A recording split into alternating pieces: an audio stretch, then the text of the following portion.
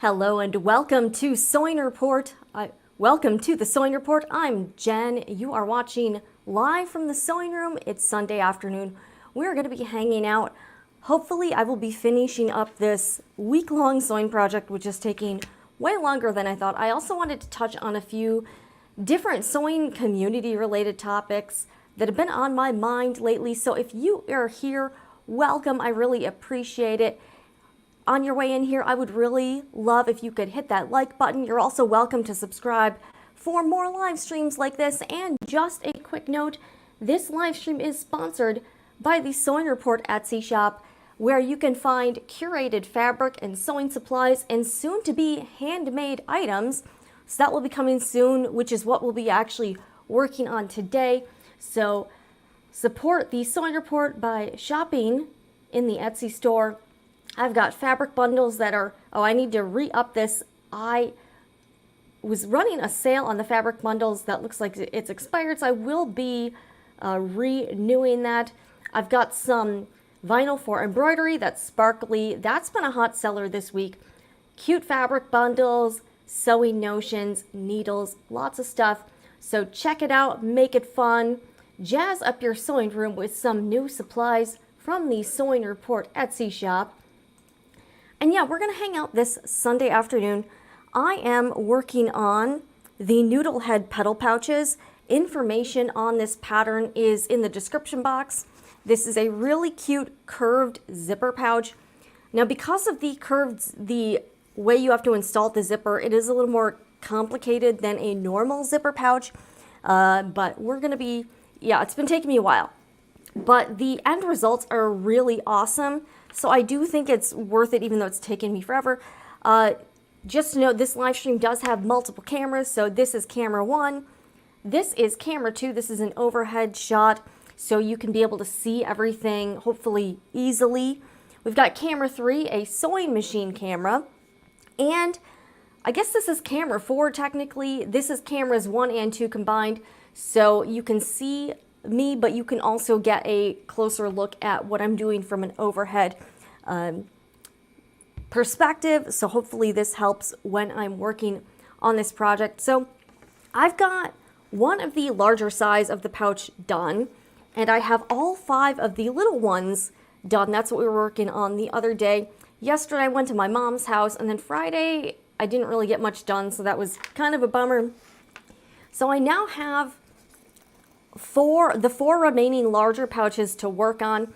I already have the front pieces attached to the zipper tape, but I need to attach the back pieces, the exterior and the lining fabrics, attached to the other side of the zipper tape, and then putting the pouches all together.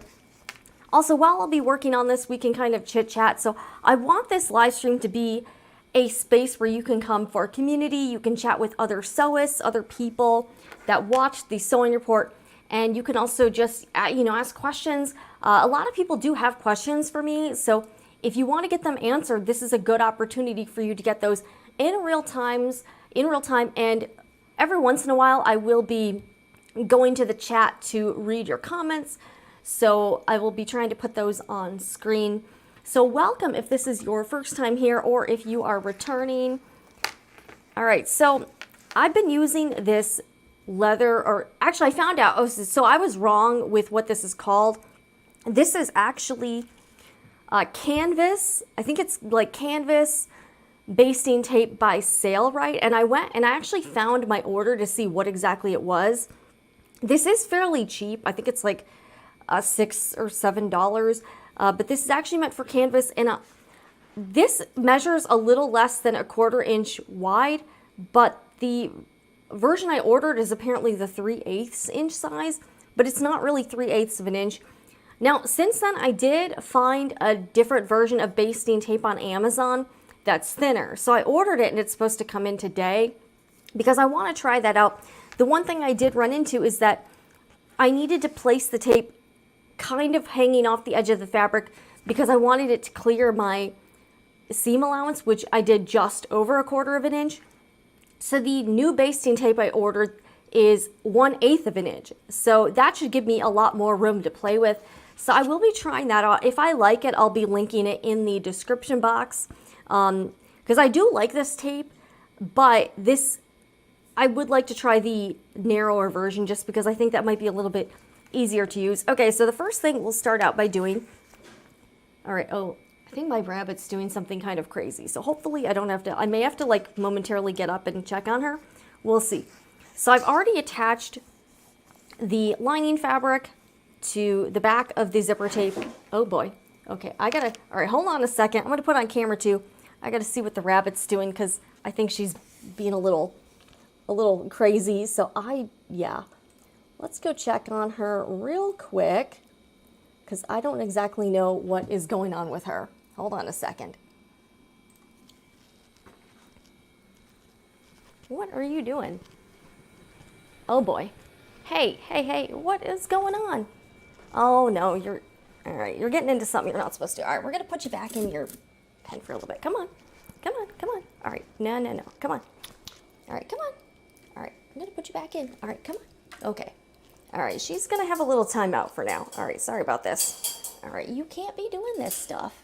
All right, let's chill for a little bit. Okay. She'll be okay. She just kind of gets into trouble sometimes when she's left to her own devices. That's rabbits for you. They're very mischievous. I will say that. Okay. All right. Sorry, rabbit. All right. So let me see if I can bring the comments back. Okay. So the first thing I'm going to do is take the main piece for the back of the pouch, and I need to attach it to the other side of the zipper tape. So what I've been doing is, oh wait, my mark sort of faded. I had marked the halfway point on the zipper. All right, so we did that. I'm gonna need to remark this because it's sort of faded. And then I find the center point for the main piece here. And then I need to find 3/4 of an inch in. If you've never made this pattern before, let me know if you have any questions. I have we're on day 4 of this project, technically day 5 because I had another day where I didn't go live. But if you'd like to kind of see the progression of this progress, you're welcome to check out some of the other days of the live stream and see like the whole thing. Now this is very long, I realize that, but for some people I know that's helpful. You want to see things, you know, kind of slowly, and you don't want to see things too fast. So hopefully this helps. I'm also planning to do kind of a highlights video of all of the days of working on this project so that anyone who doesn't want to sit through like 20 hours of live stream can hopefully get like kind of an abbreviated version. So I think it's going to take me a while, but I'm hoping to edit that together. Okay, so I need to attach this piece face down on the zipper tape. All right, and I need to, all right, so I'm going to put some tape on here to help me temporarily baste it in place. Okay, where is the end of this tape? Okay, where are you? All right, yeah, the rabbit, she's just being kind of, she's being such a little stinker today. I don't know what's going on with her. Sometimes she just does that. She's been getting into trouble lately. So we'll see. So I pretty much just take my craft scissors and start cutting. Okay, okay, good. The sticky side is side up. And then I'm kind of letting this, actually, I'm going to put this the other way. Okay, so this side is where and I'm not going to put it near the zipper pull because I'm going to need to readjust that. Okay, so I'm putting this tape, it's double-sided tape. I'm putting it face down, but I'm sort of hanging it off the edge. So it's not completely on the fabric. It's sort of got a little overhang here. Okay.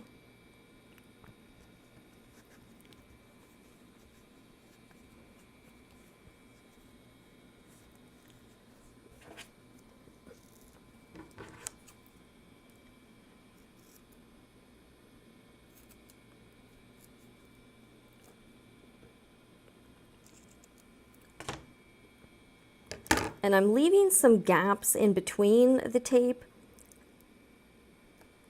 All right, you do need to press down pretty. This does sort of gum up my scissors. So that's why I don't really want to sew through the tape because this is so sticky. Okay.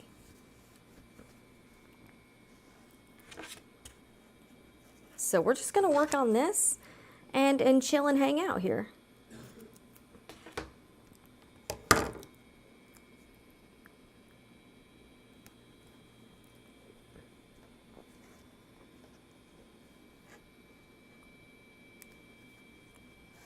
And I'm going to stop the tape on the other side right at that 3/4 inch mark here. So we're going to do that. Let's cut a kind of a long piece. There we go.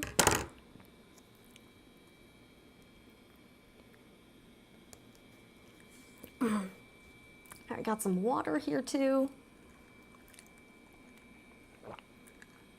Let me just check this live stream to make sure everything is okay.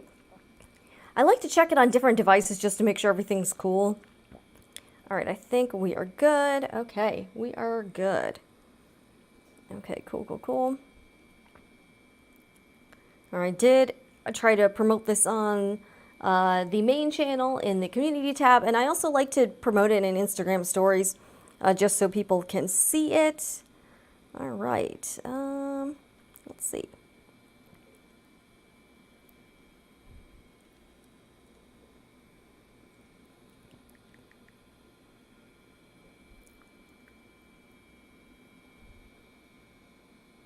Make sure the community post showed up. Okay, the community post did indeed show up. Okay. All right, so now I'm going to take the tape pieces off and I'm going to put this on the zipper tape.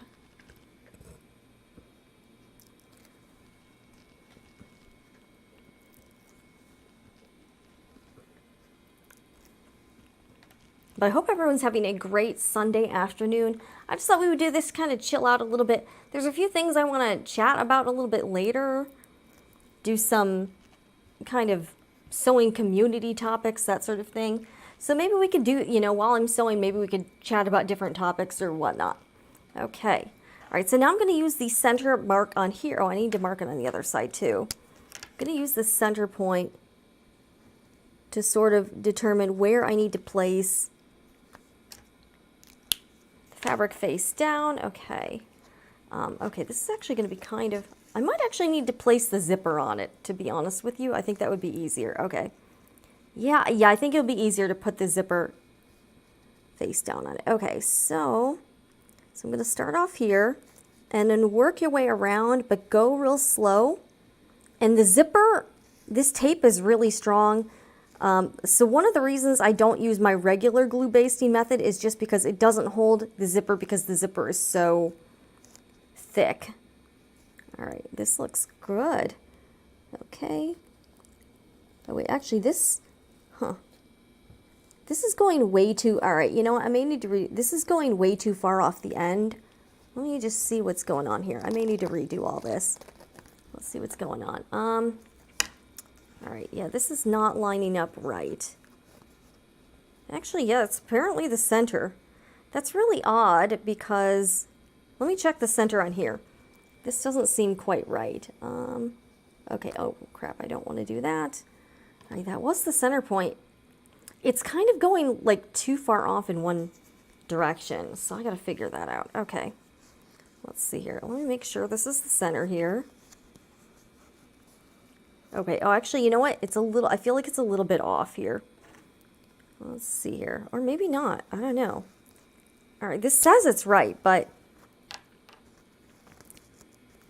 nothing, this is not lining up right. So let me see what happens if I, okay. Let's see. Yeah, something's not quite right here. Let me just kind of, all right, so let's see. I don't know what's happening here. Okay. This is not really lining up the way I'm looking to. All right, well, let's see here. All right, let me see what happens when I go in the other direction to see if I'm having the same issue on the other side. Huh. Not really, actually. This looks pretty good. Okay, that's weird. Well, I guess we'll have to go with this. All right. All right, well, all right. So now we got one piece on. So I'm going to take the lining and do the same thing with the tape. All right, and I'm going to put the fabric on like this. So I need to do the same thing with the tape and find the center point. I've already done it though, because since I put labels on the back piece, I already folded the piece in half. So this should be easier to go through because I don't really have to find the center point. All right, get the 3/4 inch mark here. Okay.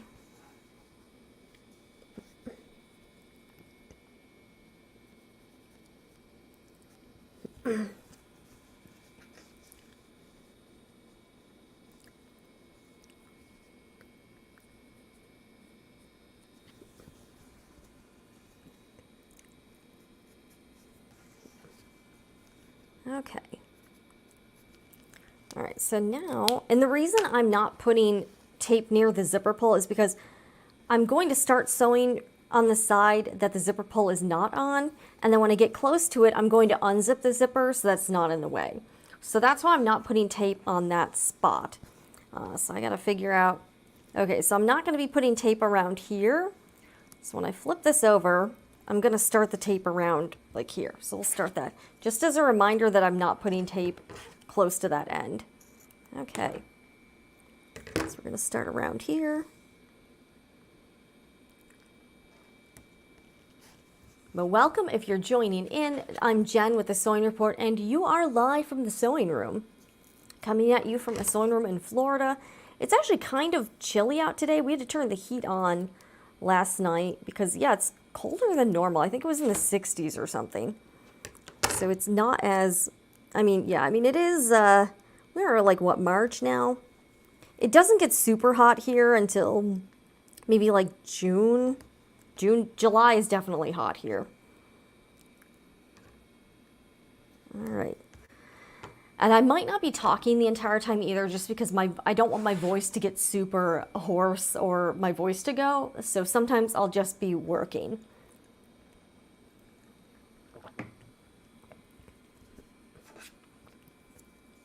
And yeah, if you are joining in, you're welcome to kind of rewind. This is, so YouTube has kind of a DVR. So you can actually start watching from the beginning if you want, or you can watch in progress. So I want everyone to have the viewing experience that works best for them. Of course, you can also watch these on the replay too, if you are not able to get here during the live times. Okay, we need about 2 more. Actually, I could probably just do 1. All right, we'll just do 1. Okay, yeah, that'll work. All right, so...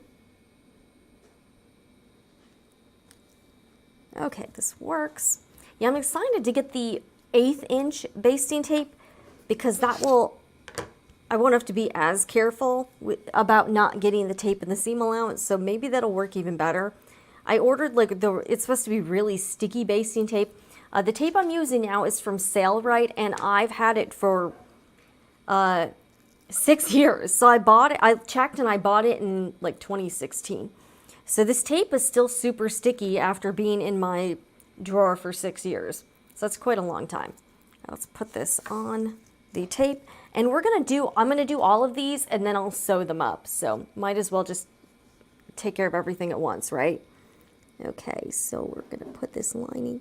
All right, I can hear the rabbit kind of messing with her.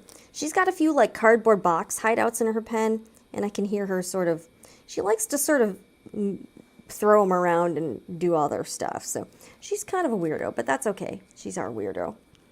All right, this is sort of stuck to my hand here. All right.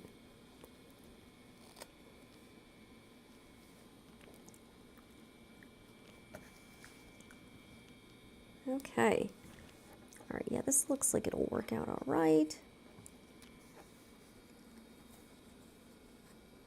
Okay, so actually I'm going to try to, I could sort of move this just a little bit more. Okay, here we go. All right, so 1 down, 3 more to go, and then we'll head over to the sewing machine and sew these up. Okay.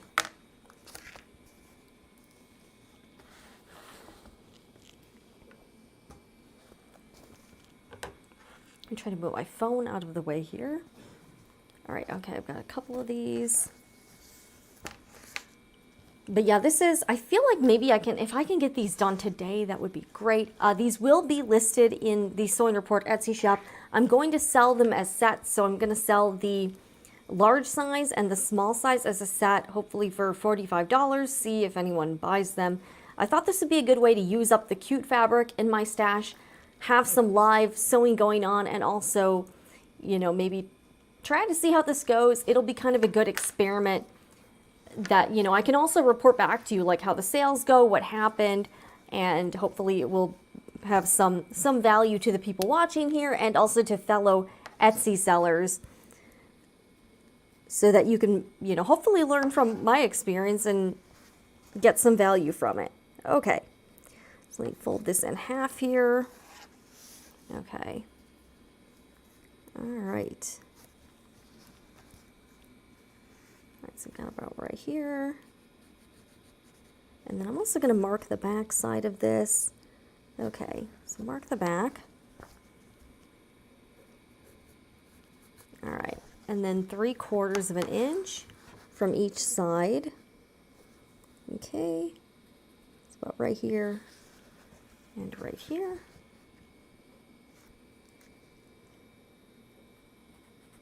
Okay, and now, all right, let me mark this again. All right, so now flipping it over, I'm gonna start the tape around here, okay.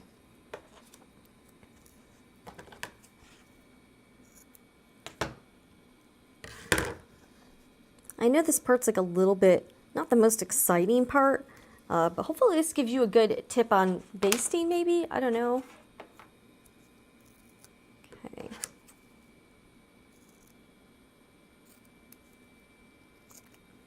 I think these are turning out really cute. I did press some of the small pouches and they look really cute. I did stuff one with some cotton batting just so you can get like, just to kind of shape it, and that did help. So they look really cute. I think these are awesome. And I really like the lining. I like the lining choices I did. I think they're working out great. So this one has like a lot of fun, bold colors on the outside, and then a surprisingly neutral lining fabric. So I think that turned out good, you know, lining it with a canvas with metallic.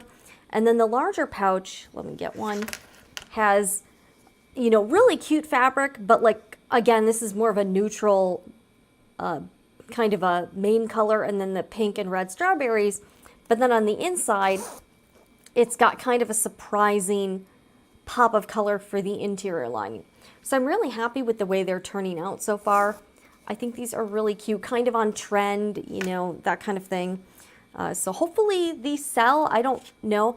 You know what the funny thing is? I was looking at Etsy the other day to see, like, oh, I already did do a bunch of these. I was looking at Etsy the other day to see what people were selling in terms of handmade zipper pouches. And surprisingly, there were really not that many. There are, of course, we know Etsy is having an issue with manufactured items that aren't actually handmade. But I actually didn't see a ton of truly handmade items. Like, that's the weird thing, is that Etsy seems to be being overrun by like Alibaba and, you know, mass-produced stuff that's not actually handmade. That is kind of unfortunate. But yeah, I was looking and there really were not that many handmade items. So that was a bit like disappointing. So, you know, hopefully, I do hope Etsy can figure out maybe how to stop that, because I think a lot of buyers are also getting a bit disenfranchised with thinking they're buying something handmade and they'll pay they'll pay more for it, and then finding out that the thing they actually get is not really a handmade item. So that's got to be kind of frustrating, and that might, you know, obviously that will probably turn off Etsy buyers from shopping Etsy in the future. So that's a bit of an issue, I think. But if you're watching now, let me know who you are, where you're watching, and what you're doing today. Are you working on something, or are you just hanging out, drinking coffee, and enjoying the last day of the weekend? All right, and I think I'm gonna put the zipper on top of the fabric.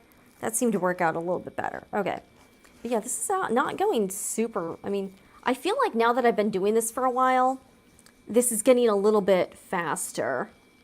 Like I feel like I'm getting a little bit faster at it, so I think that's kind of a good thing. Okay. All right, we got Lisa in the house. Hello, Lisa. Okay. All right. So we are getting the zipper in here. There we go.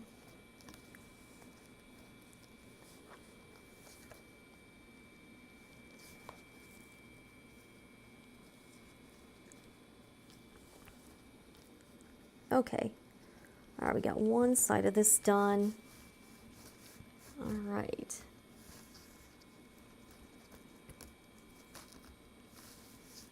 Okay, so now we got to put the back on. All right, so I already have a center point here.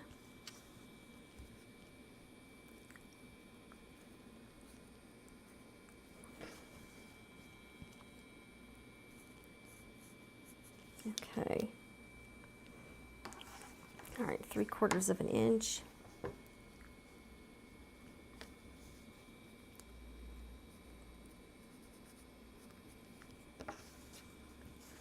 All right, so while we're here, I want to talk about a few things that are on my mind about, and things have been kind of bothering me about this space.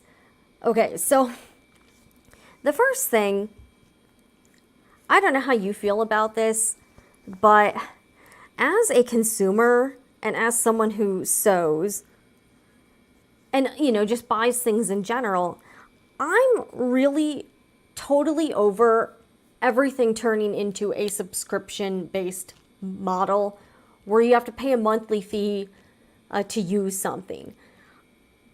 This is popping up everywhere, not just specifically with sewing and quilting products, although I feel like a lot of these companies are trying to figure out how to come up with a subscription-based model, and that's bugging the hell out of me.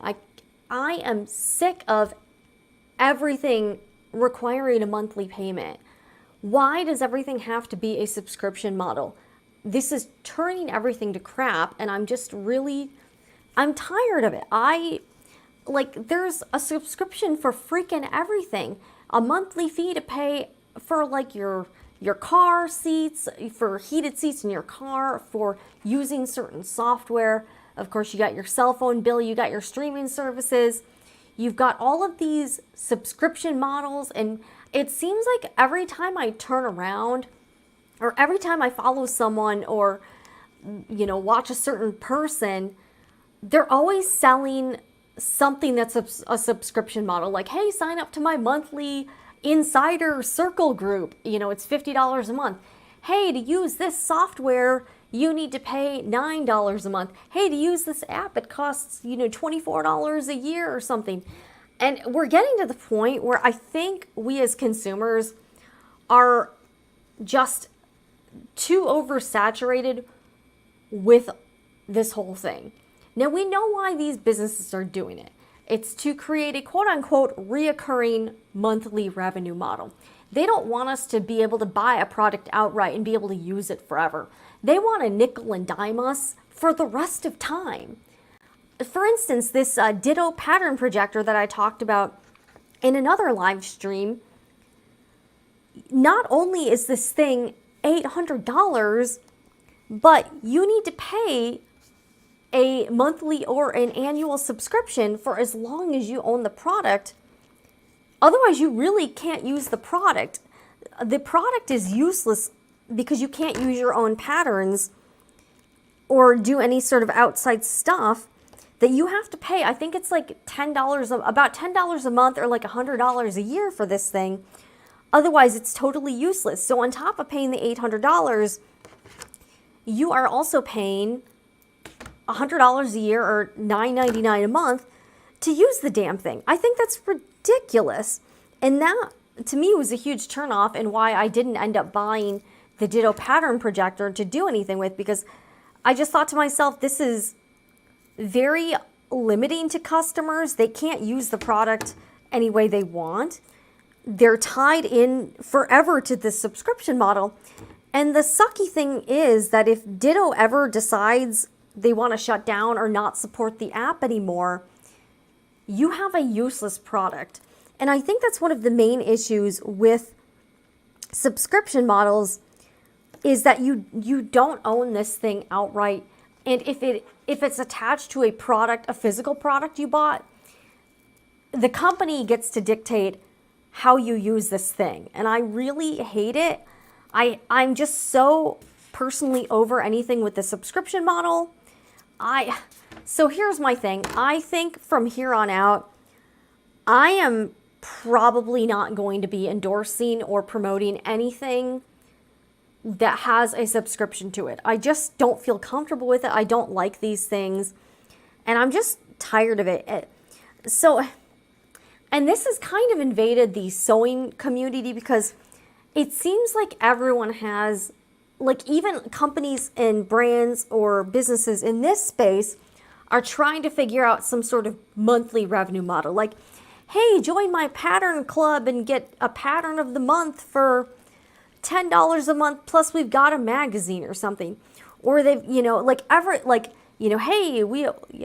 like the same thing with Craftsy, with Cricut, what was it, the Access, Cricut Access, or whatever it was.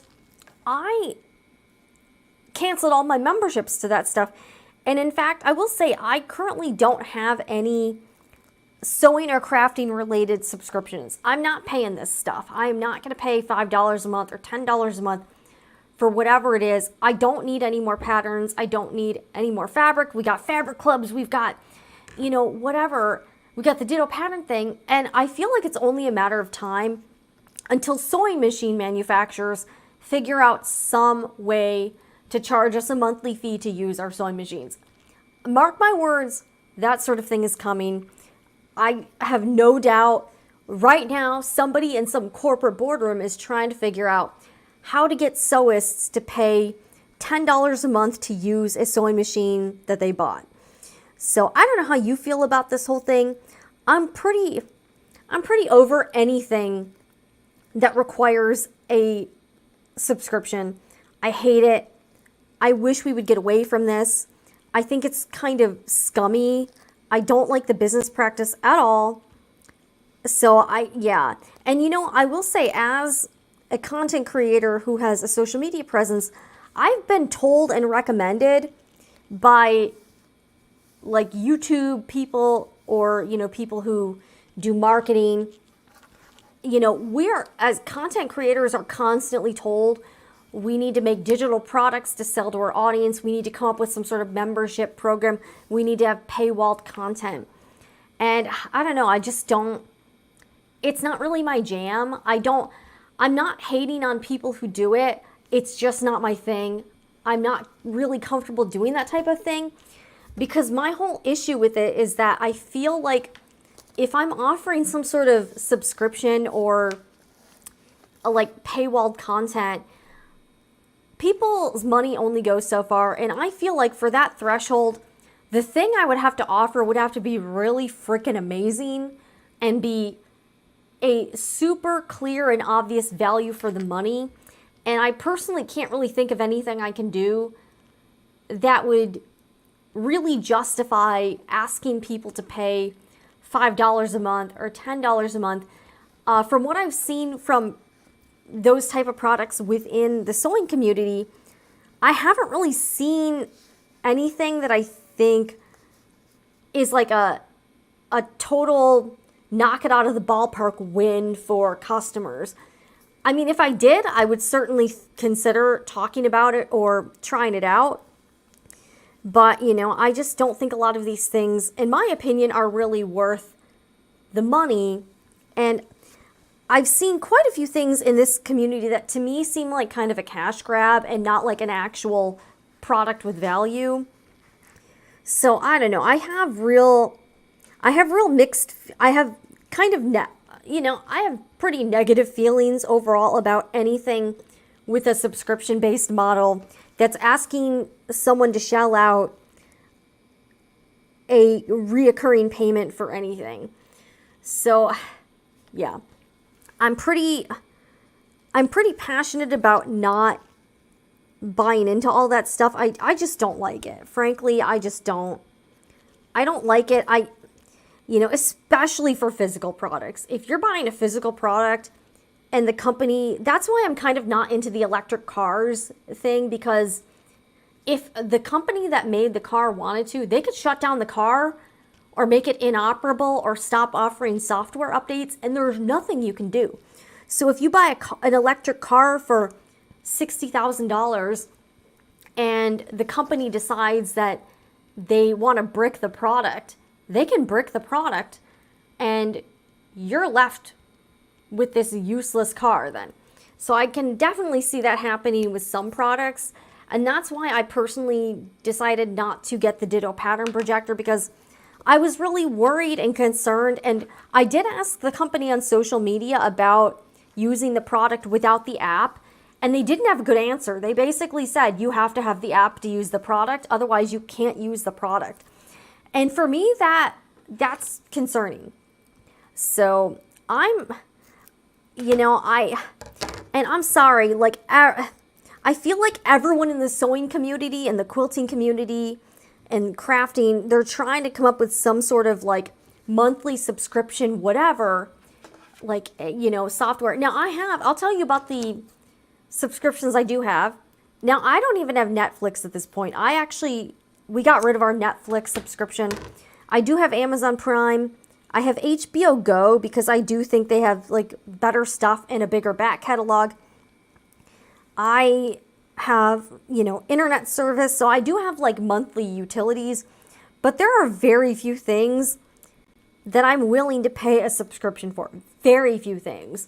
Let me think about it. I ditched my Craftsy. I know I've talked about that. And I have an Adobe Creative Suite subscription, just because obviously I use that for my business, and I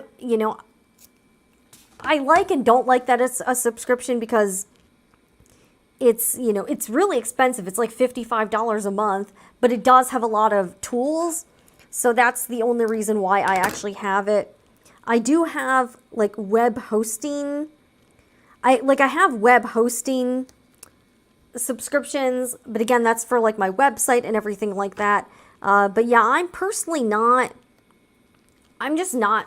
I feel like everything is turning into a subscription, and that drives me crazy. I just don't like it. And again, no shade to like people in this niche who do have stuff that's a subscription model, but here's like, I'm not saying inherently that all of those things are bad, but what I am saying is that the problem becomes that there's way too damn many of these things, and people have to make choices. Everybody has a budget. This stuff adds up so quickly. If you have $10 a month subscriptions, that's easily $100 a month. And that's the thing, everything is turning into a subscription. So even if you have a thing that's a subscription that's decent, I think some of these people that are coming up with these subscription services or apps or whatever, they're not really taking into account the big picture, in that there are so many of these subscription options, and it's become so saturated that people really have to pick and choose what they're going to pay for on a monthly basis. And if your thing isn't super awesome, they're probably not willing to pay $5 or $10 a month. And in my opinion, if something costs $20 a month, it's got to be really freaking amazing, because Adobe Creative Suite is $55 a month, and it does have, like, you do get a lot of access to tools, software. Like, I need this to do my job here. It's kind of a requirement. But for a lot of these things I'm seeing, especially from like sewing and crafting and quilting type companies, I see it and they're charging like $10 a month, and I'm like, I don't know who's paying for that, but it ain't gonna be me. Like, I don't think in a lot of these cases, the subscription product that they're offering is enough of a draw for me, at least, to get to pay for it. So that's what I think about subscriptions. I'm really tired of them. I don't like subscriptions overall. I'm not, it's not likely you're going to see me talk positively about anything that has a subscription model. And here's my thing. Why can't these companies sell things a la carte? Like, so you can pay for what you actually want and will use, especially for things like sewing patterns. I've done a couple of those so I did do, like, back in the day, I did like one of those bag a month clubs or something. Do you want to know, I think it was a 6-month thing and there were 6 patterns. Do you want to know how many of the patterns I made? I think I made like maybe one of them. So I paid like $50 for a 6-month membership. It was one of those things where, like, it was different bag making pattern, different bag pattern designers, and they each contributed like a month, one of the month's patterns. And that's the thing, like, you did. So here's my issue with that, is that you didn't know what the patterns were. So signing up, you really weren't sure if this was going to be something you actually wanted.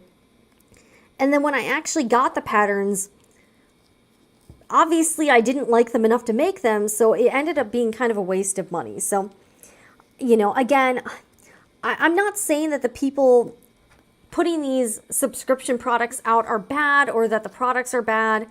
But in my opinion, I don't feel like most of these are enough of a value, at least for me, to shell out the money for. And I also don't think that a lot of these people are thinking big picture, that they're competing with anything else that's a subscription, and they don't realize that their product is not as good or better than their competition. So if you are offering some type of month-to-month thing, it has to be a very clear value to the consumer. And if it's not, you're probably not going to get very many people to buy it. And then as there's more and more of these things popping up, again, I feel like this year is going to be a bit tough economically. If someone's laid off or they're not making as much money before, or things now, like eggs are like $7, if other costs are increasing, the everyday person is going to have to find something to cut out of their budget. And the first things to go are like luxuries or things that they don't need. So that's why, again, I dumped Netflix. I wasn't really using it a lot, and I could live without it. So I was like, you know what? See ya. So I dumped Netflix. I also had an Asian streaming service called Viki. Now, I liked it, don't get me wrong. But I found that I kind of figured, I need to really go at it hard this year, and I'm not going to have time to watch a bunch of shows on this streaming service. So I dumped that too, and not because I didn't like it, but because, one, there's enough programming on other stuff on Amazon Prime, YouTube, HBO Go. Like, I've got enough entertainment options as it is. Plus, there's so much free stuff on YouTube that, and that's free. So I'm going to choose the free option over the stuff I've got to pay for. So I don't know. How do you guys feel about subscriptions within the sewing and quilting community in particular? There are so many of them, and I'm going to be honest, I don't think most of them are really worth the money. There's not one at this point that I would recommend. I don't think they're worth it. I think you can spend your money better elsewhere. So I'm most likely not going to be recommending any type of subscription-based product, because I just don't think I personally just don't really think they're worth the money. So you're not really going to see me doing that. I'm kind of sick of it, and I think a lot of these companies, and especially like pattern designers, like they'll do like, hey, sign up for my, annual club or whatever. And I feel like some of these people aren't really reading the room on the economic climate. And also, I think their prices are kind of out of touch too. Like, if something's $2 a month, I'm going to be more likely, like, that's a very small amount of money. So something that's like $2 a month, I might be able to justify. But when you're charging $10 a month, in my opinion, I think your offering has to be really good and really solid, because Netflix is like, what? I think they're up to like $17 a month, but they have thousands and thousands and thousands of entertainment options, and I didn't even find that worthwhile enough to keep. So if you're offering a subscription and your thing is not something that people can use a lot and get a ton of value out of, I think a lot of folks are going to have a hard time justifying the cost of the subscription, and they're really not going to do it. I know in the past I've had people send me things like quilting projects of the month or like fabric boxes of the month. But I feel like at this point, I think this business model, in my opinion, has kind of jumped the shark. And I just don't think the vast majority of the things I'm seeing that's a monthly subscription, I don't think most of them are worth it. So that's kind of my whole thoughts. I sort of wanted to do a dedicated live stream or video on it, but you know, I'm talking about it now. I may clip this for this channel as like an excerpt from this live stream, but I don't know. I'm so over everything. Everyone asking you for $10 a month or $5 a month or some of these things. I'm like, are you crazy? I've seen some that are like $79 a month or $99 a month, and I'm like, I'm not made of money. Like, I'm not something. I mean, yeah. Now I'm a business owner. If this tool can make me money or save me a ton of time, that's something I would be willing to consider.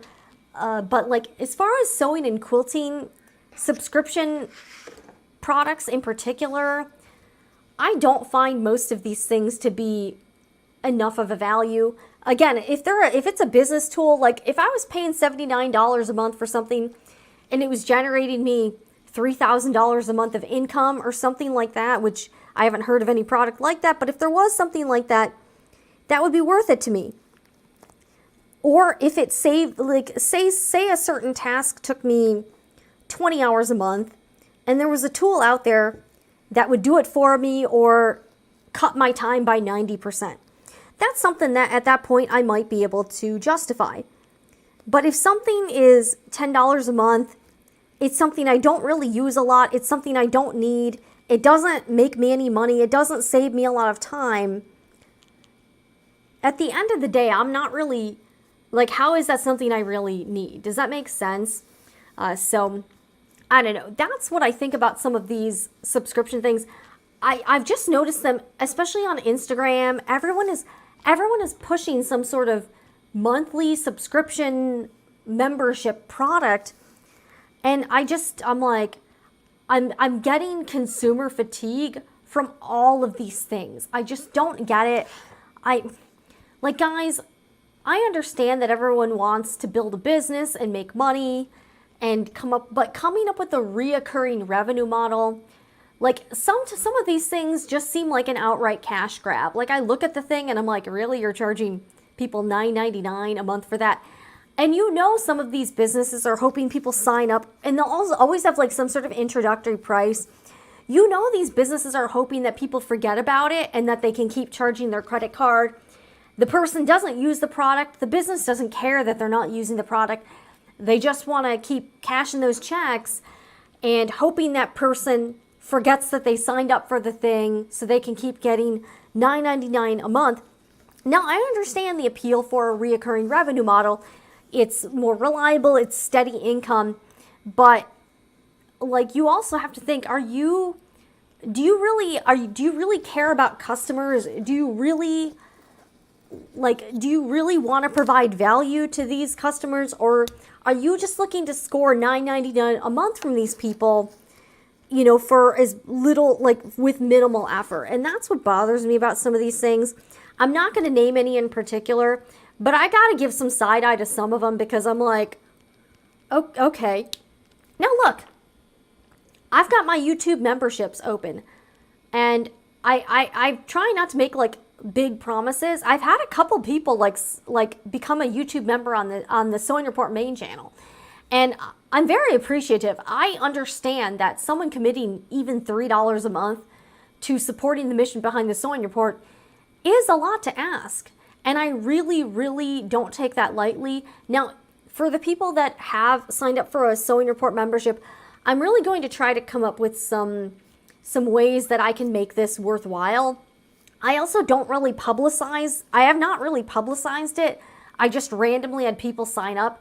I do think maybe people appreciate the fact that this channel isn't overrun with sponsored content. I'm able to give honest opinions. I do very, very frank and very, very transparent reviews. So I do think people like that, and maybe they're like, hey, we like this. And I really appreciate that, because that things like that are what can keep this very independent, where I don't have to worry about someone over my shoulder being like, hey, you can't do this, you know, you got to do it this way, because I really hate that too. But yeah, so I have had some people sign up for YouTube memberships now, but I didn't even I haven't asked anybody to. I haven't really publicized it. They just kind of did. So I am going to be starting to make some content just for those members, just to say thank you. I'm not exactly sure what I want to do with that. It is a cool tool that YouTube offers, but like, that's the thing. Like, you know, I think if you really like a creator or some sort of personality and you just want to support them like that, I think that's cool. But I think going into it, I feel like as a customer, the person asking you for this money and selling you this subscription, I think they need to be very upfront with what you're getting, letting you determine if it's a good enough value. And if it's not, they need to figure out a better value proposition for you and not be like, hey, you need to give us $10 a month. So let's read some comments on this situation, because I feel like this is kind of a topic that people are, like, I feel like I'm not the only one that thinks this, but not a lot of people are really saying it publicly. Okay, so we've got, all right, Jan here. Okay, oh, this is kind of something. I've not tried any in the hoop zipper projects, but it's on my to-do list. I'm a little intimidated. My sewing machine is so old and I need a new one. My embroidery machine is new though. Okay, sorry, I thought that was going to be about the subscription stuff. All right, Lisa says, it's all about the money. Everything's going up. My internet is going up by $30. You know what, Lisa? I noticed that too. So my internet, when we started out with the internet, I have like really fast internet. My internet was about $70 and now it's like $95. So also my homeowner's insurance has been jacked up by a few $100s. My property taxes have gone up. So a lot of stuff a lot of these cost of living adjustments are going to leave people searching for other things to cut. And I think the first thing people are going to cut is like the stuff they don't need. Back in the day, paid for lifetime TiVo, then they went out of business. This is exactly what I'm talking about here. How do we know these companies, if you pay for a lifetime membership or some sort of like long-term thing, how do you know they're actually going to keep supporting that thing? Lisa, that sucks. I want to know, how much did you pay for lifetime TiVo? And how pissed are you about that situation? That is terrible. Okay, Lisa also says, you're spot on. Stick with a mechanical machine. Yeah, I don't want anything that's like, you need an app to use the sewing machine. I'm really not down with that whole thing. Lisa also says, TV streaming is a ripoff. Yeah, it kind of, especially when I see the price of, like, I think YouTube TV, and they've jacked up the price of that. I don't want to pay for that. I don't even have cable. Guys, I got a prepaid phone, so I'm not even on a subscription model for my cell phone. I have an annual prepaid cell phone. By the way, it's great. It's called Mint Mobile, and I'm paying $240 per year. And I don't have that annoying data plan you have to pay separately for. So if you have good, I think it runs on the T-Mobile network, and Mint Mobile was just acquired by T-Mobile as well. If you have decent T-Mobile service and you plan on using Wi-Fi internet, like if you want to have your phone run on Wi-Fi a lot, I think Mint Mobile is a really great option, and it costs a lot less. All right. Making New Dreams Come True says, get basic patterns and modify them to make new ones. Luckily, I inherited 2 generations of patterns, and I know how to draft patterns and can make a pattern to anything. No to sewing subscriptions. Exactly. I've seen a lot of these for patterns, and I'm just like, I like to buy the patterns, just the ones I want. I don't want to buy like a bundle of 12 patterns and have like 8 I don't want to use. I just don't want to do that.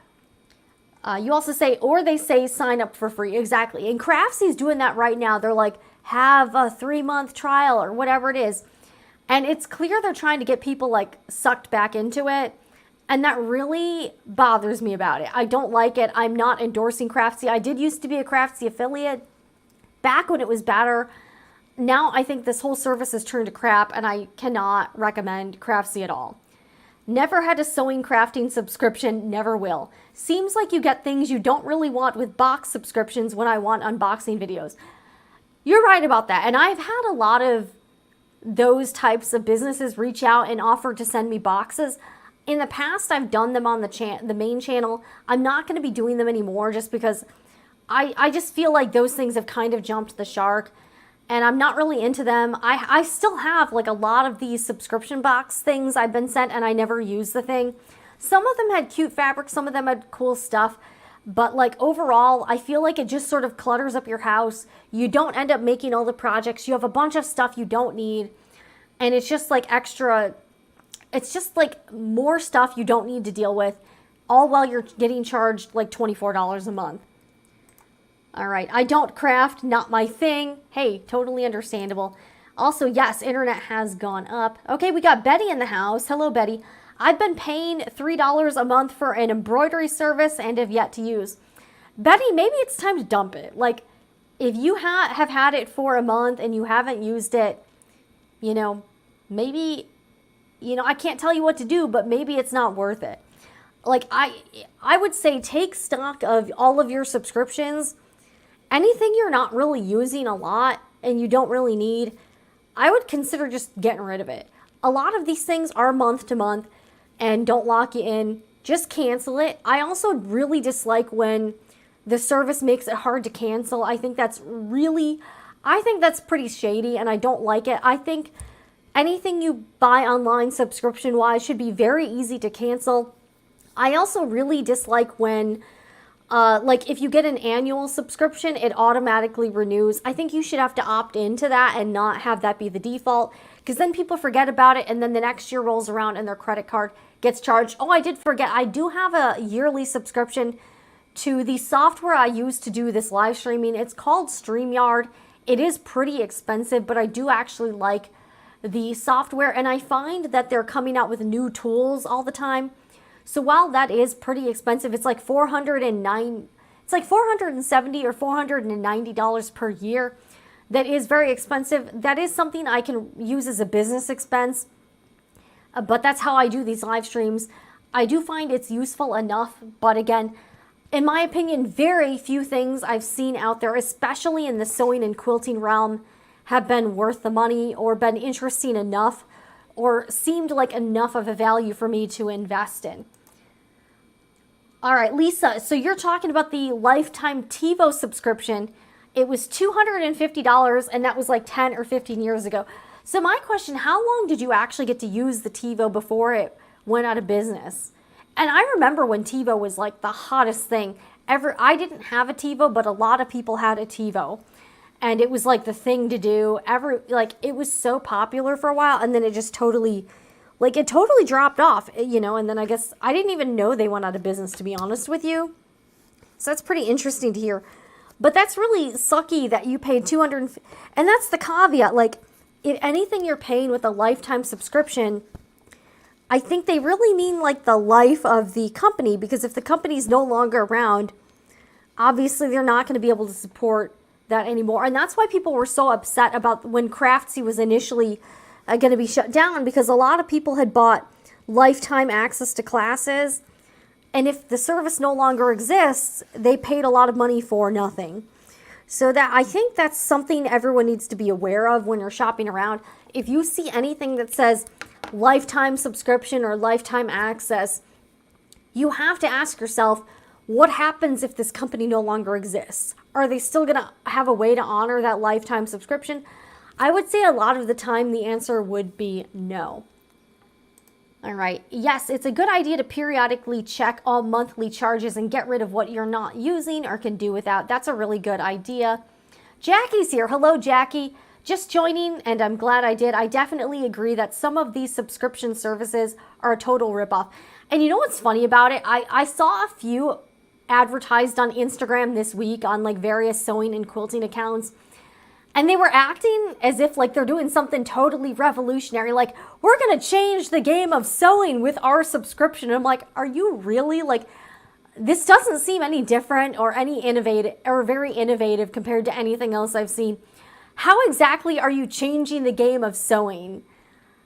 I'm not trying to be rude, but I'm also like, I feel like a lot of these people puff up their stuff so much or think their thing is so much better than anything else, but they don't really have the self-awareness to realize that it's not, and that it's just like everything else I've seen. It's not any different.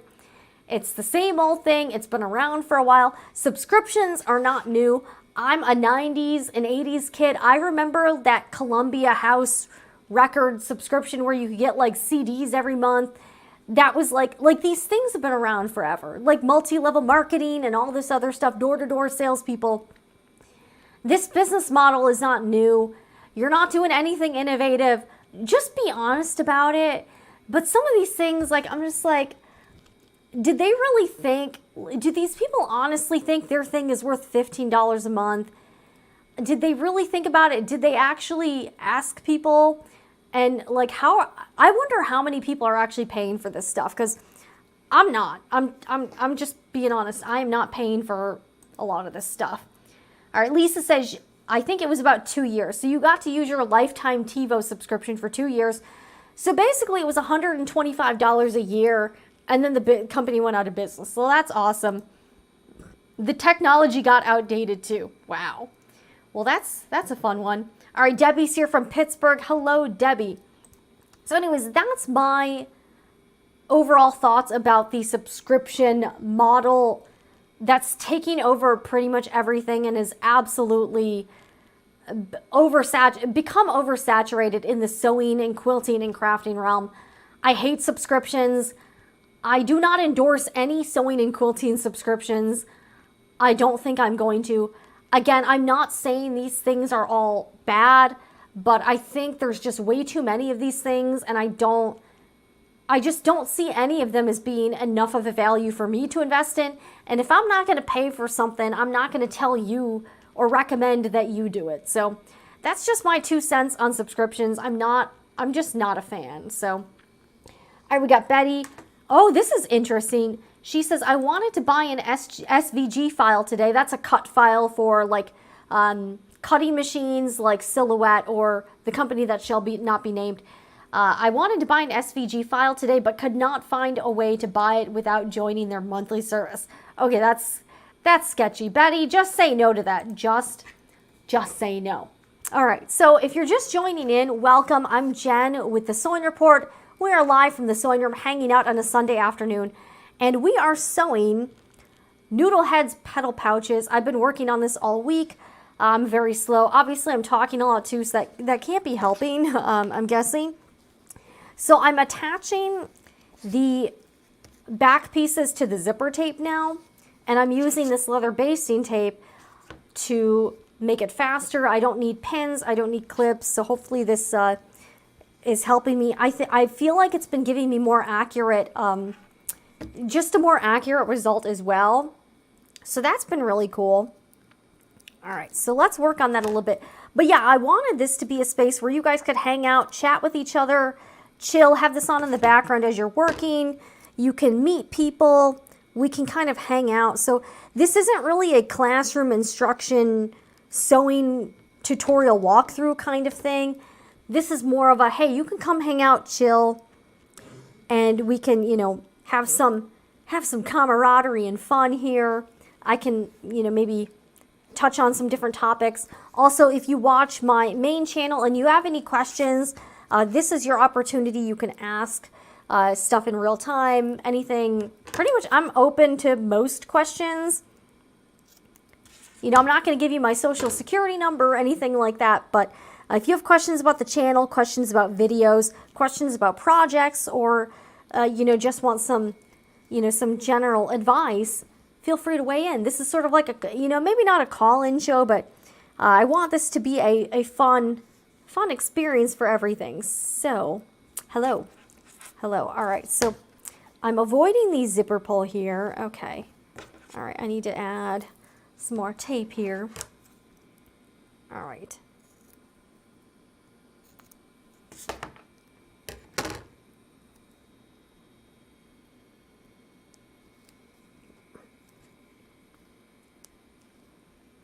And I'm hoping to get these done. If I can get these done today, that would be great. I don't know if I'm going to, but that would be, that's sort of the goal. All right.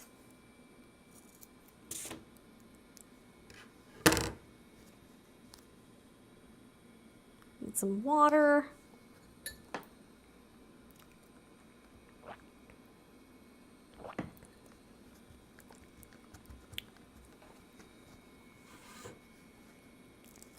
And I did order some skinnier basting tape today, so that should be coming from Amazon soon. I'm excited to try it because this tape here is like about a 1/4 inch, and I'm trying not to get it in the stitch line because I don't want to. This is a bit gummy, so I ordered thinner tape. It's 1/8 of an inch wide, so I'm hoping that works pretty well. Even though this tape is great too. But I kind of wanted to try a thinner version just because then it would give me a little more leeway and I wouldn't have to be as careful. So we'll see if this works or not. But I'm really liking this fabric. I think it's really cute. The strawberries just make me happy. Like they really do.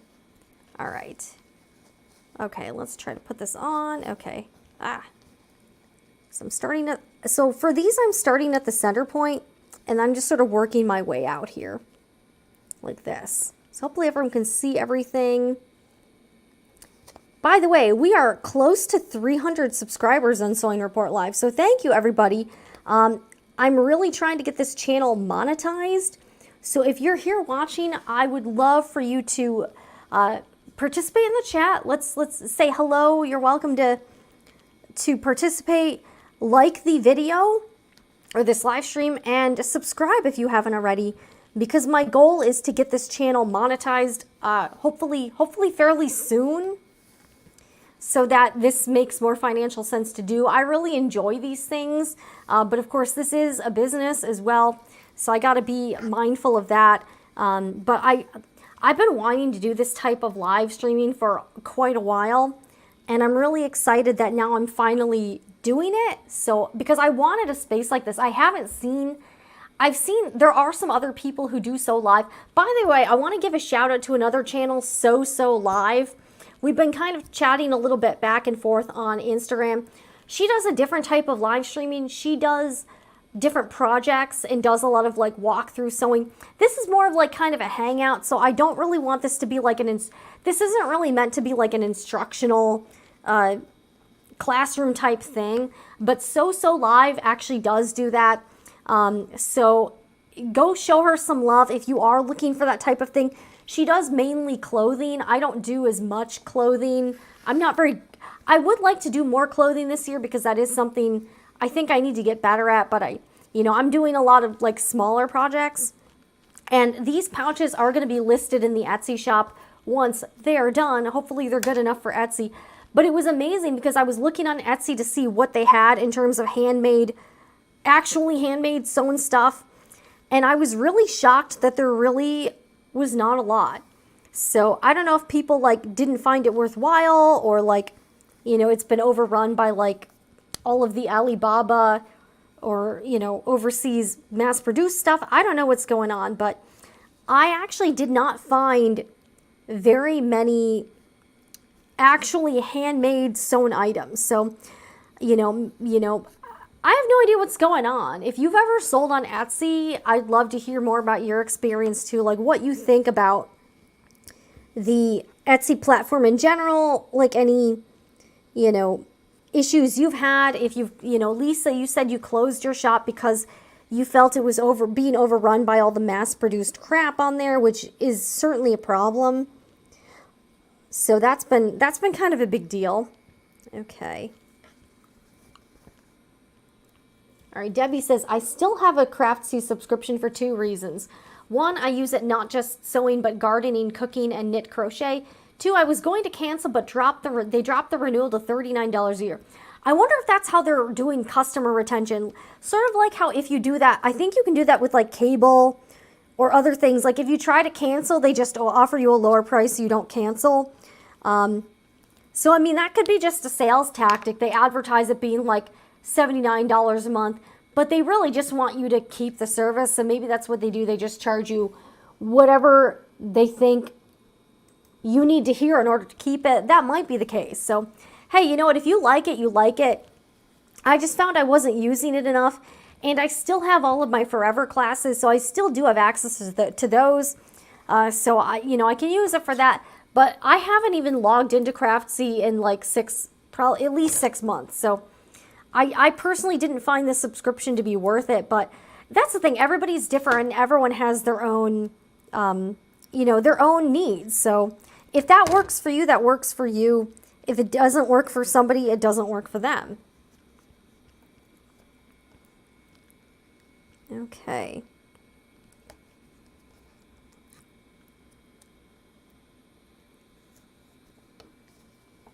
All right, here we go. So I need to start the tape about here.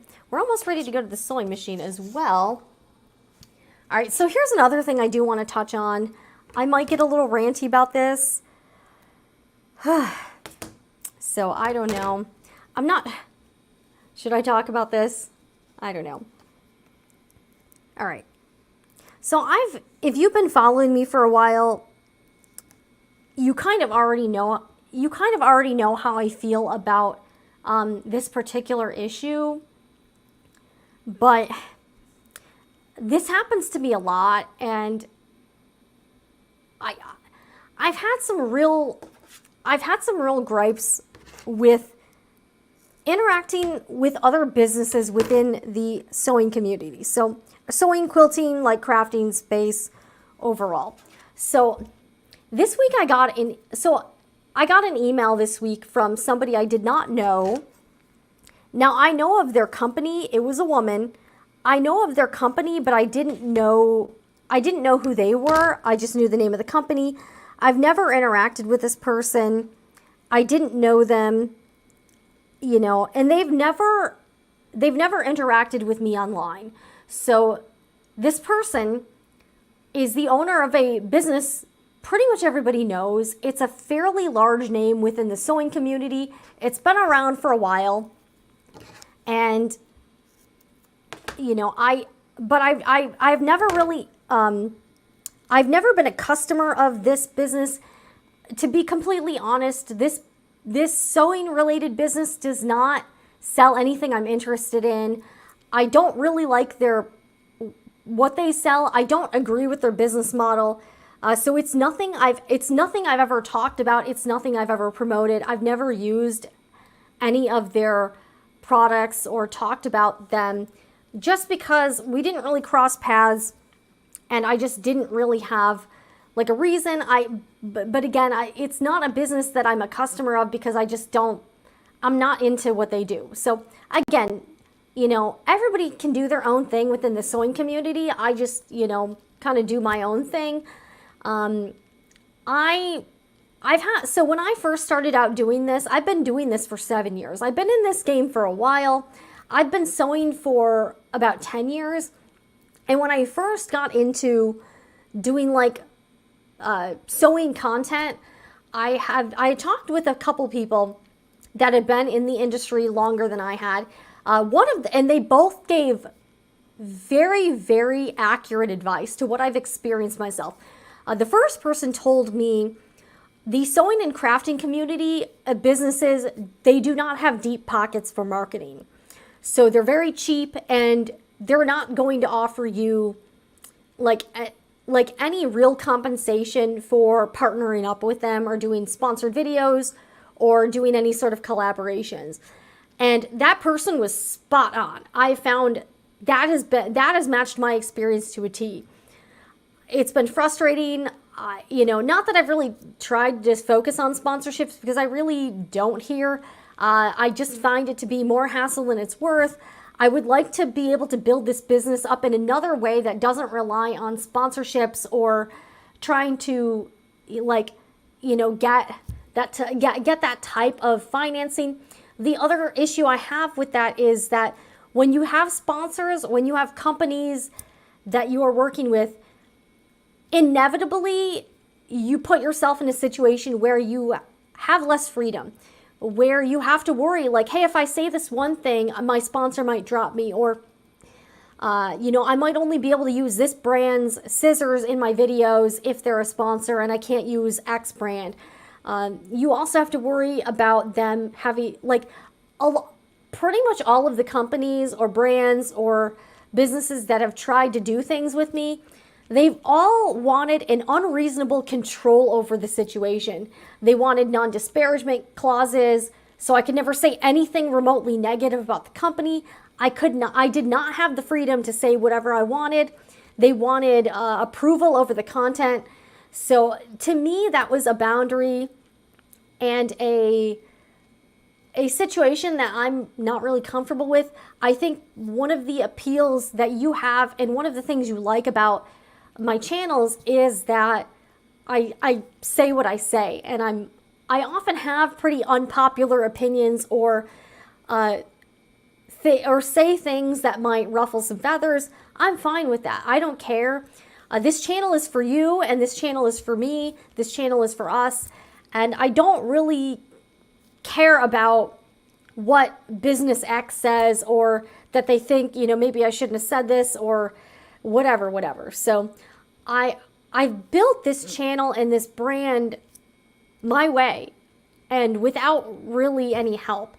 And I think that's one of the reasons why it's been somewhat successful is because I've been doing a different business model. I have an Etsy shop, so I don't have to rely on sponsors. In fact, P.S., the Etsy shop is the sponsor of today's live stream. So, Sewing Report Etsy shop, curated fabric, sewing supplies. So pretty much everything you need. So I use a lot of the stuff in the shop in live streams and videos. So this is stuff I actually use. I pick stuff I like. So hey, just a quick plug.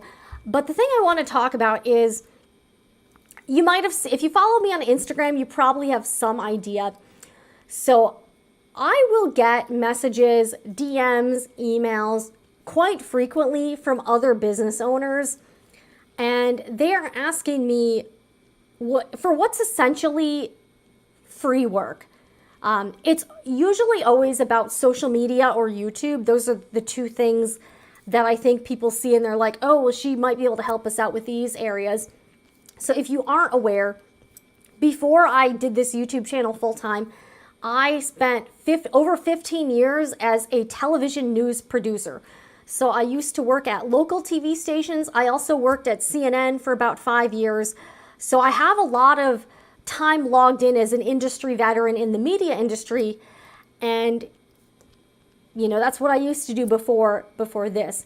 Now, I don't think that really necessarily helped me with all of this. I think I really had to find my own path and really eschew a lot of the bad habits I picked up from working in broadcasting, because I think a lot of the things I did in that previous life really don't work for YouTube.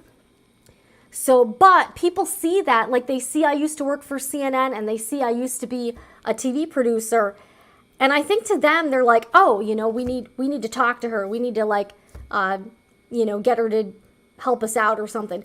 So this is something that's become a pattern I'm seeing in terms of how people interact with each other within the sewing and quilting and crafting industry, is that I think there's a real issue with businesses feeling entitled to another business's time and energy.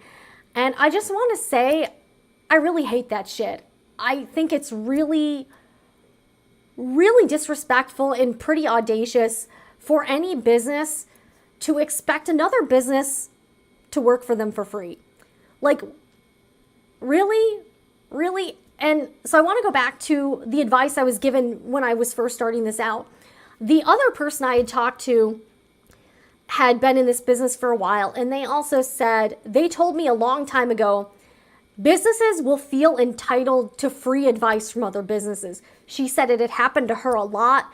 Like people would, so she said that people would approach her kind of under like a friendly guise, like, hey, let's be friends, let's help each other out.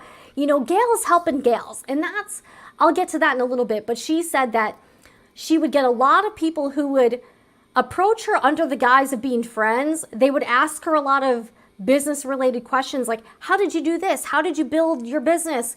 What do what are your suppliers? And she actually said she had people steal her business model. I'm not kidding. She said that she had, at one point, this woman said she had somebody working for her. She got pretty close within the business. They had her pretty involved with the operations. And that person literally screwed them over by, and this is a pretty small business. This person is fairly well known. They're not in the business anymore. They've since left. But a woman told me that one of her employees literally left her, took all of her trade secrets and business information over to another business, and then they copied her business model exactly. And I'm like, you've got to be freaking kidding me. Like, who does that? Who does that? So she told me that story a long time ago, and I found that to be also very, very accurate in terms of what I've experienced firsthand. I've talked about this. I actually, in my Instagram stories today, I linked a video I did a while ago about influencer marketing. And I did talk about this before. I've legit had other businesses hit me up, and they've literally outright asked me to work for them for free. Like, I'm not joking. Like, I've had quilt shops email me and say, hey, we'd love to talk to you about our social media marketing. Could you talk to us on the phone? And I'm like, I wrote back and I'm like, look, I really don't have time for that unless it's unless this is a compensated situation where I'm being paid. And they actually wrote back, we were hoping you would just do it for free. And I'm like, are you kidding me? Are you joking with me? Like, look, if I know you and I consider you a friend, I've had interactions with you, I know you follow me. If you ask me a business related question or something kind of about like YouTube, I would be happy to give you some, quick advice. I've also done videos dedicated to that. I've done live streams where I've talked about YouTube. I've also done interviews with other channels where I've shared about my YouTube story and what I did to get here. So I'm not trying to be cagey about it, and I'm fairly open about giving honest advice about making your way in the social media realm. But that's more like for people I actually, again, also these people could have looked up those videos and none of them do.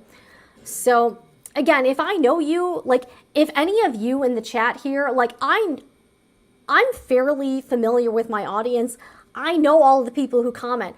I know who shopped with me on Etsy. I know all of the people who are up in this chat and are here all the time. Like I've done this long enough where I know who's left comments on videos. So if one of you reached out to me, I would recognize you and say, oh, that's Lisa, or oh, that's Making Dreams Come True, or that's Debbie. And if you came to me and I know that you've supported me throughout the years, I would be more than happy to give you a little bit of my time, or at least respond to you and share some resources or do something like that. But what's happening to me over and over and over again is that I will get people who I've never heard of before, people who have never interacted with me before, who have never, they don't subscribe to the channel, they've never left a comment on a video, they don't even follow me on Instagram, and they're business owners. This happens quite a bit. They'll reach out to me and they will ask me to help them for free. And that I find really annoying. So I did post about this on Instagram yesterday. Hey, it is what it is. And what bugs me about this is that I feel like those same people who are doing this and if it's happening to me, I think it's happening to a lot of other people in this space. I think women especially are very willing to do this to other women. I think one of the issues is that I think inherently as women, we feel this need to be people pleasers and we want to be nice. We want to be very helpful. And I think, if anything, women are the first to sacrifice themselves for someone else. I'm not saying that men don't do this too, but I think this is especially prevalent in more women-dominated areas, that kind of people will approach you under the guise like, hey, we need to help each other out. You know, women helping women, sisterhood, all that bullshit. But what they're really doing is they don't actually want sisterhood. They don't actually want to help each other out.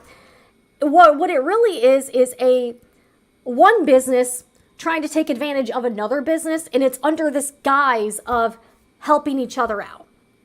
And I'm gonna be completely honest with you. I'm not putting up with that crap before. I have fallen for this before. I have been taken advantage of. I've had people ask me ridiculous things, and some of them I've actually done. And I'm like, looking back in it, I'm like, why did I do that? So if this can be any help to you, if you are also a business, or if you find this is happening to you, I want to say it's okay for you to say no. It's okay for you to not respond to a ridiculous DM or a ridiculous email. It is totally fine for you to say, this is something I would charge for. Are you willing to pay it? Because I think what's happening is that we are undervaluing ourselves. We are undercutting us and everyone else. And the more people are willing to do this, the more people are going to take advantage of. I feel like a lot of these people that do this to other businesses, they're doing it because they can, and they've obviously had some success with this tactic in the past. And they're like, oh, well, you know what? I did this before and, you know, it worked. So I'm going to do it to a bunch of other people. And that really pisses me off. I will say this outright. If you are one of those people, you're a business and I don't know you, and you send me an email with something that's asking me for a favor or asking me for free work, you ain't getting a response. And I will blast you on social media. I will not name the person. And the person I talked about yesterday and the day before, the intention was not to create beef or, like cause drama. The reason I posted about it was because this is a pattern that keeps happening over and over again. And I did not want to point out that specific individual, like by name or name the company, because that's not really the important thing.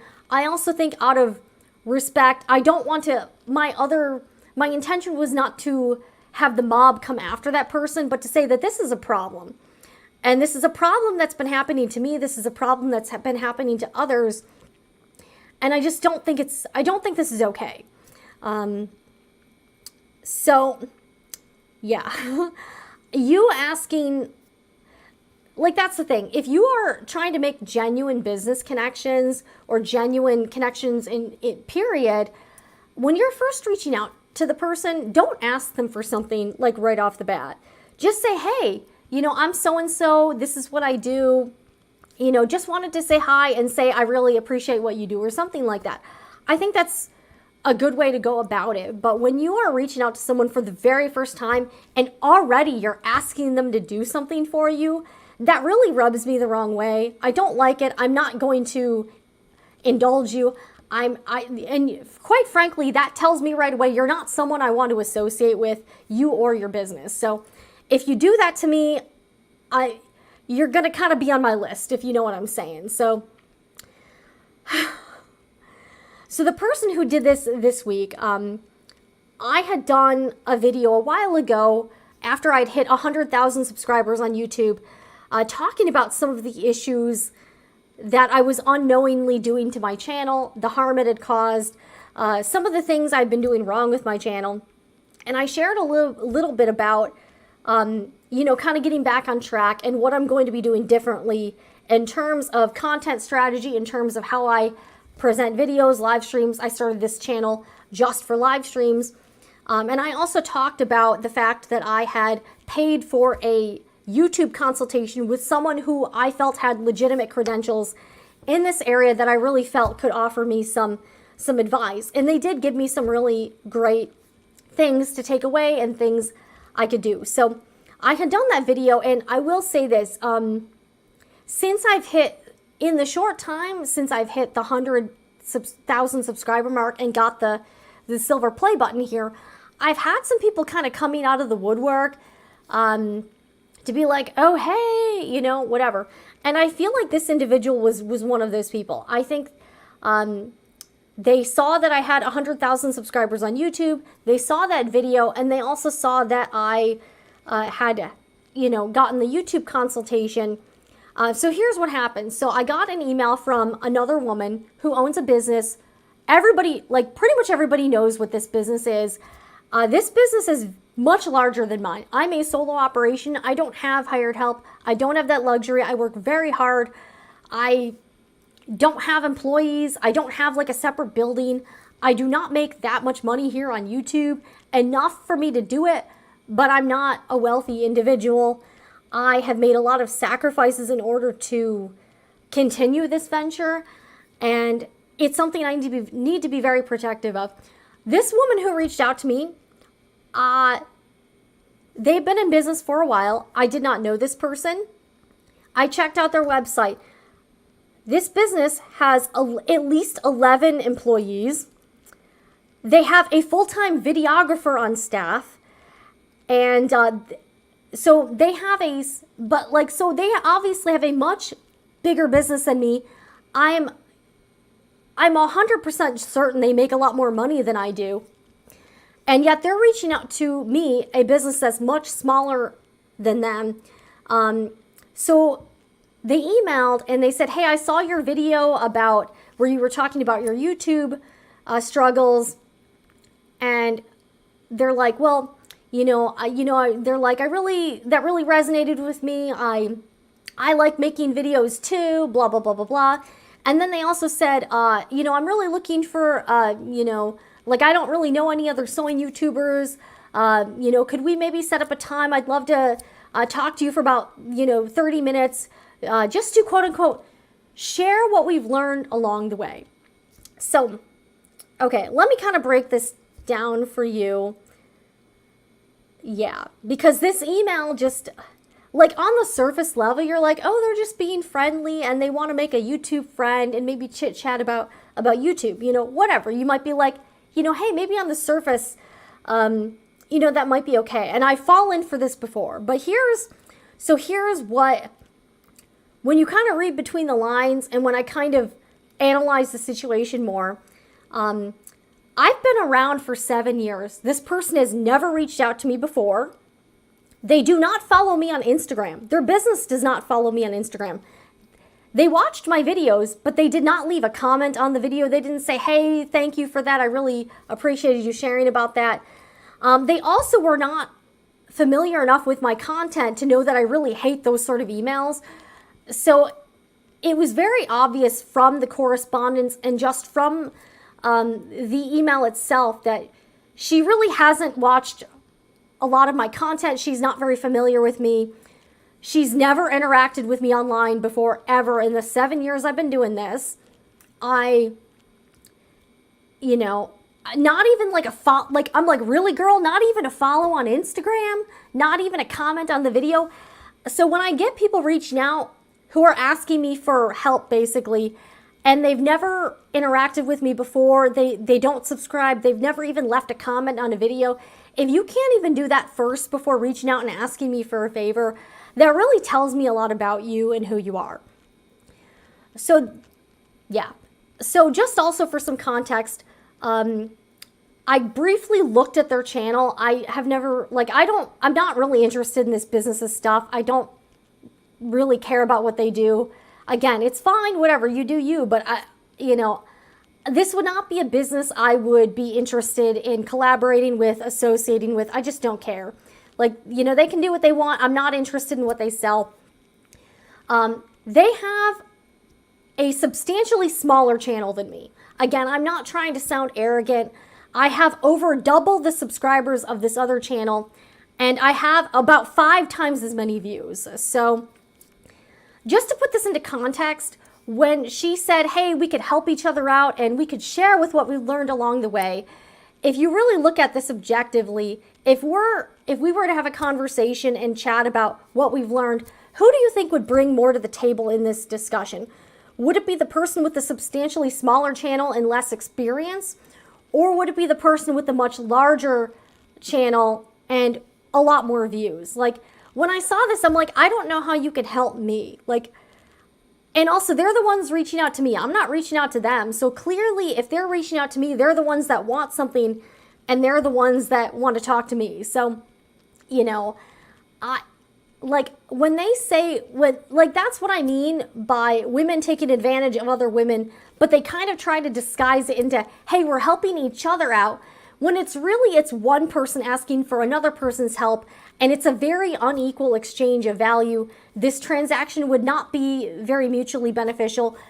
Very clearly this is one-sided. I think it was very obvious to me it was.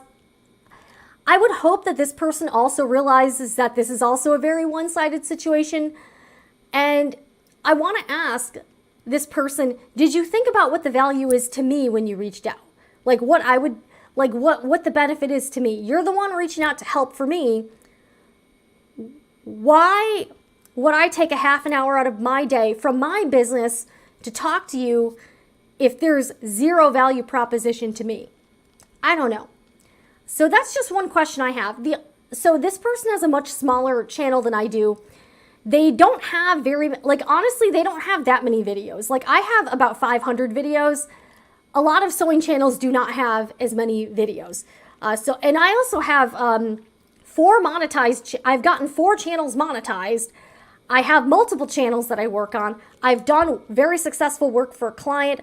I have a production background. I can see why people want to talk to me about it, but I want to ask in return but they have to understand I don't really get a lot out of this exchange.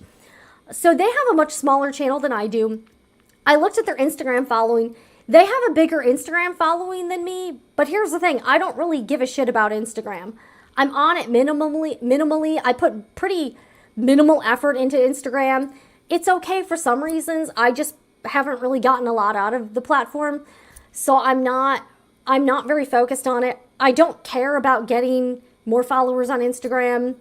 It's not something, I think out of all of the platforms I've done, Facebook, Instagram, YouTube, TikTok, far and away, YouTube knocks everyone out of the park. I have gotten so much more out of YouTube than any of the others combined by a lot. So the fact that this other business has more Instagram followers to me doesn't mean anything. Also, there's really not much they can offer me from a business standpoint because I don't agree with the business model they do. I don't like it. I don't like what they sell. So even though they might have more experience with that particular type of business, that's not something that I'm interested in because I really just don't, that's not the type of business I want to run. But again, yeah, I don't know. So in the email, they said they wanted so in the email, this person said, I don't know any sewing YouTubers and I'm hoping just to have someone to talk to about it. They just want someone to talk to about YouTube, Well, here's my question. Okay, one, I looked at your channel. This person lied. I looked at their channel and I kind of figured out what's really going on. When I looked at their channel, they had very recently done interviews on their channel with 2 other YouTubers that are much bigger than me. So these are people that have far bigger of a platform, far bigger of a following, and they had done this channel. So her line about not knowing any other sewing YouTubers, that's not true because clearly you know these other YouTubers because you just had them on your channel. So yeah, what's up? So I just want to ask, what's up with that? What is up with that? You said you don't know any other YouTubers, yet you just had other YouTubers on your channel. You were there talking to them. You clearly have contact information for them. So, if you don't know any other YouTubers, you could talk to them about it. The other thing they said was that, let's see here. Here's what I think is going on. So I think, and I've seen a lot of channels, not just in the sewing realm, I've seen other YouTubers do this in general. They think that they can sort of piggyback on bigger creators by just collaborating with them. Be like, if I have so-and-so on my channel, I'm going to get a bunch of subscribers. All of their subscribers are going to come over and subscribe to our channel. So I think what this person is doing is they are trying to kind of, I suspect they are trying to sort of get their foot in the door and connect with a bunch of other YouTubers that have much bigger channels than them so that they can use our audiences to grow their channel. Fuck that shit. I'm just going to tell you, fuck that shit. I do not like that. I hate when I see channels that do that and they want to sort of piggyback or ride the coattails of some other creator that's bigger than them to grow their channel. Okay, one, I think this is a very poor strategy for your own YouTube channel. If I'm going to give you advice, don't do that. I think it's very cringe to do that, for one. Also, I don't think those strategies tend to work. The interviews they had on their channel with the bigger YouTubers really didn't have that many views. And you know why? It's because there's a lot of issues with it, but if someone wants to see the big influencer, they're just going to go over to their own channel. The other thing is, even if you get on a bigger creator's channel, the conversion rate back to you is going to be ridiculously low. It's not going to be worth it. In my opinion, instead of trying to clout chase and piggyback off of other people, the best thing you can really do for your own YouTube channel, and this is honest advice, is make the best videos you can yourself. All of my top performing videos that have gotten me the most subscribers and the most traffic, none of them were collaborations, none of them were interviews, none of them really mentioned another personality or another brand. Really, all of them were, I just made good videos and people liked the videos. But I can say this from personal experience, I have not had any video where I was interviewing somebody else or done any sort of collaborations. None of them have done particularly well. And I've noticed that on a lot of other channels as well. So that would not be my strategy for building a YouTube channel. Again, to the person who emailed me, you do you. You can do whatever you want. But I am not going to enable you in that pursuit. I'm not going to participate. And I'm not going to encourage other people to do that because I don't think that's a very good strategy. And to people in the YouTube space, I'll say this, it's kind of considered cringe to do that. Generally, if you're doing collaborations, it's recommended that you try to reach out to other creators that have a similar size channel or even a little bit smaller. But if a channel with 500,000 subscribers gets a collaboration request from a channel with 1,500 subscribers, it's considered kind of unprofessional and cringe. It's kind of an unspoken rule that you don't really do that. So when I've done interviews here on the channel or collaborations, I don't reach out to bigger creators. I reach out to people who either don't have a YouTube channel, or if they do, it's typically much smaller than mine, because I don't want to have that appearance that I'm clout chasing. I also think it's cringe, and I don't want someone who's a larger creator than myself to feel or get any sort of appearance that I'm using them or that I'm trying to ride their coattails. I don't think that's cool. I think there are much better ways of growing a YouTube channel, and that's what I suspect this woman is doing. She seems to be reaching out to people with much bigger channels than her and hopes that, she'll be able to kind of get them to tell her what they've done, share some of the insider secrets.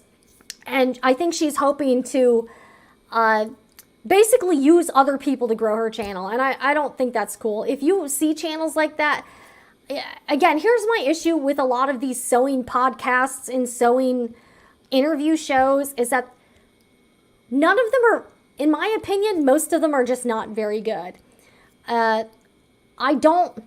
Especially with the podcast, I think sewing is such a visual medium. If you're not doing a video podcast at the very least, I don't understand why anyone's doing an audio-only podcast in 2023.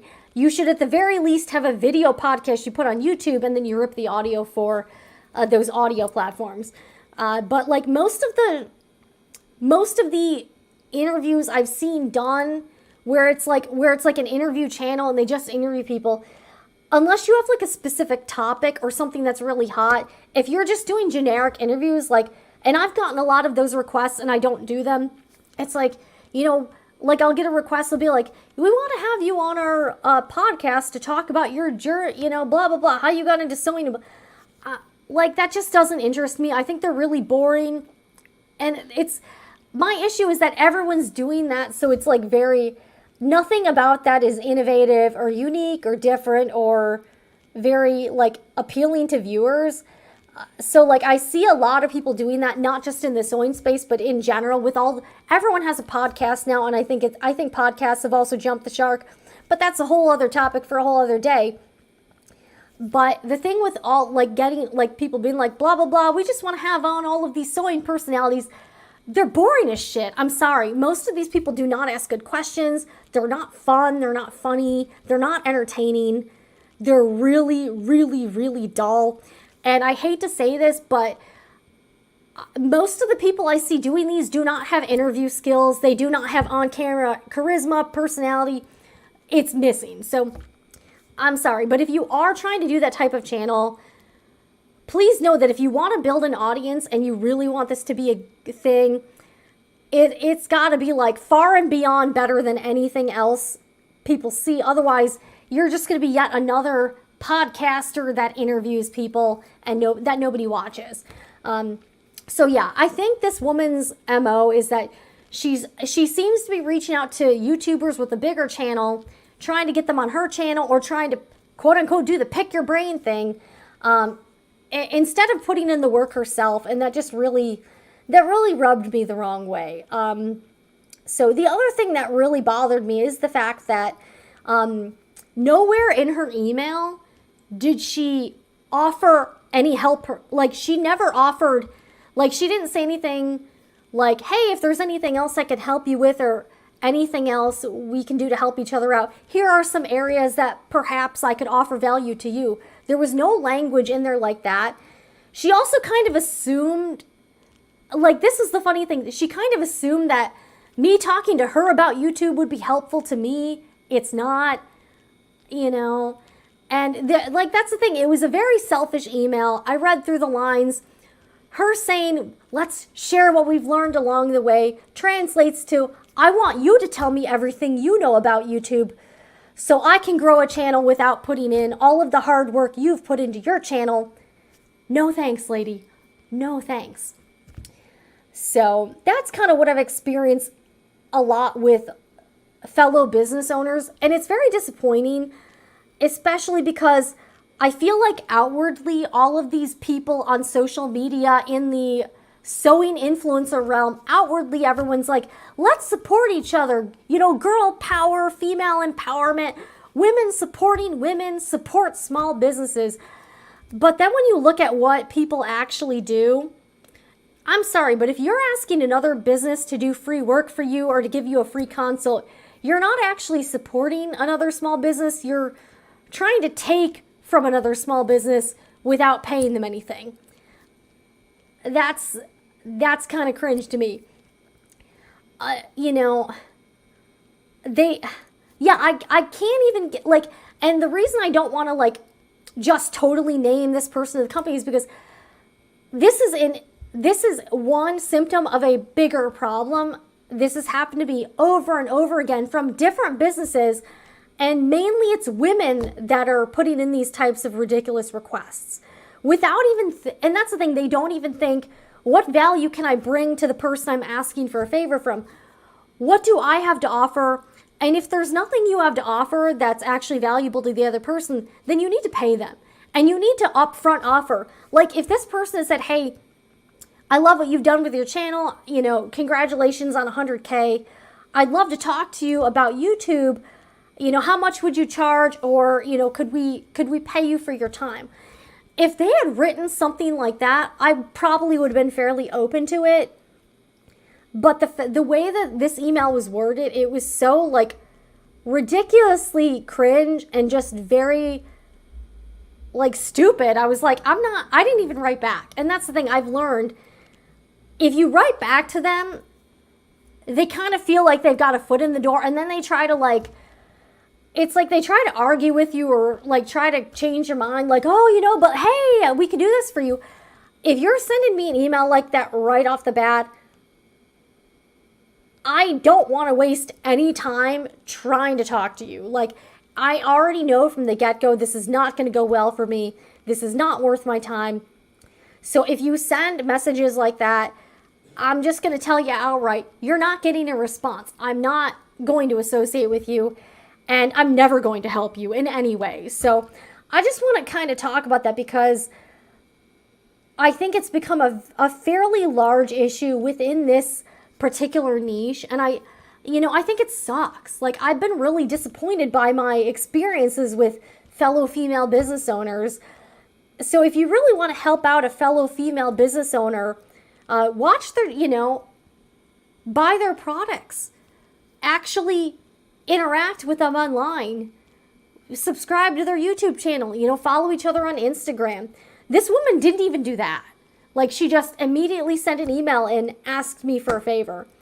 And that really just irritated the hell out of me. So I'm just like, yeah.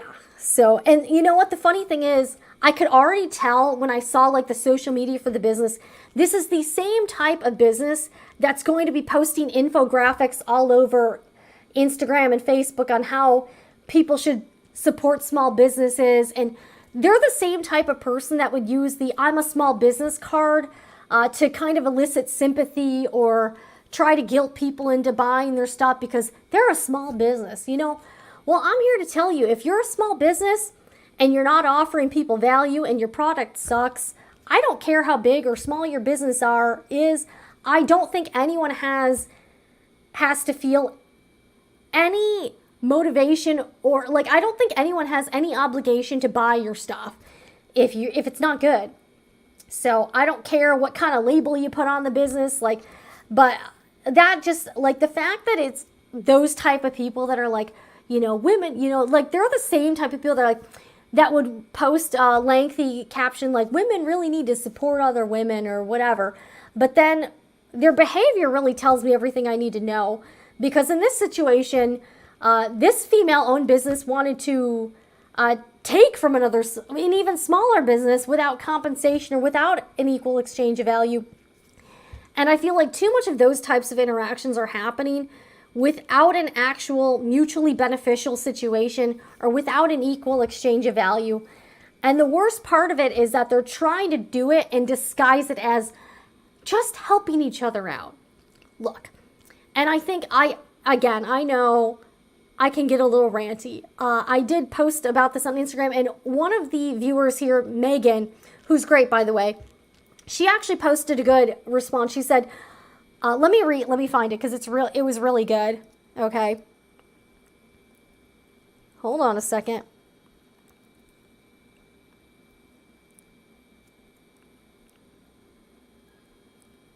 Okay, so Megan said, so with May, I feel like a lot of people use helping each other out as an excuse to take advantage of each other, especially women. Business planning, advertising, quality testing are a business arrangement that needs to be compensated. It's really disappointing when your labor and experience are expected for free. And that's exactly it. She really nailed it on the head. We're getting too many small businesses who are trying to take advantage of other small businesses when really, this is not a conversation, this isn't just a conversation between friends. This is really a business situation that needs to be an actual business arrangement. So I feel like a lot of these people, especially in the sewing and quilting space, are trying to kind of go in oh, this is just a casual thing. We're just chatting, when they're really trying to pick your brain to get business advice. And again, that's what really bothered me, is that I felt like this person was trying to kind of hide it. I just want a YouTube friend, just someone to chat about YouTube. Well, I want to ask you a question to the lady who emailed me. If you wanted a YouTube friend, would you have reached out to a YouTube channel with 2,000 subscribers, 500 subscribers? Why are you only reaching out to YouTubers who have a much bigger channel than you? Why aren't you reaching out to people with the same size channel, a similar size channel? If I had 5,000 subscribers, would you have reached out to me? I think we all know the answer is no. This person is only interested in getting as much as they can, extracting value from other people without providing value to those people. And the way that that email was worded said exactly that. So that bothered me. But the problem is that that's not the only time this has happened to me. This happens to me pretty frequently. And I would hate to think that this person, if this person genuinely doesn't understand or have the self-awareness to realize that these types of correspondence are not appropriate, that's pretty sad. If they do, it's almost even worse, because it's like they know what they're doing, and they're doing it because they think they can get away with it, or because they think it's going to work.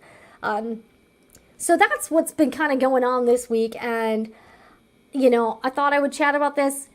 I think if you really want to support small businesses, women-owned businesses, buy their products, watch their videos, do things like that, and also maybe send them a note and just say, hey, I really like your stuff, without asking them for a favor. Oh, and the other thing is that I think, so one, the timing of this was kind of suspicious to me. Okay, so they sent the email a couple days ago. I had recently just posted some stuff with me and my 100,000 subscriber plaque, and I have had a few people come out of the woodwork since then. So I think the timing of that was pretty interesting. Also, in the video that she was referencing, where I talked about some of my own challenges with the Sewing Report channel and with the Sewing Report brand, I talked quite a bit about the consultation I had done with the YouTube guy. And the other thing about this is that the timing of the email happened to be right after Instagram announced that it was discontinuing the Instagram Reels bonus program. And this particular woman's business happens to have their biggest following on Instagram. So I don't want to speculate, but I'm just saying, maybe I think that this person's business was probably making some income from Instagram Reels. So if you're not aware, certain creators on Instagram were invited to the Instagram Reels bonus program. So that's why you've been seeing so many Instagram Reels and everyone's tired of them. Depending on how many views all of your Instagram Reels got, Instagram would pay you out a bonus based on views. I was making about $40 a month. Nothing to write home about. But if you're a bigger Instagram account and your Reels got more views, you could get, I think the max was $1,200 a month. So this person's business Instagram account has over 100,000 followers on Instagram. But again, like I said, I find Instagram to be not that great in terms of anything really. So it's interesting to me that this person sent the email right after I had gotten 100,000 subscribers, right after Instagram had announced that they were getting rid of the bonus program. So this business will not have the revenue from the Instagram bonus program. Plus, I had talked about getting advice from a YouTube consultation. So I'm kind of thinking the timing of this might mean something. And I also think this person probably saw that video and I think they wanted the information I got from the YouTube consultation. That's what I think. The information I think they really wanted to pick my brain as an ex-TV producer. I think they wanted to get some of the info I got during a consultation I paid for. Look, lady, if you want a YouTube consultation, pay for it yourself. Buy it yourself. You have 11 employees and a full-time videographer.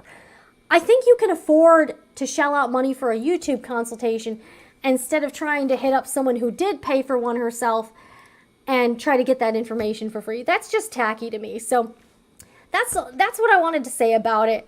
But I'm a little bit annoyed with that whole thing. So if you are watching this, I'm going to clip this part for this channel so that people can watch just this portion. But if you are watching this and you're thinking about reaching out to myself or another person, one, if you just want to make a genuine connection with anyone, don't ask for anything in the first interaction. Two, if you're trying to grow a YouTube channel, do not base it on siphoning other creators' audiences, build it yourself, create good videos. And three, I'm really just freaking sick of small businesses expecting and feeling entitled to other businesses' labor and time for free. That should not be happening. I think these types of interactions need to stop. And if you do reach out to me with this type of nonsense, just know that I am not going to be responding. So let's read some comments, okay? So I know I haven't checked the chat in a while, but I just wanted to say that because it's been bugging me. It drives me crazy, and I really try not to do that type of thing to other businesses or other people in this space. And I think this is stupid. This is really stupid. It's got to stop. Okay. All right, Lisa, cool. You use your own Etsy channel as your sponsor. Exactly. Hey, you know what? At least I know that I'm not going to tell myself what to do, right? Like, I don't have to worry about, I don't really have to worry about a lot of bureaucratic nonsense when you are your own sponsor. Fast shipping, everyone orders something. Thank you, Lisa. I really appreciate that. All right, Making Dreams Come True says, I like your model. Thank you very much. Your integrity is why your channel will go viral one day. I hope so, guys. I hope so. Oh, and by the way, the biggest interview I've ever done on the Sewing Report channel was with Craig Conover. If you're not familiar with him, he's awesome. He's on the Bravo TV show Southern Charm. He also has his own business that's totally blowing up called Sewing Down South. And I'll tell you what, I got that interview because they reached out to me. So the only interview I have on my channel with someone that's like a legitimate celebrity is because they actually hit me up. I didn't reach out to them. That was super cool. So I think in general, I like reaching out. Generally, I like to reaching out to smaller YouTubers, and I don't try to like punch up or like try to clout chase. I think that's tacky. All right, Lisa says, people in general are in it for themselves. Being a one-man band gives you total control. Ain't that the truth? Making dreams come true. New dreams come true. This behavior occurs at all levels everywhere. And you know what? It shouldn't. I think people, I don't know where people got the idea that this is okay behavior, but it's not. All right, I drop in and out of and watch So Live. Sarah Me is a wealth of knowledge. Yeah, she really weighed in a bit on my posts from the last couple days. She seems like a very nice lady, and I really respect what she's doing. So if you would really like to watch sew along, very detailed live streams, that's the place to go. She does a lot of clothing. I agree with you that people are in it for themselves. Isn't that like, doesn't it suck that everyone's so selfish? I was just typing out a response saying the same thing. This really happens with women. Would people ask a man for free business help? That's a really good point. People generally don't. I've only had one or two guys do this type of thing, but I've had countless women. So this seems to be kind of a thing where it's like, women are like, well, they'll help. We got to do some, women helping each other out type of stuff. When it's really like a business situation where it needs to be a trade in exchange of equal value or compensation. All right, okay, that's Debbie's response. Okay, making new dreams come true on Instagram. I get followers. Then when I decide to follow them back, I get DM'd to use their business, etc. So then I remove them as a follower and I unfollow them. Interesting. Yeah, that happens a lot. Glad you were talking about your experience because I saw your IG post yesterday and it was clear you were upset, rightly so. Well, here's the thing. I'm not super upset about it. I'm flabbergasted that people think this tactic is good because I think this is a very bad business practice, but people keep doing it. So it must work sometimes if people keep doing the same thing over and over again. And it's been a pattern that it keeps occurring. So this person, even though this was super cringe and bad, this is not the only person that's done this. This is far from being an anomaly type of situation. This is just the most recent one. So that's why, again, I really did not want to like name the business. I don't want to be accused of like cyberbullying or whatever, because that would definitely happen. I also, as much as this bothered me, I also don't want like a mob to go after this person. That seems to be something that happens a lot within the sewing and quilting community. People are like, this person bad, we need to cancel them. I don't agree with that either. I don't want this person's business success or failure to be based on anything I've said about them. That being said, I'm never going to promote this person's business ever. But I didn't want to be that person that like sends the pitchforks. So I'm not going to be sharing who it is or what the business is. If they're watching, you know who you are. I'm not a fan, so just saying that. All right, your kindness won't be reciprocated. I think you're probably right about that. To me, IG is like a digital Yellow Pages. Instagram is turning into a real dumpster fire. I really do not like spending a lot of time on the platform. I think there tends to be a lot of like really toxic people. And I just, I don't know. I'm so curious about what channel you're talking about. I'll just say it's a significantly smaller channel than mine, and they have a fairly large Instagram following. We'll just leave it at that. Also, this business is large enough to have a full-time videographer, but yet they're hitting me up and asking me to the pick your brain thing, even though they've got a team of at least 11 employees plus a videographer. I'd like to have a videographer too. I haven't taken a vacation in over 10 years, you know. I want to ask this lady, have you taken a vacation in the last 10 years? If you have, you need to shut up. I'm just saying that. Okay, so anyways, let's get back to the project. Now that I've kind of aired out some of my grievances. Yeah, so let's get back to it. Let me see if my phone is charged. All right, I need to switch chargers here. I'm charging my iPad as well. I've got so much going on back here. So, and I think I will clip out that portion for this channel. So I'm going to cut a couple, I'm going to try to, like if I talk about topics, I'll try to clip out excerpts. So if someone just wants to watch a video on that topic, they can, you know, and they don't have to like sift through this whole live stream. Okay, so back to the Noodlehead Petal pouches here. Now that I've just aired out some of my, you know, some of my honest opinions. Yeah, and again, some people might be mad about this I'm talking about. I don't care. I'm tired of it.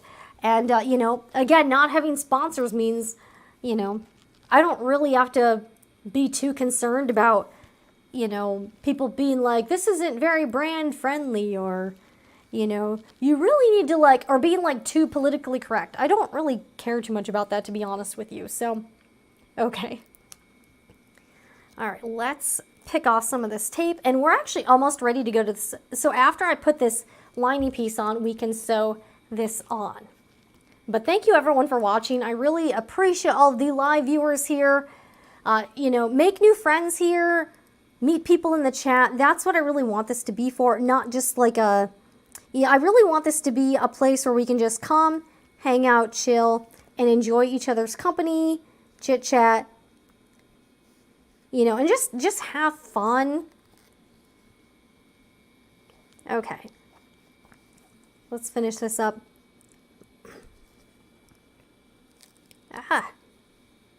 All right. I don't know how long I'll stay live for today, but I mean, you know, hey, I'll see if I can get some good progress done. It's only 3:30 too, so, you know, yeah, I've got a while before I need to like eat or do anything.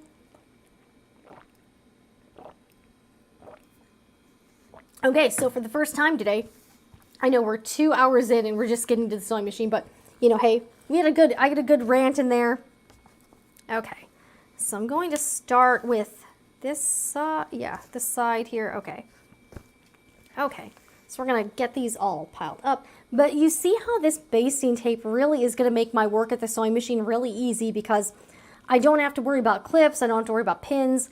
Everything's staying exactly as it should be, and nothing's gonna shift around. So that's why I think doing the extra work to tape everything really, you know, it's a little extra time, but I think it makes sense. I don't know, what do you think? Have you guys used basting tape for your projects? All right, let's go over to the sewing machine and we will stitch these up.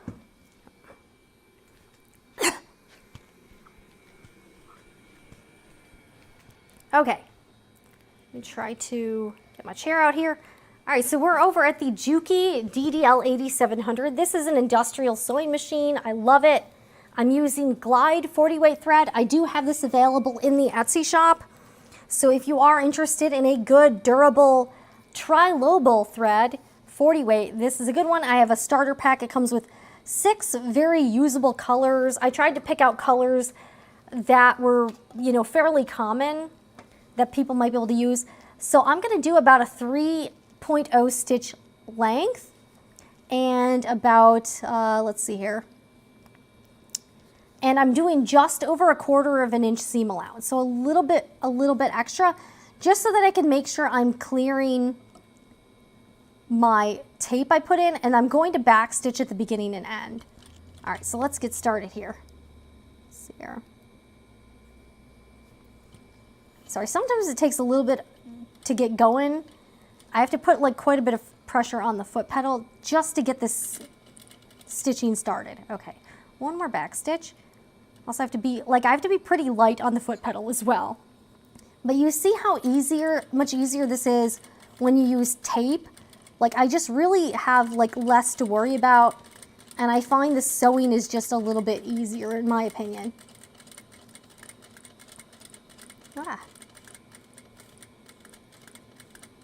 I'm going just over the 1/4 inch line here.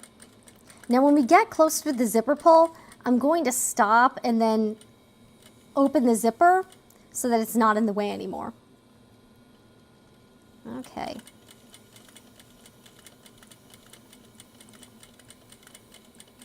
So you see, we're getting fairly close here.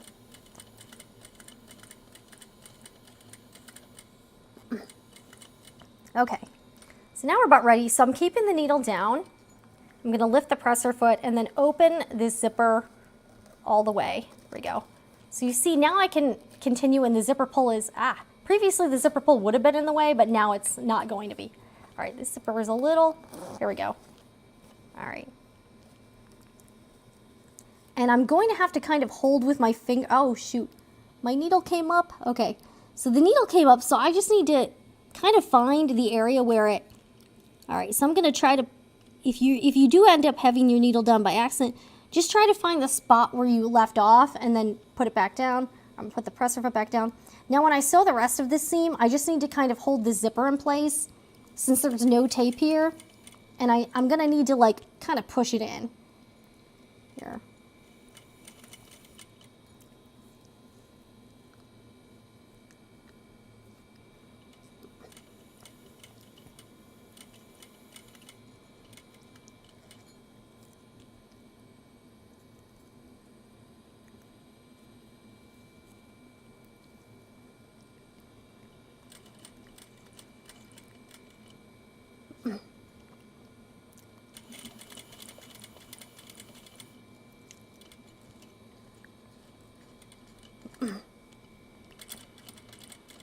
Okay, so let's go to the next one. All right. I'm going to trim these threads here too. All right, so now we've got 3 more to go. And after this, we need to top stitch, and then we can start putting the pouches together. So I feel like I could probably finish these today, like hopefully, right? It's only 3:30, so we've got quite a bit of time left in the day.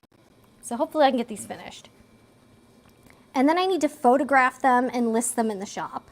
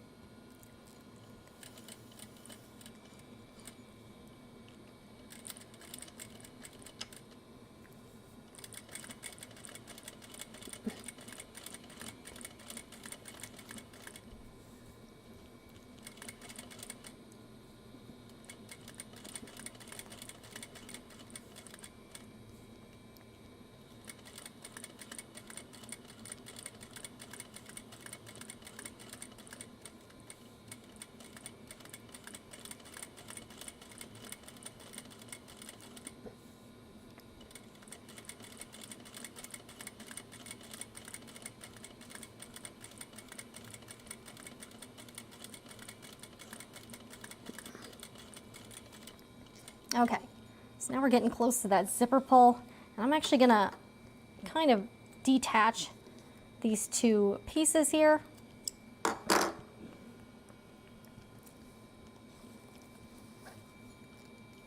Okay, so I gotta be careful not to let my needle go up again. Okay, all right.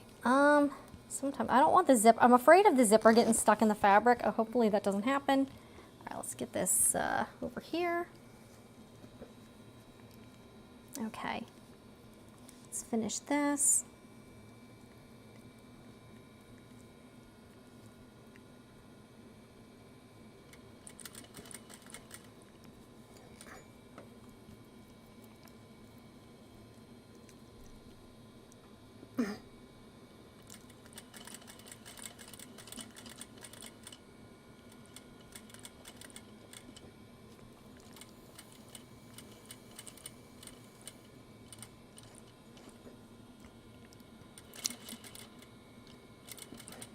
Okay, all right, 2 more to go. Yay! Getting somewhere, guys. We are getting somewhere here. Been doing a lot of chit-chatting today, but hey, it's Sunday. It's cool, right?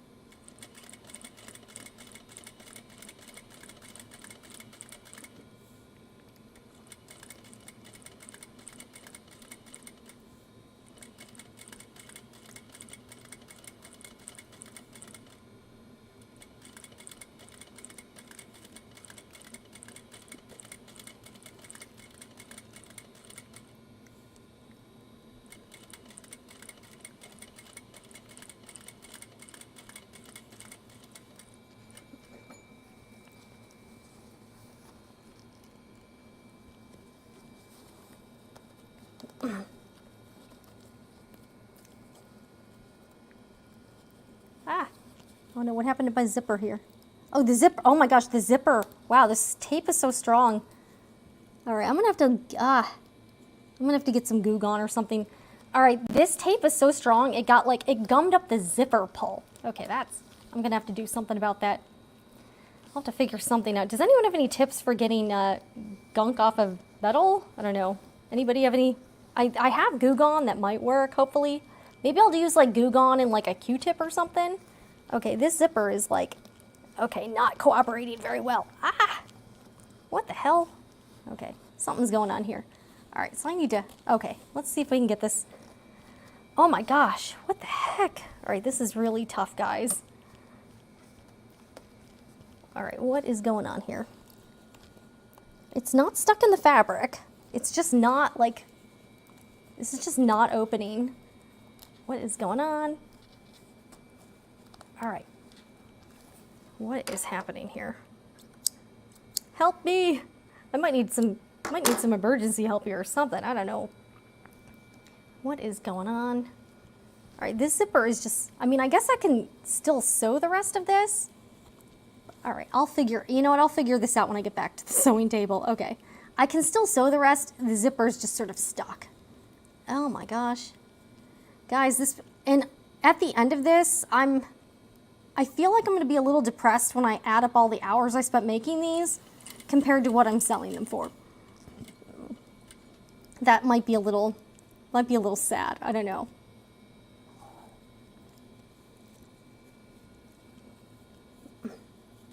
Okay.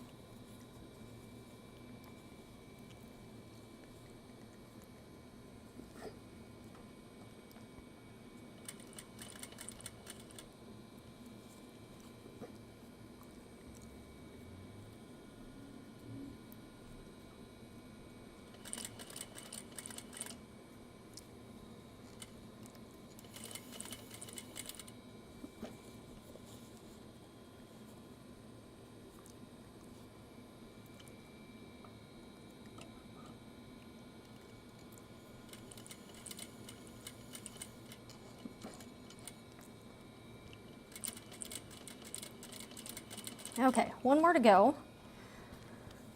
All right, guys, these are coming together. I'm actually really excited about these. I'm trying to figure out what I can try to make next to sell. I'm thinking I'll make some of my everyday pouches because I think those will be a lot faster, and I might like try to customize them a little bit with some cool stuff. Oh, and you know what the other thing I wanted to make? I'm going to try to make some purse scarves for like bag handles and stuff like that. I think that would be cute, and that would actually be a really quick project too. So that's something I am planning to do. I love purses. If you don't, I've been doing that over on my other channel. I've kind of turned Jen Talks Forever into a purse and like accessory channel because that's another thing I just genuinely like. So, okay. All right. Almost getting to the end here.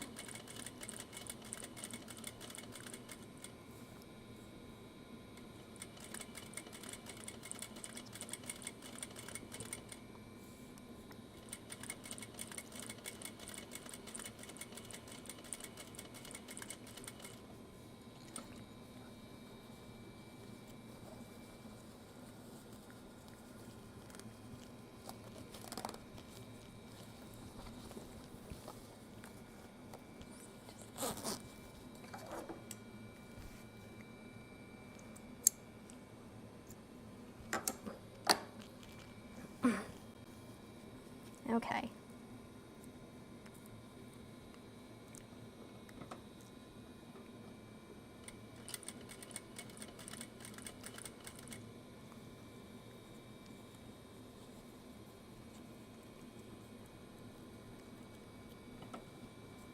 Okay. And again, just remember, you're going to have to like kind of finger press and like keep pushing in the zipper tab towards the end because it's going to like keep popping out here. So here we go. So you're going to have to keep, I don't want to sew over my finger either, so that would be bad. Good thing I do have this like skinny foot on, so that's been really great for installing zippers. This is just a like a foot set I got off of Amazon. It was really cheap. And it's like an accessory kit for the Juki, so it's been pretty cool. All right, we are good here. I gotta figure out that zipper situation on the one piece because the zipper was stuck. So that, we'll go back and kind of try to figure all that out, right? All right, oh, and I keep hitting my head on the light on this sewing machine. That's also fun. Okay. All right, we're back. We're back. Alrighty-o. Okay. All right, let's read a couple comments. All right, Lisa says, this live is turning out lots of fun. Beats anything on TV, plus I can sew and watch. What is everyone's on? Thank you, Lisa, for kind of getting the conversation going. I really appreciate that. All right, we got making new dreams come true. Basting is worth it, or else you can spend it removing stitches because things shifted. That is a great point. All right.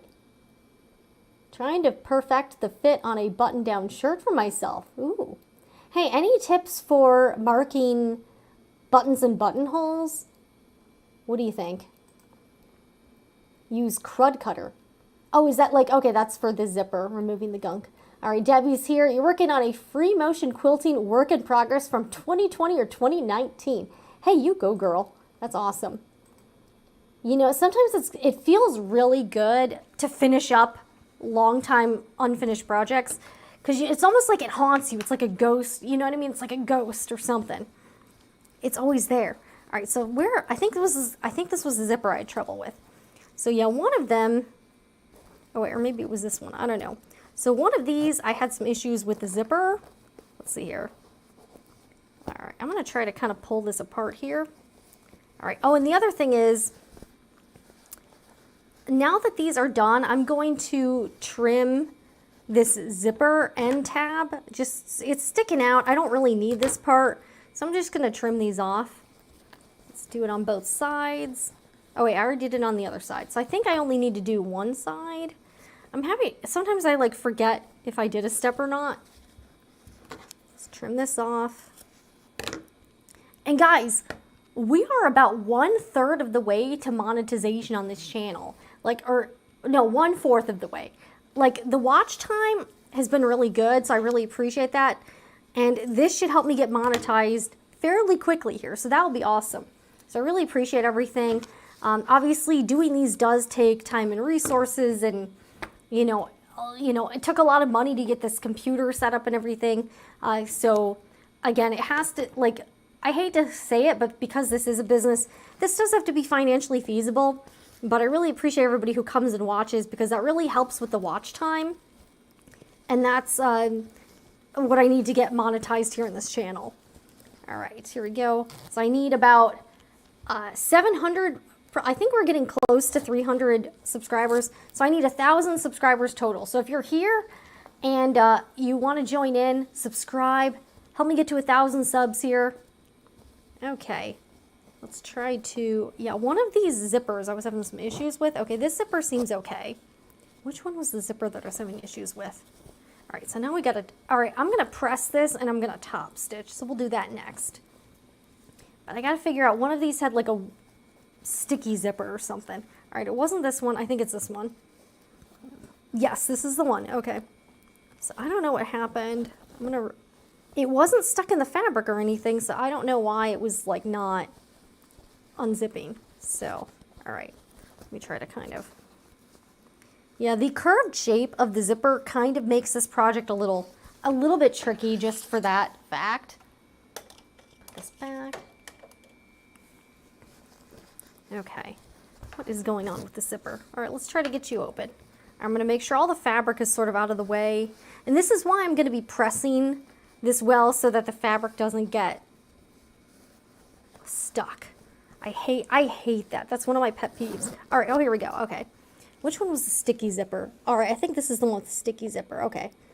Yeah, I'm going to have to kind of work on that, because it got some, weirdly, it got some of the tape. Got some of the tape on the zipper, so that's fun. Okay. All right, so we got 4 more of these to go. All right, let me get out the pressing board. All right, here's our samples. Maybe I'll keep these in the shot so you can see what they look like, sort of. Okay. Yeah, this, and I don't know about you, but my sewing table always gets like it ends up being kind of a disaster. Like once I get a project started, you know what I'm saying here? All right, I'll put this tape away too for now. I don't need the tape right now. I'm just gonna put this in here. All right, so I'm trying to kind of move things out of the way as I don't need them. Do I need these scissors right now? No. Okay, and I try to like keep putting things back in their rightful places when I'm not using them, so we'll see, All right, so I'm going to turn the iron on. Let's get my little pressing mat here. And when I have these unzipped, it's actually, I found out it's actually a lot easier to, it's a lot easier to press when the zipper is completely undone. Okay, more threads, okay. In about hour 5.5, I need to switch out my mic battery pack. Otherwise, it's going to die on me. Okay. Just sort of pull the fabric back.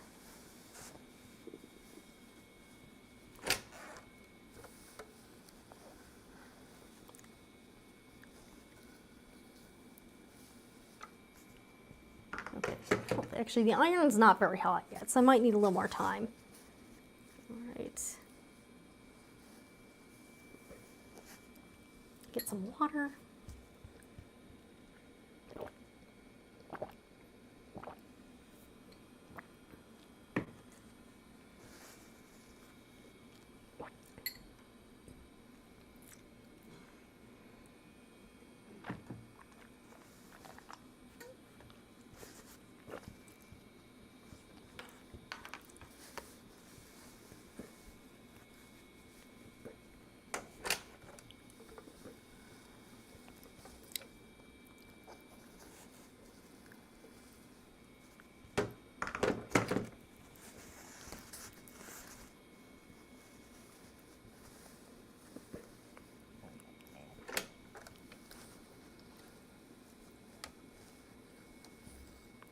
By the way, this iron is linked in the description box. I haven't used this in a while, but I thought this would be good for live streams because it's cordless. This is the Panasonic 360 cordless iron. You don't need an iron like this. It is a little more expensive, but it is cool. Again, I have a few different irons of different prices, but I'm gonna use, I thought this would be great to use for this channel because I don't have to worry about cords getting in the shot and everything. And it's, I mean, it is a good iron, don't get me wrong. It's just a little pricey and you don't necessarily need an iron of this price. All right. I'm excited because my Amazon 1/8 inch basting tape is supposed to be here tonight by 10 o'clock apparently, allegedly. So if I get it, we can do like a live unboxing if it comes on live streaming. I might need to like move this around.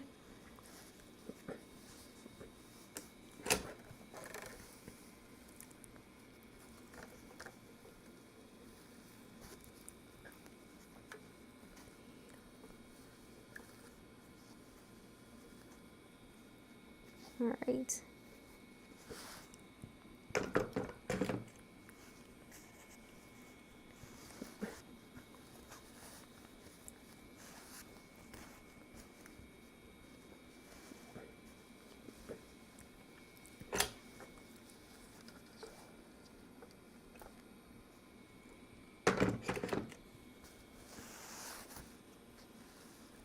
Okay, so making new dreams come true. She says, Jen, you should do an edge stitching along the top of the lining so the lining won't get caught in the zipper. I'm actually not. So the directions tell you not to top stitch the lining, and here's why. So I used to top stitch I used to top stitch everything. So I used to top stitch all of this. And what happens is when you're constructing zipper pouches, if you have all of this top stitch and then when you go to construct it, it gives you a much bulkier end seam. So that's why I'm pressing this, and that's why I no longer top stitch, is because, yeah, there's like a little bit more of a risk, but at the same time, you'll get a much neater finish, especially at these ends, if you don't top stitch everything. Because when you're like putting right sides together for stitching all the way around, again, this one part will be way more bulkier when you do that. And then I just find I get a much nicer looking pouch when I don't do that. So I was like, okay, but I'd been doing that for years and I didn't realize that I get better results when I don't do that. So I recently started not doing that. Okay, that's not what you're saying. Edge stitching along the top of the line. But here's the thing, I have to, so with the edge stitching, I have to edge stitch the seam allowance as well. So like really, it really wouldn't make sense to top stitch it, and you really don't need to.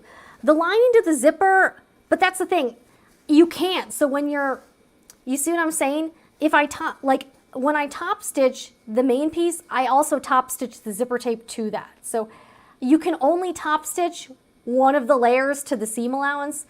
And with this pattern, it calls for you, and I can see why, you have to top stitch the main fabric to the rest of the seam allowance. So that includes the zipper tape, if that makes sense. I've done it both ways. And it looks way better when you don't top stitch the lining. So, but that's the thing. So you're saying it's just the lining to the zipper, but it's not. Like, if you're top stitching the main piece, you have to top stitch all of the rest. Like, you have to top stitch the lining seam allowance. So everything in the seam allowance gets top stitched with the rest of this. So there really wouldn't be anything to top stitch in it. I just find I really haven't had an issue with the lining getting caught in the zipper as long as I pressed it well. So, again, you can do things the way you want, but when I've stopped doing that, I personally get a much better looking finish because you don't get like as many layers at the end. So, okay. So let's keep pressing.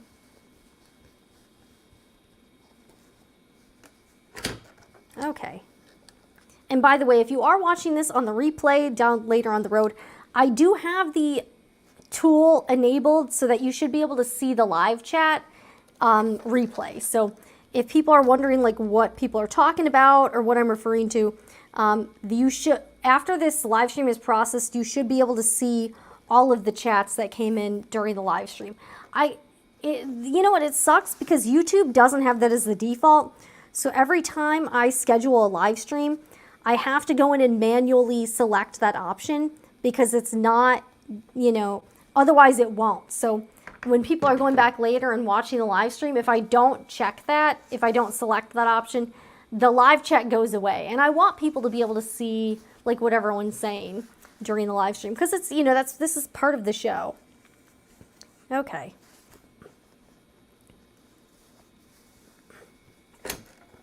So let's keep pressing. So we'll press all of these layers first. But yeah, like really it's not an issue for the lining getting caught, again, as long as you press it decently. And you know, I don't know. And the lining fits pretty good into it, so. Okay. Okay. And yeah, the tape I've just been keeping in there. So this this canvas basting tape, as I found it, I thought it was leather basting tape, but I guess it's canvas basting tape. This is just going to stay in the project. So it's in the seam allowance still. You know, and yeah, I haven't had an issue. I do sew into it a little bit when I top stitch, but I haven't had any problems with, I haven't really had any problems with it gumming up the needles. So it's been okay. Okay.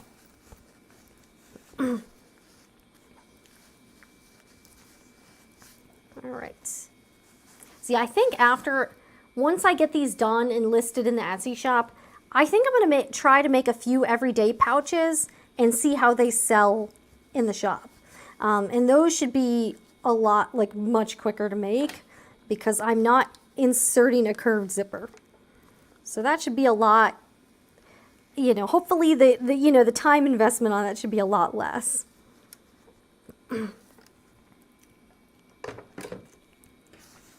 Okay.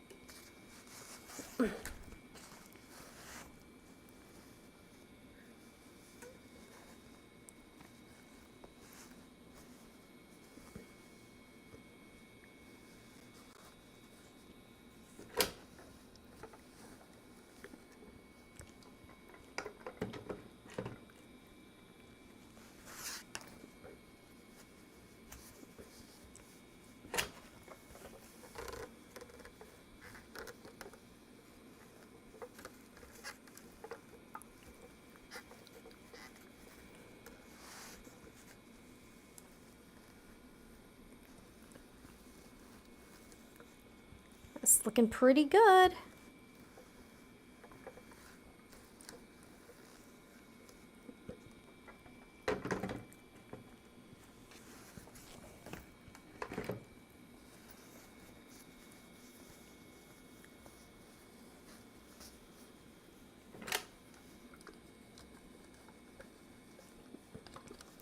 All right, couple more to go. We'll do some top stitching. Oh yeah, you know what? You know what the funny thing is in all this, I forgot to, all right, actually, you know, yeah, we'll just go with each one. I did the lining, but I forgot to do the outside. Okay. So let's do can't forget that, right? Let's do this. And pressing will also make your top stitching easier because you've already sort of created, you know, you've already done like the work. So if you don't press and you top stitch, you'll get a better result if you press first. And kind of finger press the fabric away from the zipper tape like this.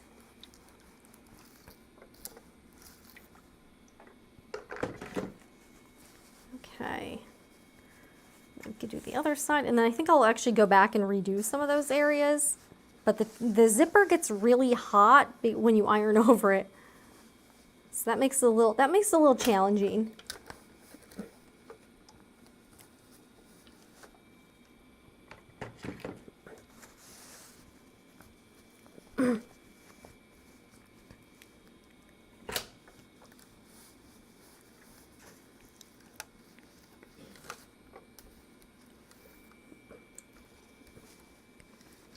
Okay.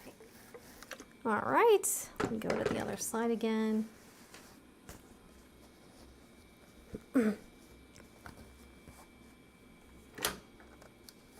So I'm just curious, and you know, answer in the chat or in the comments, what kind of sewing do you do?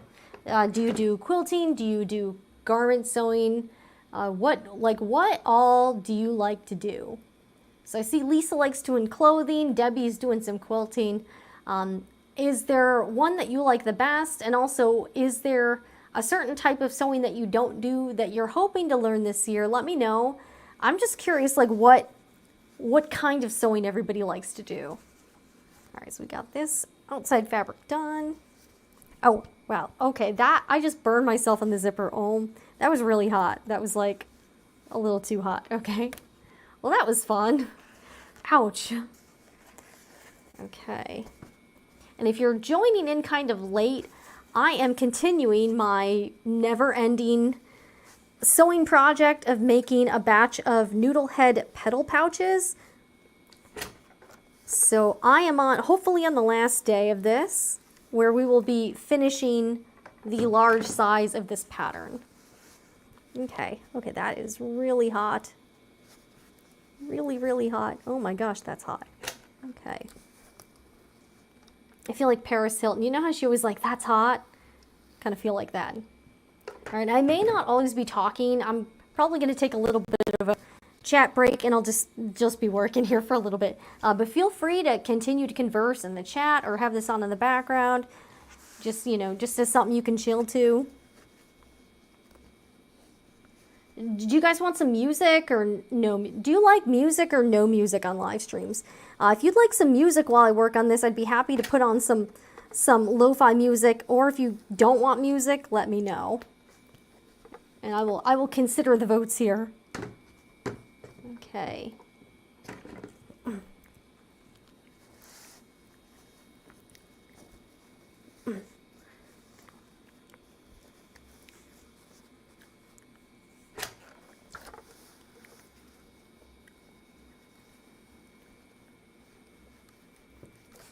Okay, got that side. Did I already do this side? Yes, I did, I think. It's very hot. Okay, yeah, I already did that. Okay. All right, I got a little fiber stuck in the zipper there. All right, so I got 2 of these completely done. Let's do some more of these guys. All right, so far the vote is no music. All right. All right.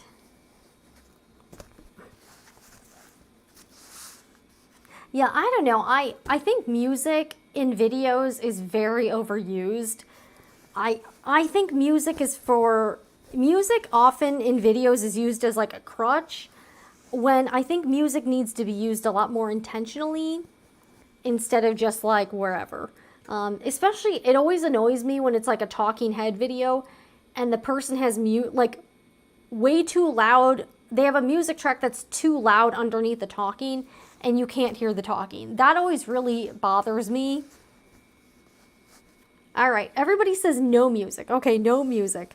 Yeah, I like no music. You know, plus, my rabbit gets really freaked out by music. So if I'm watching a YouTube video and there's one of those mid-roll ads and it's got music, she freaks out. So that's a little scary. I feel bad. I always feel really bad because I never know when it's coming, and I don't know what kind of ad it's going to be.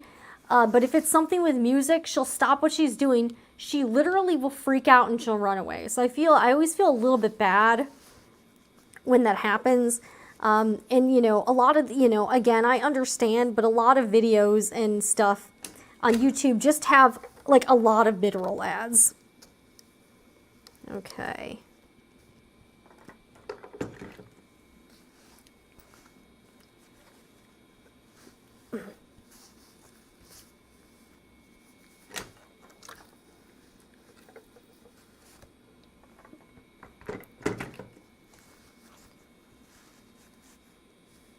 And also, just so you're aware, if I put the music on, I actually can't hear the music myself because I have the speakers turned down, so there's no echo to the live stream. So if I do put the music on, I won't even be able to hear it over here. Okay, got this lining done.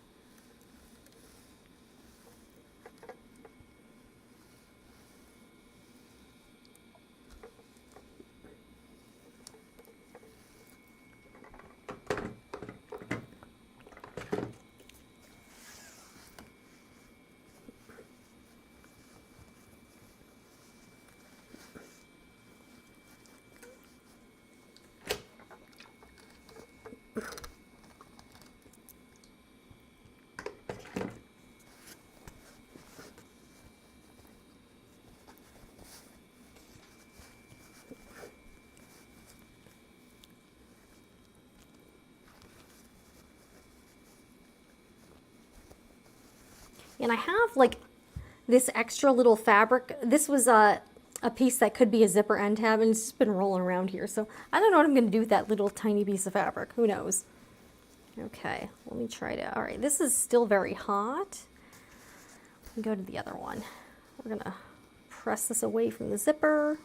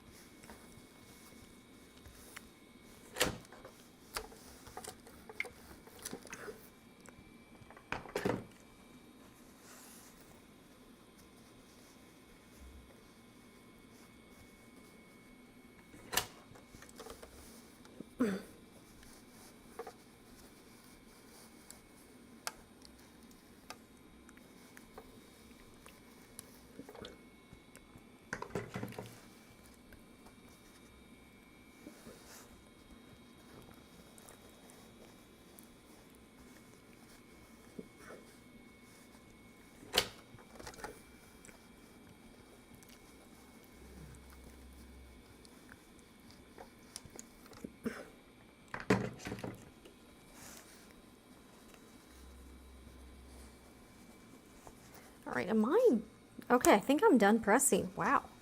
Okay, so let's see, do I need, all right, I think I'm good with the pressing mat for a little bit. So now I need to top stitch all of these pieces. So what I do is I'm going to separate the main fabric from all of the rest of the layers and top stitch, oh wait, sorry.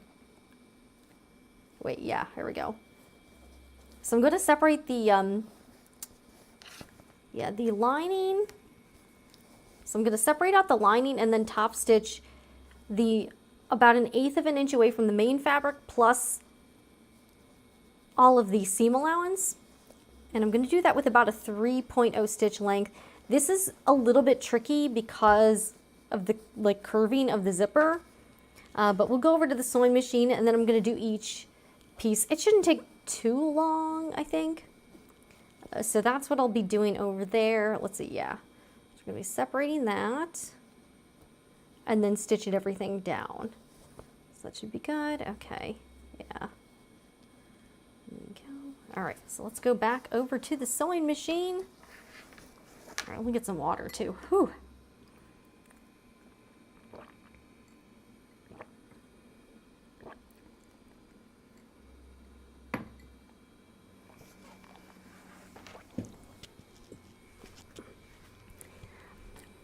I feel like there's a good chance I can get done today. Hopefully, right? Hopefully. Okay.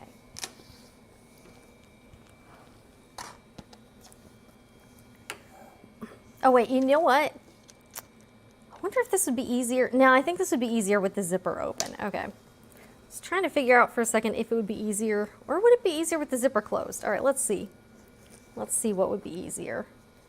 It might actually, you know what? It might be, yeah, I think this would actually be easier with the zipper. No, it would be easier with the zipper open. Okay. Now, at least now I know. Okay. All right, so let's get this separated. All right, and this is going to be, again, because it's curved, this is going to be a little bit tough. I'm going to keep a close eye on all of this. I'm pulling the lining away from everything. And again, you want the seam allowance to be pointed at the main fabric. So you're going to be top stitching all of this.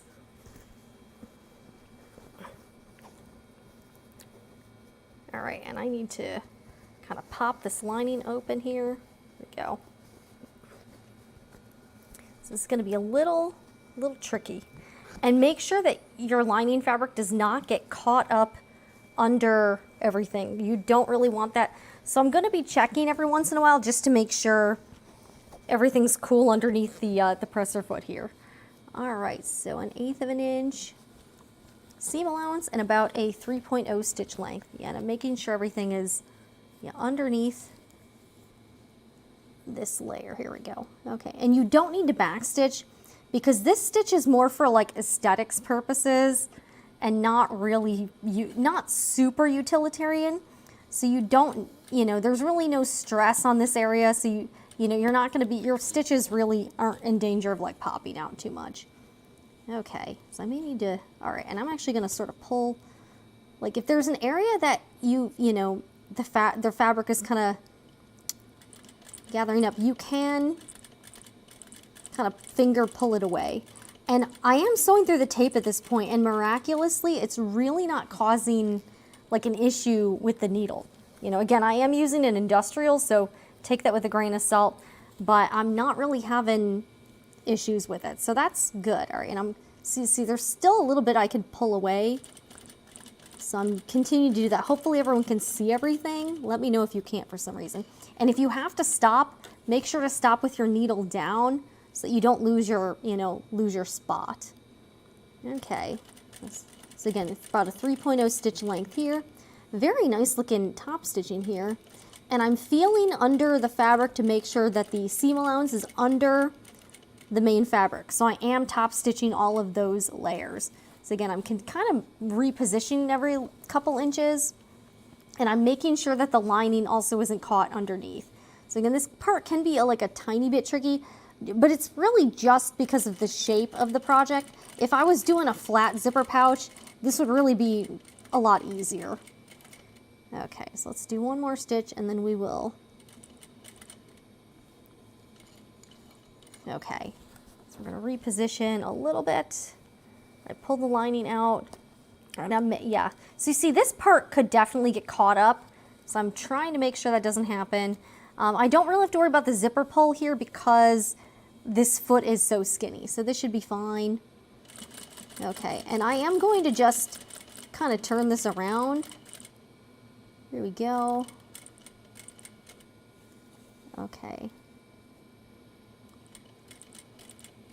And we'll do the other side now. Okay. See, not too bad. Again, you have to kind of go slow and maneuver things. It's really not bad. All right, and yeah, the top stitching looks really nice on this. I like it. Yeah, check this out. Doesn't look too bad, right? All right, make sure, and kind of make sure everything looks good. Now, since you have the opportunity, make sure there's nothing weird going on underneath. All right, cut the threads. So we're gonna do all of the top stitching today. How does everybody like Sundays? I think I might try to do most Sundays. If there's not a Sunday that I'll be doing a live stream, I'll let everybody know on the community tab. But I sort of like this day, honestly. I kind of like doing Sundays overall. Like a lot of people are, you know, more people are here. It's the weekend. So I think as long as I can, I think I'll end up doing probably most Sundays. I think. Okay, so I need to move the lining over this way. Yeah, this is definitely easier to do with the zipper open. Okay, lesson learned, right? Lesson learned. So let's pull the lining away here.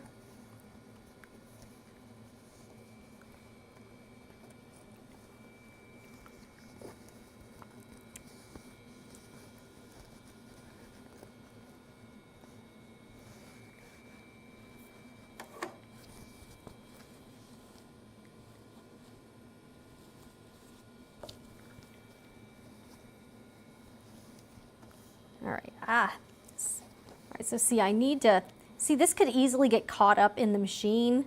So I really need to be careful around this point because I could definitely see that happening. Okay, so I need to so see, I'm taking time to make sure this is all okay so far. All right, I think this is all right. Make sure everything's cool. All right, and I'm really pulling the lining away from the rest of the project. Okay. I also might need to sneeze, we'll see. Okay. All right. This zipper pull is sort of driving me a little nuts. Okay.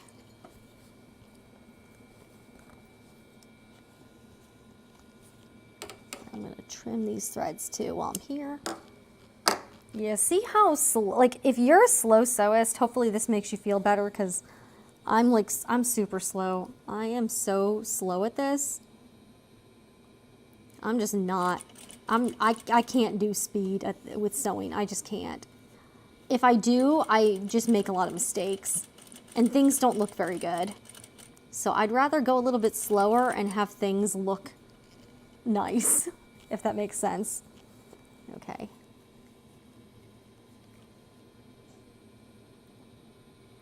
Okay.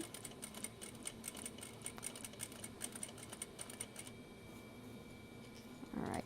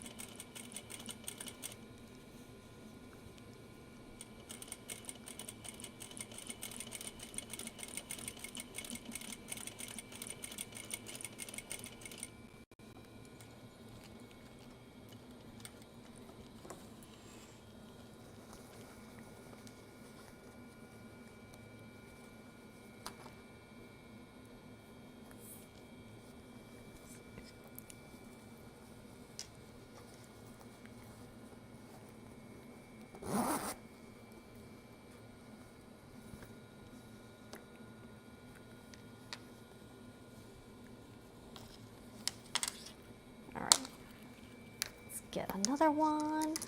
All right, these are coming along. You know, I'm pretty excited about all this stuff. All right, let's get this out of the way.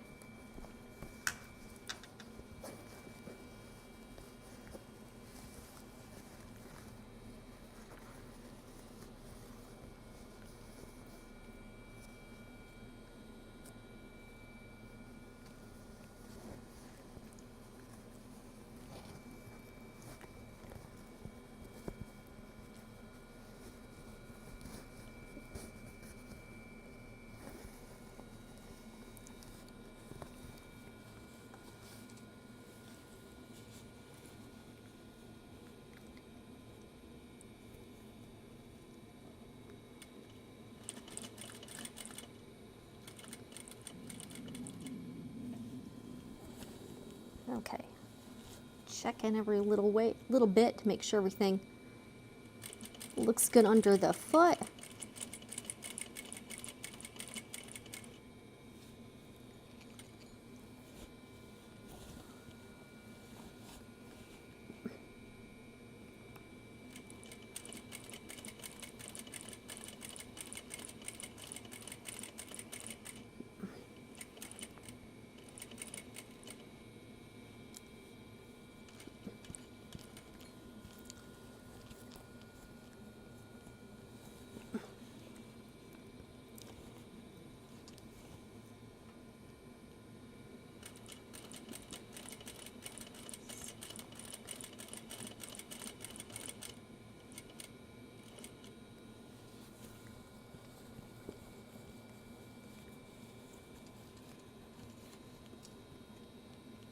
All right, let me trim this thread too.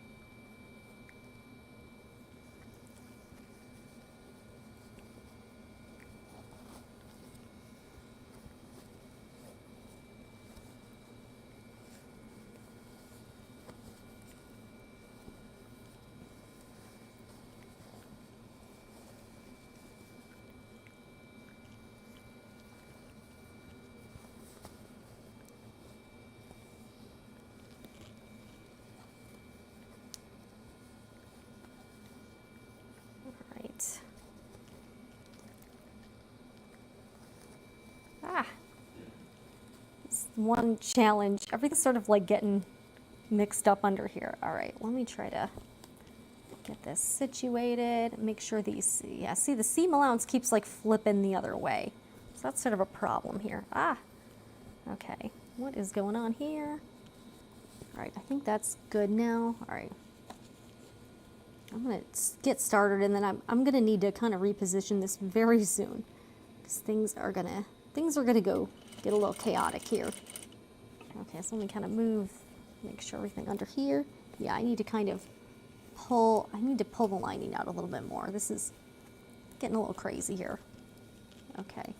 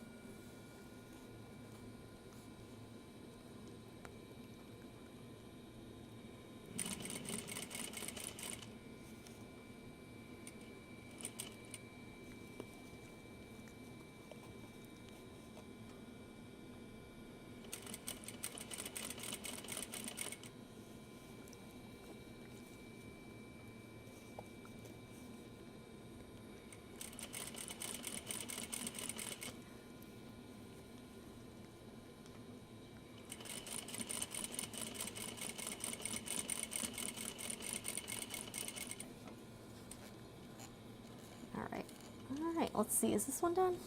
All right, yeah, I've done both sides. All right, let's move on to the next one.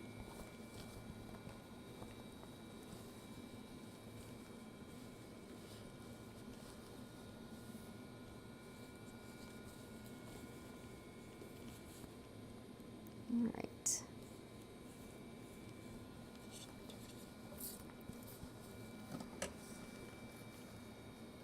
I may actually move some of these away too, just so that these are starting to get in the way. So I'm going to put these over on the table.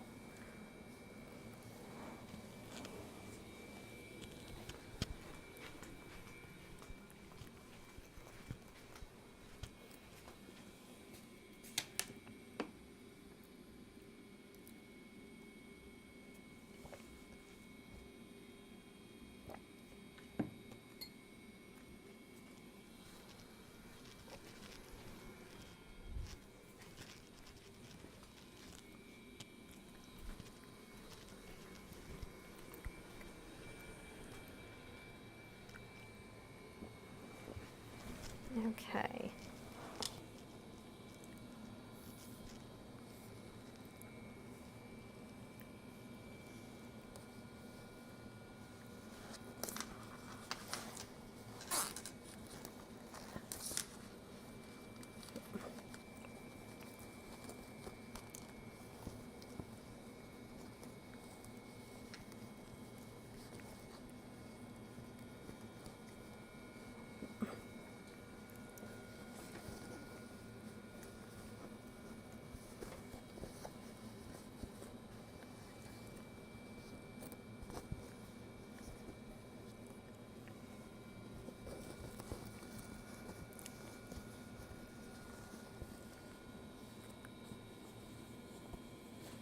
Okay.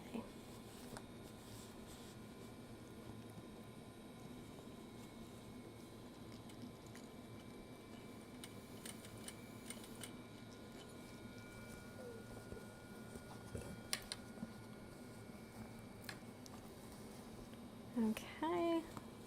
All right, I gotta figure out. All right, it's gonna be all right. All right, yeah, I got some fabric sort of caught under here. Let's see. All right, I think this is all right, hopefully. We'll find out soon enough, huh?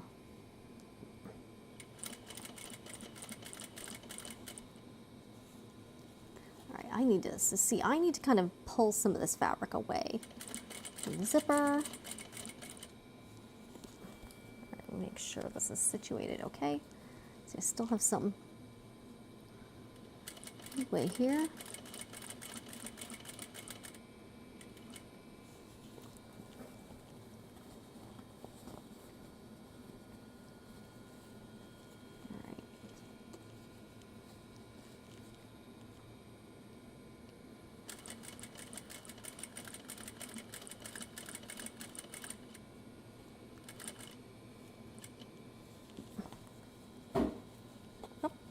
My rabbit was just doing something kind of weird.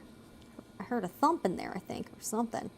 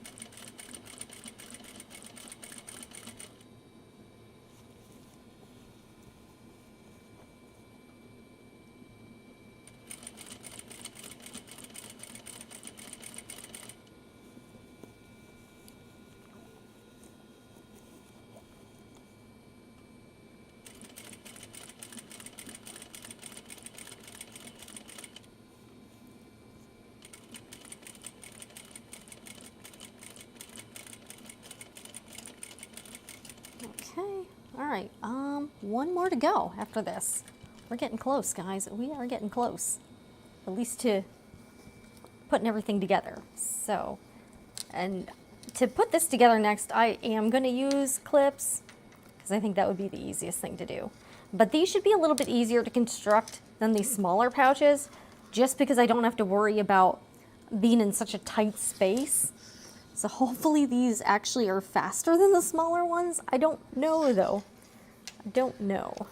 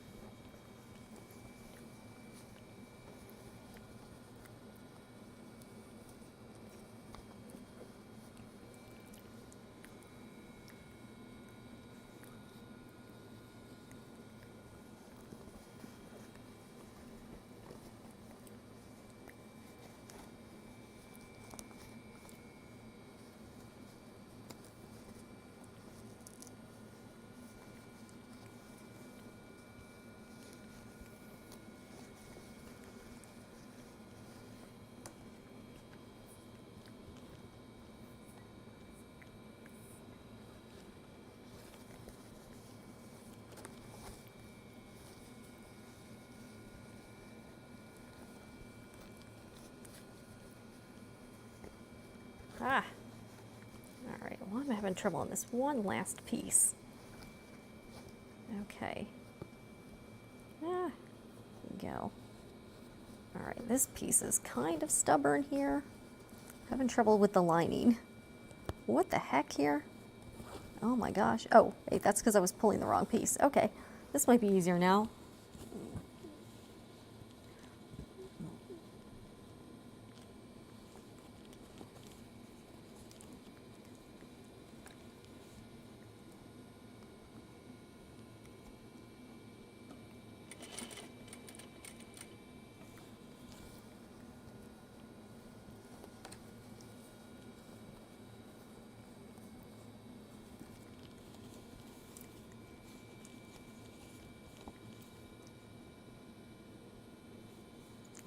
This is, all right.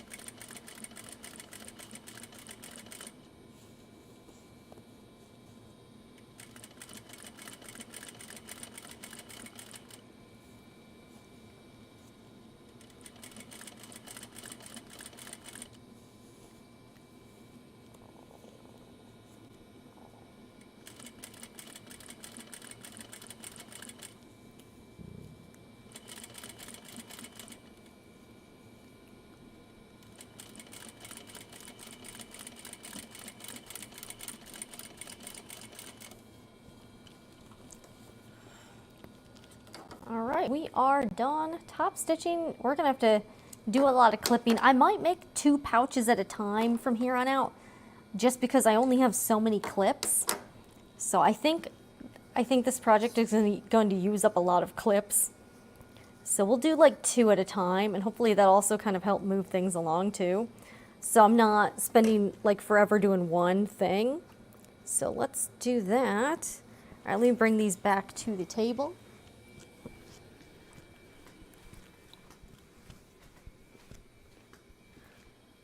All right, how's everybody doing over here? All right, so we've got our 4 pieces. The large pouches will have a little side tab here, so I've already basted that on. Let me get all my clips.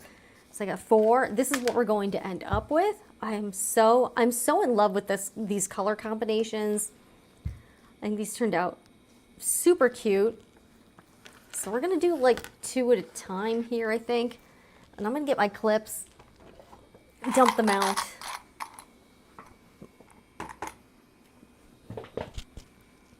All right, we'll get on our picture-in-picture camera here. Got clips. I like to just sort of dump them on the table. All right, so with zipper pouches, I'm going to need to keep the zipper open. Otherwise, you won't be able to turn the project out at the end. Let me kind of make sure everything looks okay. I think everything looks pretty good. All right, so top stitching. All right, and I'm going to basically put the right sides together of the lining and the main fabrics. And when you kind of put these together, you'll kind of end up getting like sort of like a bowl shape just because of the curved zipper, and that's totally normal. All right, so kind of pull everything apart pretty good. The zipper teeth will be facing the lining. So the seam allowance will be facing the main fabric. The zipper teeth will be facing, let me get this open. The zipper teeth will be facing the lining. So you actually want the teeth to be pointed away from your main fabric. And I'm going to need about probably like a, let's see here. Let me see, probably at least like a 3.5 inch spot for turning. So that's going to be the lining. So I usually like to mark with a pen how big that will be, just so I don't, like, as a visual reminder. So let's see here, like maybe here, something like that. Let's see here. Yeah, something, let's see. This is about, yeah, probably maybe a little bit in. Okay. Probably get away with about that. Okay. So when I am, all right, and I got some thread here. All right, oh boy, this thread's sort of caught in here. Let me get some scissors, trim this. Okay, this will be, I got some thread sort of caught in here. Have a little more trimming to do. All right, that's fine. And I always like to start off with the middle center where the zipper is. All right, your seam allowance, and then make sure everything's like lined up. So like this fabric should be kind of flush with this fabric. This is also, if you'll notice, this is sort of like a little V shape. So when you sew this, this pattern has a 1/2 inch seam allowance. You're gonna sort of sew, oh no, did this, oh, the tape stuck, okay. All right, I think, is this a stitch or is this, huh. Oh, you know what, did I get the top stitching? You know what, I may need to do I need to redo this? Yeah, the, actually, I don't think I need to redo it, but the top stitching at the end here didn't catch the, like the seam allowance. You know, I'm going to put a piece of tape there. Yeah, we'll do that. You know, hey, you know, kind of MacGyvering this whole thing. All right, let's do that. Okay. Oh wait, I don't need those scissors because those are not my craft scissors. Let's try that and see how that works. I don't know. See if I can keep that in place. I'm finding all kinds of uses for tape. This is great. I love tape. All right, so I'm going to do that. Let's see here. Yeah, around here. So I'm just going to put a little piece of tape here. All right, put tape here. All right, and then, all right, we're gonna, I can't believe I'm doing this. All right, and then we will push this down. All right, oh my gosh, that is actually kind of staying in place. Okay, so I like to make sure this is all lined up evenly, and then I'll put a clip in it. But when you sew this, you're gonna be kind of sewing, you know, 1/2 inch seam allowance to about here, and then pivoting a little bit, so it won't be a completely straight line. So that might like throw some people for a loop. But once you get used to it, it's really pretty, you know, now that I've made a bunch of these, it's starting to get like a little bit easier, I guess. I don't know. And then I'm going to put a clip here. All right, yeah, this looks pretty good. Okay.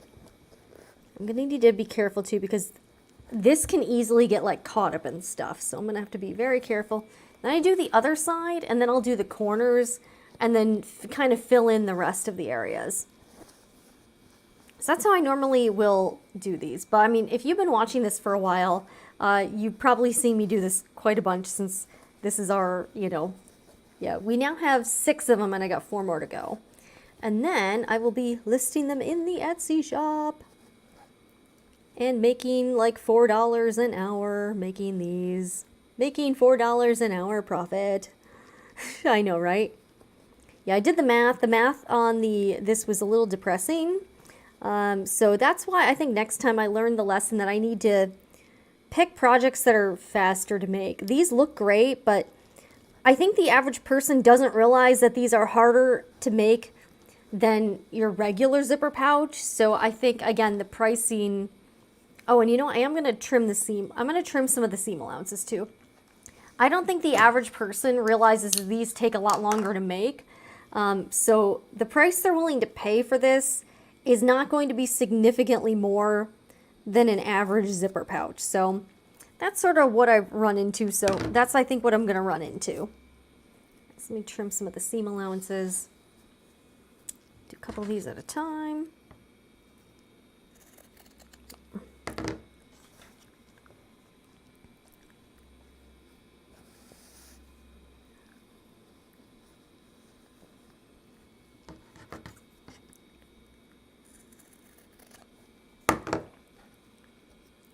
So getting back to the woman who emailed me, the fellow business owner, just out of curiosity, does anyone have any theories like about her, like what was really up? Or I also kind of wonder if I had actually set up a phone call with her.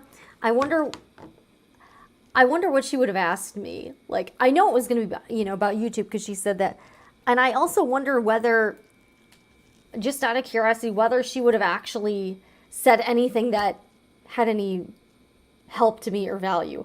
I'm going to guess no. I'm going to guess she probably would have just asked me a bunch of questions about my setup, about the YouTube algorithm, about like how I come up with video ideas. She probably would have asked me for ideas for her channel. And, you know, if it went anything like her email correspondence, I just don't feel like this woman had any interest in bringing value to other people. I think she just wanted stuff for herself. But any theories on, you know, just kind of knowing what I told you, does anyone have any fun theories on what's really up with this person? All right.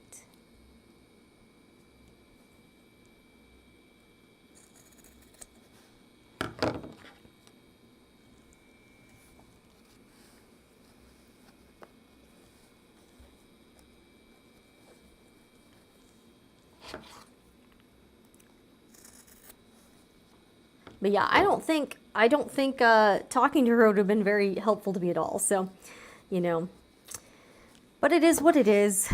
It's annoying.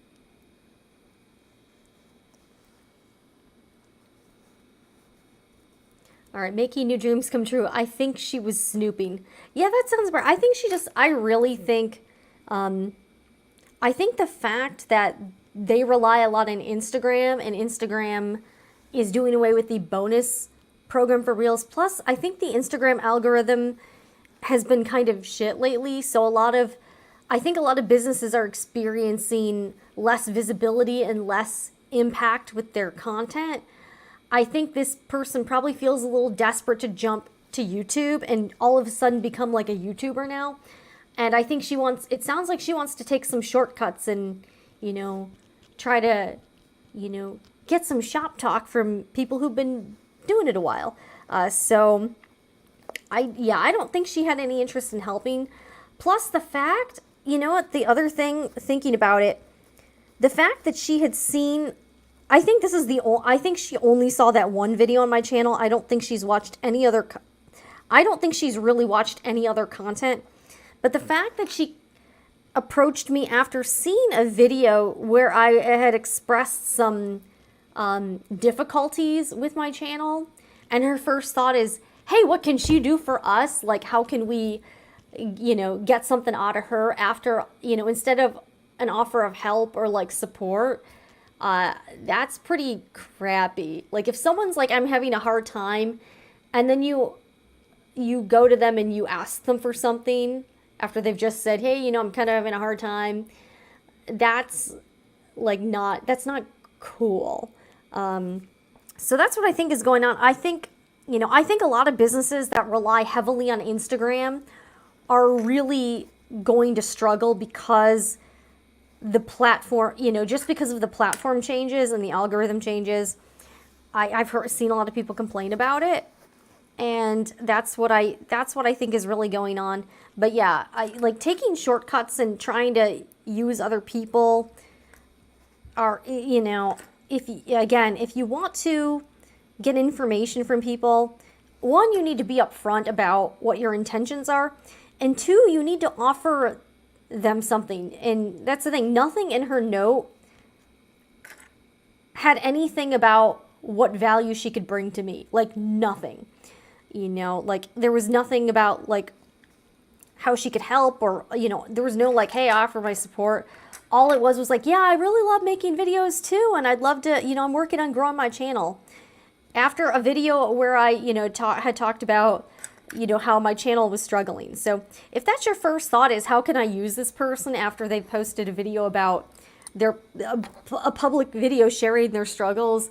Yeah, I'm not really that's not really someone I want to have as a friend or a business acquaintance or anything like that. So, yeah, I don't know. So, and yeah, I've been taken advantage. I've definitely had situations where after the fact, I realized it was a bad deal for me, and some of these lessons you just have to really learn the hard way. I've also learned that like helping other people with their businesses hurts you. Like it hurt if you have a business and you spend too much time helping another business, your own business will suffer. So, I think we just have we have too much of that in the sewing community where people just expect other business owners to like drop what they're doing and help them. And again, I'm not against helping people, but again, it has to be reasonable, and it also has to have some sort of an equal exchange of value. And if you don't have anything you can think of to offer the other person, then you need to offer them money. Like straight up, you need to offer them compensation for their time and their effort if they're helping you. So that's what I think about that whole situation. Yeah. But yeah, the whole thing was just, and that's the thing, if she had seen more of my videos, she would know that I hate that type of thing and, not do that. Now, I did have another person email me in the past week, and I'll tell you, they also saw the same video. It was titled like how I've destroyed this YouTube channel. Yeah, it's a little bit dramatic, but there's definitely, it definitely wasn't clickbait. It definitely was real. That's definitely real. But I had gotten another email from a small YouTuber, and they had said, hey, I just wanted to let you know I saw the video, and it really encouraged me, and I felt, better about my own channel because you had expressed your challenges with yours, and this is encouraging me to keep going. And you know what? She didn't ask me for a damn thing, and I wrote back to her. So if you write to me and you're genuine and I don't feel like you're full of shit and you don't make an immediate ask, I'm pretty likely to at least respond. I said, hey, thank you very much. I really wish you the best with your channel. And I sent her a link to a resource that I genuinely thought would help her. So I'm not one of those people that, I'm not like women should never help women. I just think I'm against women taking advantage of other women, but I'm all for women genuinely helping other women if they're able to, and if there's, especially if there's an equal exchange of value. The other difference with this other woman that I wrote back to is that she's a very small business. So her business is probably like a little bit smaller than mine. So this wasn't like a much larger business coming and asking me for something. This was a smaller business than me. And they kind of read the room, and they understood that when you reach out to someone, you shouldn't just immediately hit them up for a favor. So I did actually write back to this other person because I felt their approach was actually authentic. So if I think you're authentic and you're not out to just get something from me, I'll write back and I'll try to help. I've actually reached out to people unsolicited and offered help that were small because I genuinely thought I could help them, and because they seemed like a pretty decent person. So I've definitely done that a lot. So please don't take this as I never help people, or I'm not willing to help people, or I think women should never help women. I'm all for women helping women, but I'm completely against women taking advantage of other women. So that's what I think. All right, let's trim these seam allowances. I just put this cover on, and I need it again.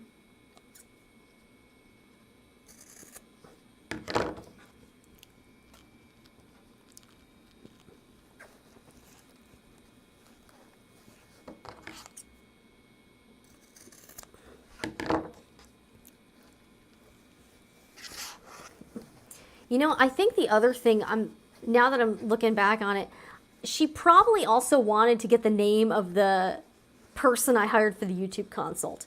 I did have someone else ask me and I gave them the information, but I've had previous interactions with this person and they were cool.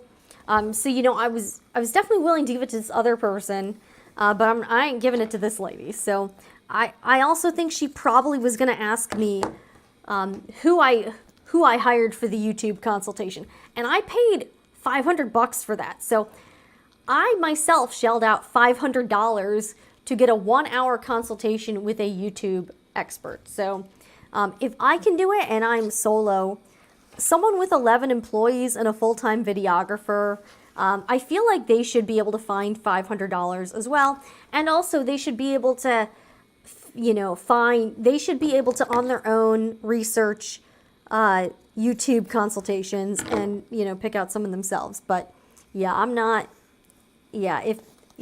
sharing it with them. So yeah, I think because I talked about the YouTube consultation and shared some of the advice I was given, I think this person probably wanted to get the name of my guy.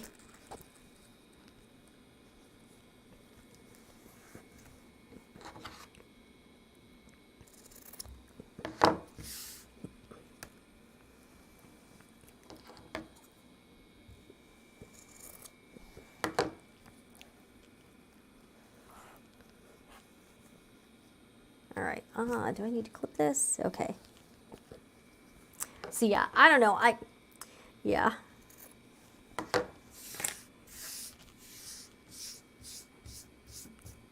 And I will say, if you are a small business owner or some sort of content creator, don't let this happen to you. I just feel like women feel like they have to help everybody who asks, and you don't. You really don't. Especially not if you can't afford to do it. At this point in my business, I cannot afford to donate time to other businesses. I just can't. Even if they are paying, I really even can't do that.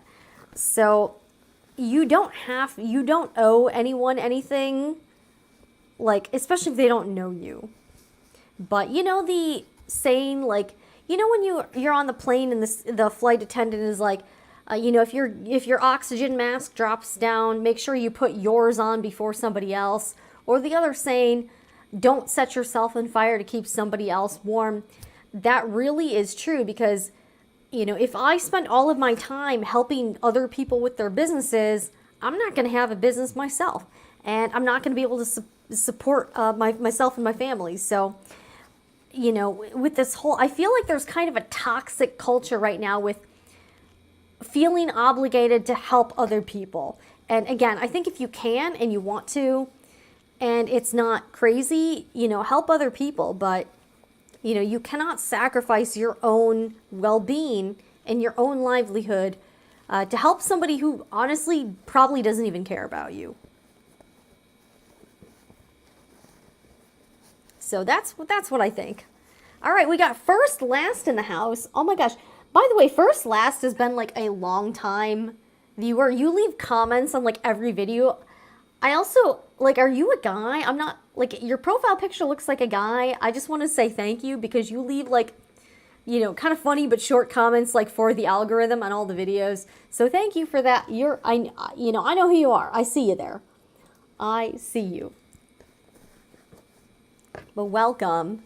We're hanging out. We are sewing petal pouches by Noodlehead, and I'm hopefully going to be done today. If not, I'm probably going to like go crazy. And plus, this is like day 4 of this, so I really want to be done with this project. Also, I'm numbering all of the live streams, so I'm going to be numbering these in chronological order. So like if someone's new to the channel and they want to watch like all of them in order, they can if they want to. And also to sort of have a fun way of chronicle how many days, you know, how many days I've spent in the sewing room sewing and doing a live stream. So, you know, so that's how we're going to be numbering all of these. I might also upload clips to this channel. I won't be numbering those. Those will just be like, you know, Jen sounds off on whatever.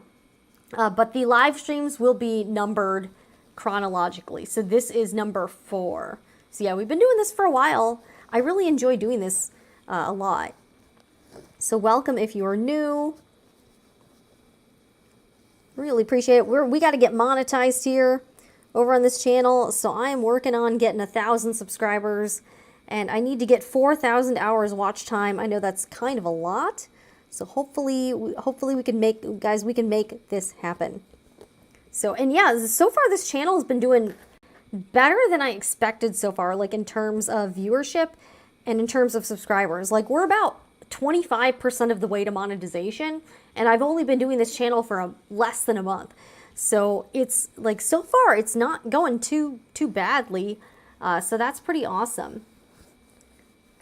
All right, so we're clipping this together. Let's read some comments. Yeah, so yeah, this lady man, the one that reached out, I was so annoyed. Let's read some comments. Okay. Yeah, making new dreams come true. I think she was snooping. I think so too. I also think she wanted like a free consultation. Ain't gonna happen. It is annoying when we realize someone wants to take advantage of us. I think it is exactly as you described. I think so too. I think you nailed it. She wanted to use you and then dump you. You know, you're probably right. She probably would. I don't think in the long term she would have actually benefited me in any way, or like this channel or anything, you know, whatever. I think it was, I don't think she had like interest in a genuine relationship at all. She needs to pay her dues, grow organically. Spot on. You know, like the vast majority of good content creators that have a sustaining long-term career on YouTube all did it themselves. You know, and you really can't rely on other people to pull you up on YouTube. If your content's not good, you're not going to get subscribers. You're not going to get views. Would have been interesting to see what she wanted to talk about, though. Yeah, I already kind of, because here's the thing, Lisa. Generally, people ask like the same questions. And the funny thing is, when I get asked about YouTube, they don't ask me anything like specific or very like deep. They're like, what camera do you use? How do you make money on YouTube? You know, what microphone do you use? So it's all stuff, honestly, that you could just Google. So you don't even need, like the questions people typically ask me about YouTube, it's not even stuff that they need to ask me specifically. They could just literally type in Google, what's the best camera for YouTube, or look for a YouTube video. So that's typically the questions I get. You know, people don't normally ask me anything that's specific to me. It's always like kind of generic. And that's why it's kind of annoying too, because if you could easily Google the answer, why are you taking my time for me to give you an answer that you could find on Google? I don't know. All right, Debbie says, maybe she wanted to find out what the consultant told you rather than pay for a consult herself. Ding, ding, ding, Debbie. That's exactly it. I do think, like, if she was willing to pay for it, she would have asked me for the name of the person I used. But here's the thing. Here's the thing. I shared a little bit about what he told me in the consultation I had, but the consultation was customized for me. So what he told me probably wouldn't work for another channel. He had spent time researching my channel, looking at videos, looking at the content, and coming up with a very personalized, tailored consultation, which is why I paid him $500. But if I gave that same advice to someone else, it probably wouldn't even work, because this advice was specifically for me. So, you know, joke's on her. I've never been into Instagram, but I'm of a certain age, and I think social media is sucking the brains out of people. I like you, Lisa. That I would agree. I think I think TikTok is the worst.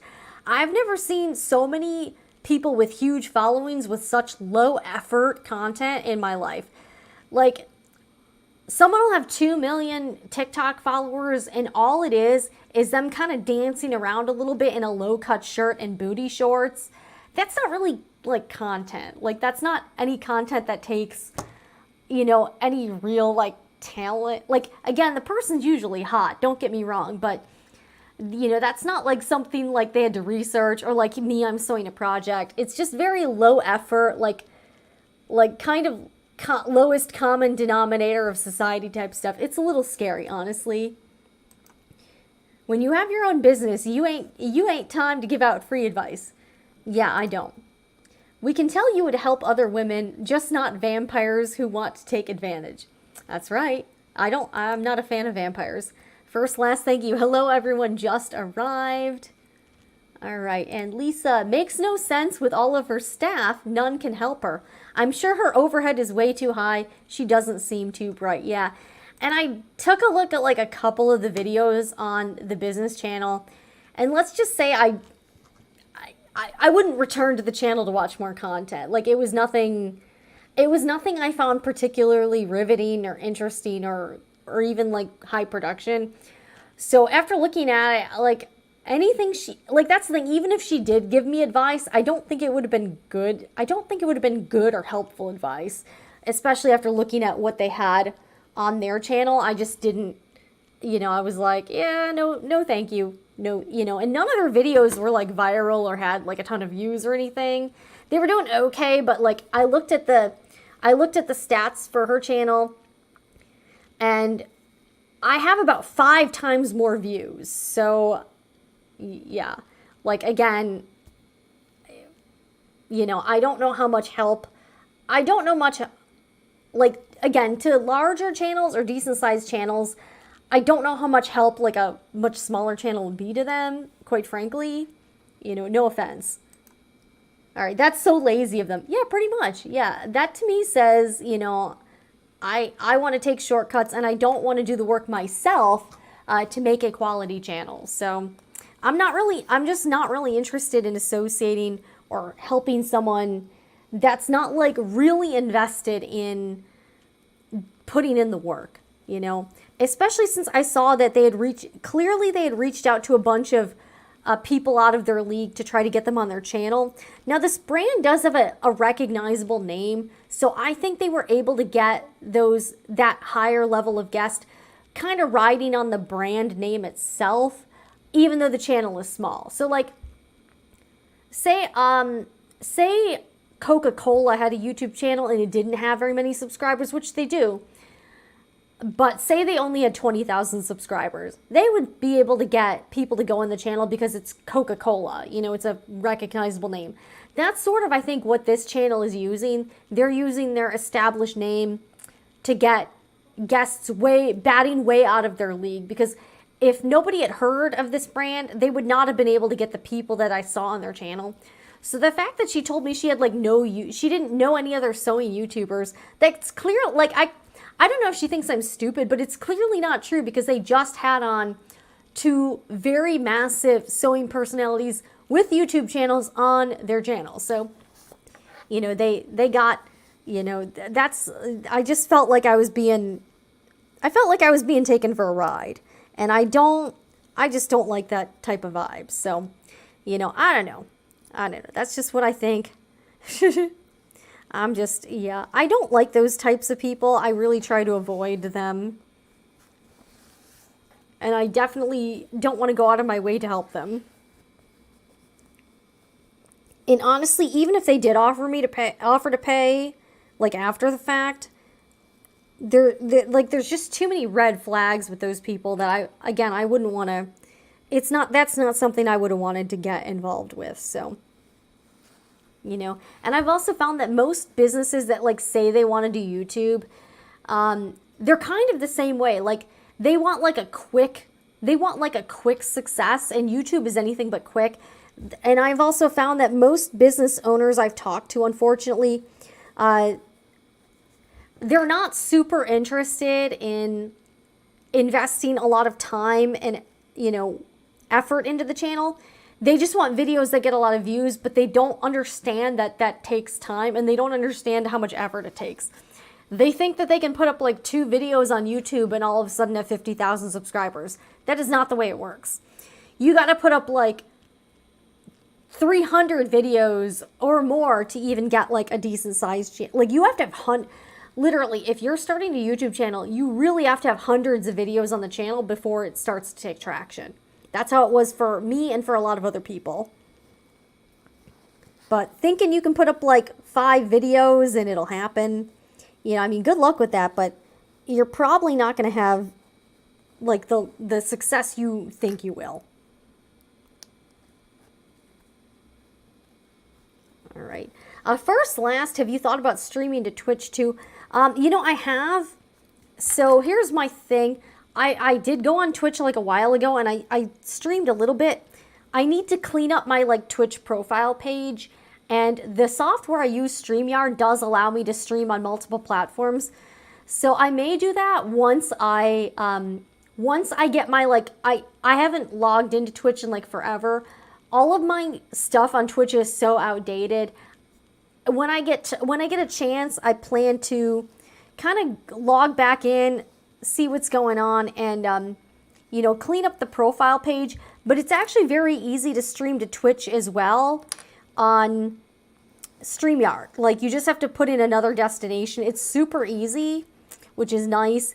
I'm so embarrassed by the way my Twitch profile page looks that I don't want to stream there yet until until I can get that a little more up to date, if that makes sense. But yeah, I am interested. I'm not sure how many people would watch on Twitch, but that's the thing. I don't mind because it doesn't really take any more. Like, there's really no more work streaming to Twitch also than streaming to YouTube. So all I have to do is click that destination. I do have my Twitch profile linked to StreamYard. I just the way my page looks is just so embarrassing that I'm gonna maybe I'll try to do that this week if I can and get that situated. So yeah, if you are on Twitch and you would prefer to watch there, I'm totally cool with adding that as a destination. But my profile, like I set up my profile like 4 years ago, so I would really need to kind of fix and update some things and change the way it looks. So I would need to kind of do that. So, but yeah, I'm definitely interested in doing a Twitch. I know Twitch is a little scary. My husband does Twitch a lot. He's probably on it right now, in fact. The funny thing is he's an actual gamer, and I have more Twitch followers than him, which is a little sad. Yeah, I haven't streamed on Twitch in like a really long time. All right, we are almost ready to go to the sewing machine. So I'm going to basically start. This is my opening for turning, so I'm basically just going to stitch all the way around, 1/2 inch seam allowance. And what I do is I back stitch and reinforce all of these like stress points, like the corners and then the middle sides. So, but yeah, last, I'm really glad to see you here because, and by the way, are you a guy or I don't know, you have a guy's picture, so I'm assuming you're a guy, but I'm just curious, how you started watching this channel. And are you into sewing?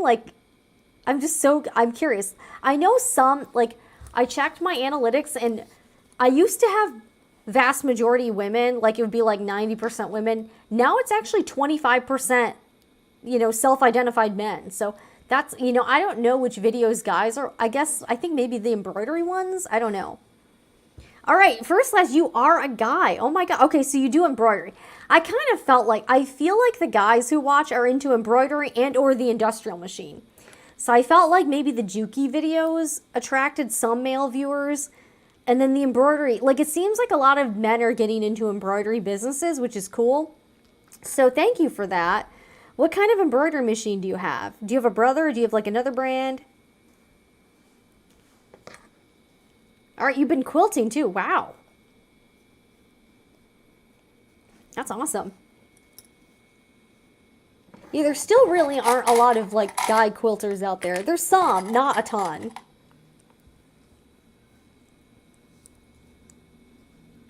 Okay, and I'm probably, wait. All right, so you know what? I might take, okay, before we go to the sewing machine, I'm going to take a quick restroom break, a water break, and I'm going to switch out my microphone. I'm going to switch out my microphone pack because I know the batteries are, wait, did I start at 1:30? Okay, no, I got another hour. Yeah. So all right, I got one more. Never mind. I got another hour before I got to switch out the battery pack. It usually lasts about 5.5 hours.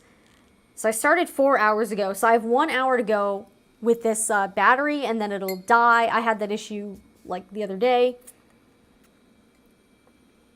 Okay. So let's go over to the sewing machine and sew this up. So we're going to do 2 at a time because, let's see, I don't have that many clips left. So I don't want to run out of clips. Oh, I need to take this with me, though, to put the clips back after I'm done with them. All right, we're going back over to the sewing machine, and we are going to sew this.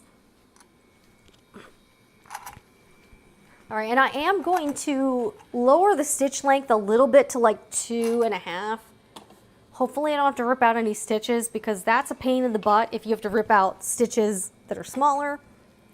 All right, actually maybe I'll do like 2.75. All right, so we'll do like 2.75. All right, and this part shouldn't take like forever, but you see, like, because this is sort of like a bowl shape, you know, it's a little bit weird to sew sometimes. See? All right, and I'm going to start about here. See, this is, and I'm trying to kind of hold this down so that everyone can see. All right. All right, so about a 1/2 inch seam allowance. I'm going to start about here. Okay. This looks about good. All right, and you're going to want to back stitch the heck out of this area.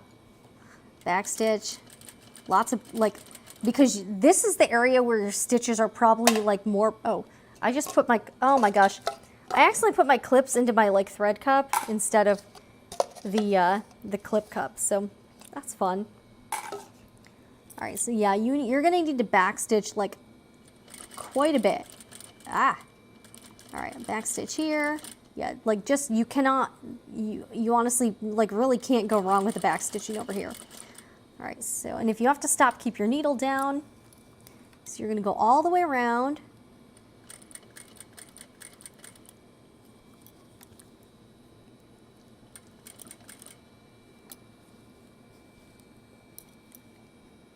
All right, and then see, this is the corner, so I'm going to reinforce this with more stitches a bit. Let's see, just because there's going to be more stress placed on this, and when your project is done, sometimes, you know, when you like push it out, you see like the stitches. I kind of don't want that, so that's why I am reinforcing it a bit with more stitches. Okay. Okay, all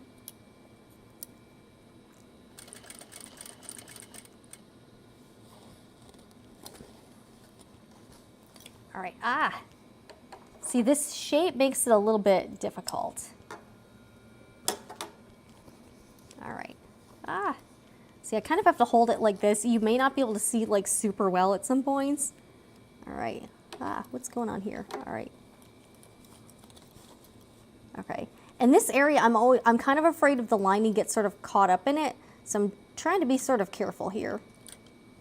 Let me take this clip out. Yeah, I need to move this clip cup because I keep accidentally putting clips into the thread catcher cup, so that's not great. Okay, so I need to be see, I'm like, I really need to kind of keep stretching this out so that the lining doesn't get all caught up in itself. Okay, here we go. All right, I'm going to take this clip out, and then here you're actually going to like pivot once it gets to this like little, see, this is sort of like a V here, so I am going to like back stitch a little bit here.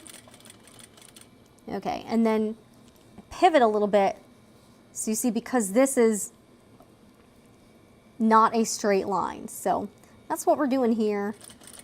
All right, I am going to back stitch a little bit here also.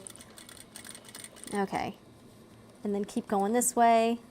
So this is, oh, and you know what? I am going to try to, this is where the side loop thing is, the side tab. So I'm going to probably reinforce this a little bit too, just so that this, because again, this is another area that's, the project is going to have a bit more stress on this particular area. So I'm going to back stitch. So at least now I know this is going to be super secure and the stitches won't pop out. So, and I'm going to do the same thing for all of the corners. Here we go. Here we go. All right, let's remove this clip. All right, and then reinforce this corner. Okay, keep going around here. See, this isn't so bad, right? Not too bad.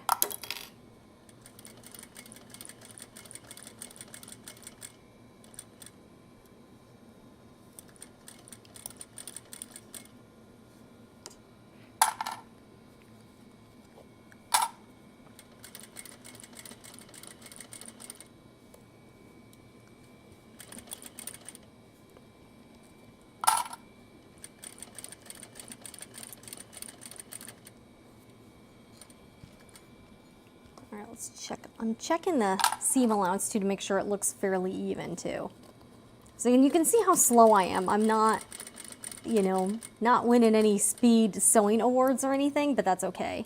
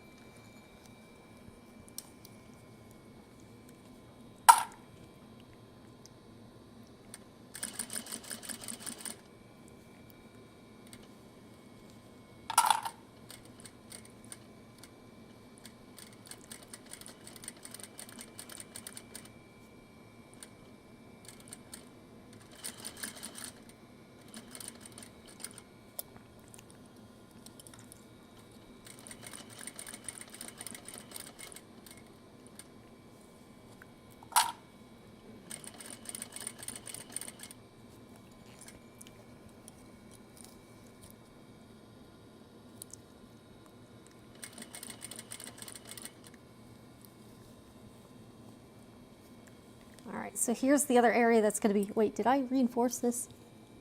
Yeah, I think I did, okay. All right, so we're getting to that trouble spot, so I'm kind of preemptively pulling the lining a bit out. And then when we get to this spot right here, where the seams meet up, I'm going to backstitch and then pivot under the needle a little bit. Yeah, this is kind of a tricky part. Let's backstitch a little bit. All right, and then pivot.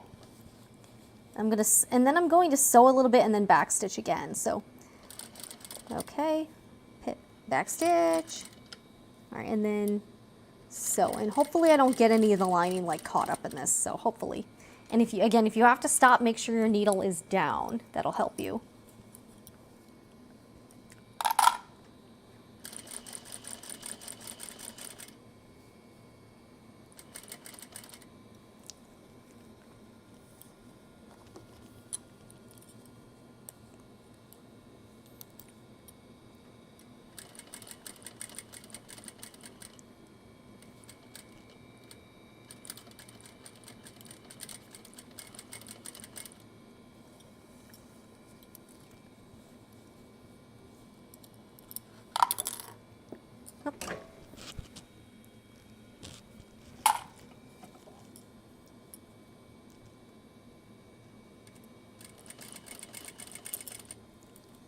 All right, so where do I need to stop here? Okay, oh, up here. All right. So we're going to sew up here.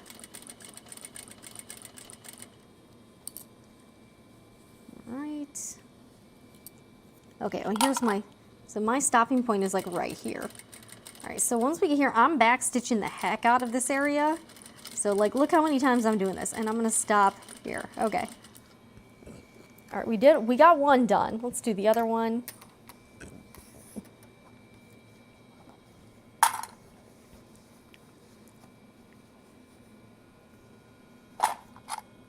Okay.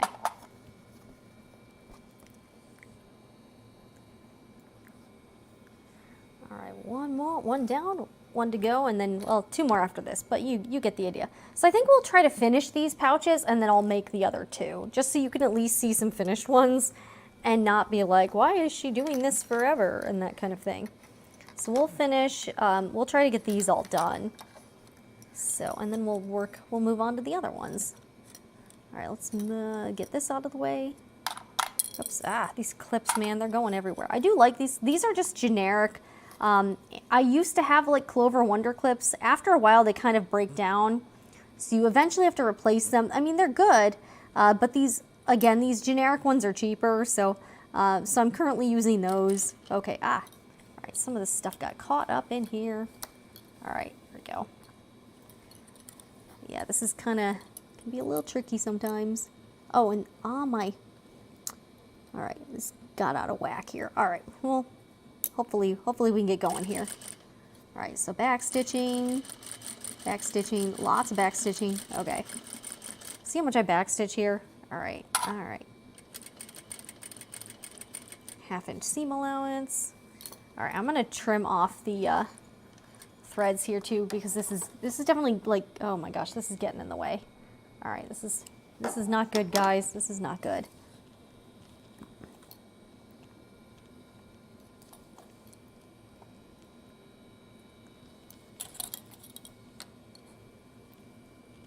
But yeah, first last, I do actually have a Twitch. I think it's just Sewing Report. So if you want to, you know, preemptively follow me there. Eventually, I do hope to stream on Twitch as well. Once I get, you know, my profile updated, because that definitely needs to be done. Because right now it looks kind of embarrassing. So we'll see how that goes. Okay, so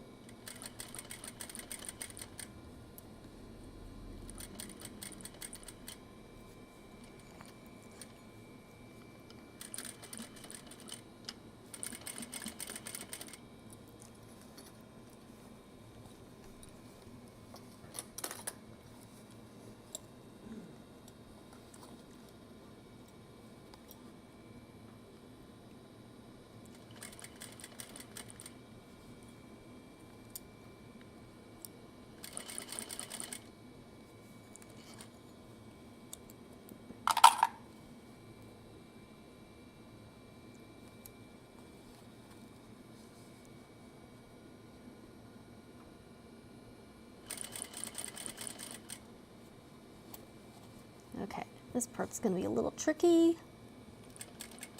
Okay. So I need to remove the clip here. Wait, did I reinforce that corner? I'm not sure. All right, I don't think I did, but actually, wait, I think I did. Okay, I did actually do it.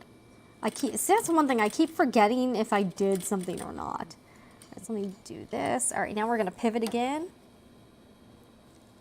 All right, and keep going.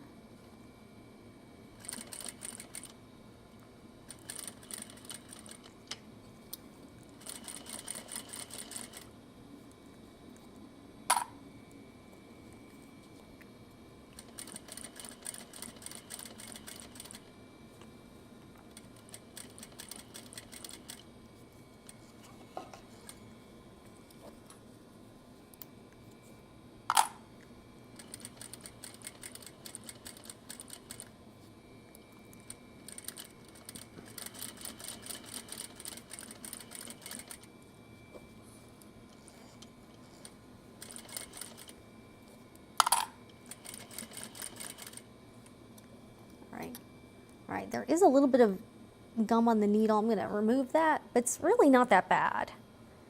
Okay. All right, we are getting there, guys. We're getting there.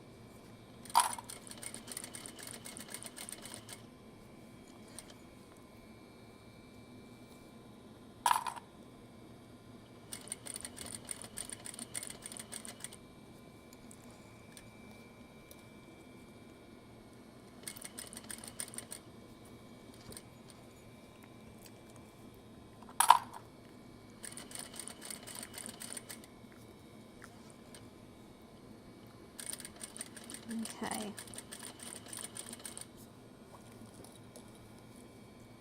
All right, and now we're getting to the part with the tab, so I'm going to go over that more than once too. Yeah. Yeah, look how thick this is. I think like extra stitching in this area is really going to help keep this really secure. So that's what we're doing. All right, here we go. And now we're also getting up towards the center again.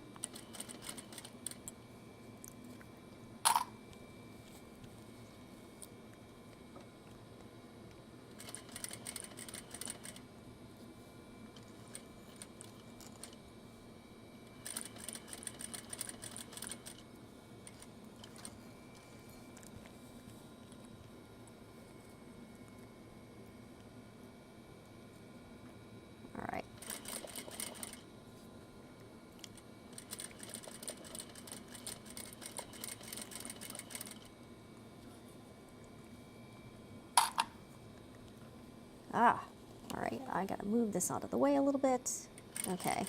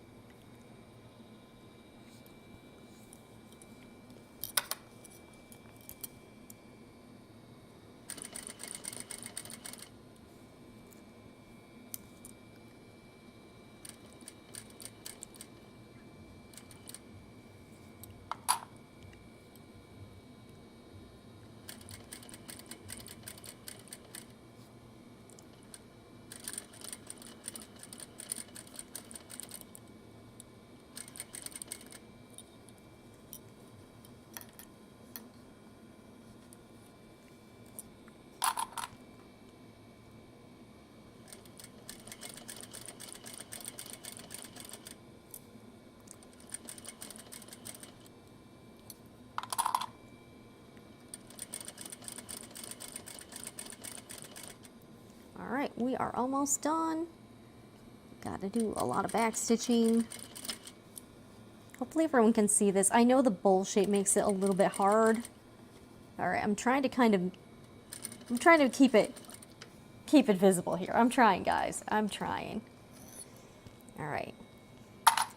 We're ready to take this back and trim all the seam allowances, and I also kind of double check to make sure nothing got like take this time to kind of check all your seams and make sure everything's the way you want it and looks okay. Let me make sure this is a 1/2 inch. Let's see here. Okay, yeah, I think this looks all right. This is a little bit, yeah, I think this is all right. Okay, let's take this back and we will get this all turned right side out, and hopefully we'll be done with these two soon, hopefully. Man, we might actually finish before it gets dark out, so that would be cool, right? Okay. Yeah, how's everybody doing? How is everybody doing? Yeah, I'm keeping my hair up for these because, like, my hair just gets in the way of everything, so we are going to, yeah.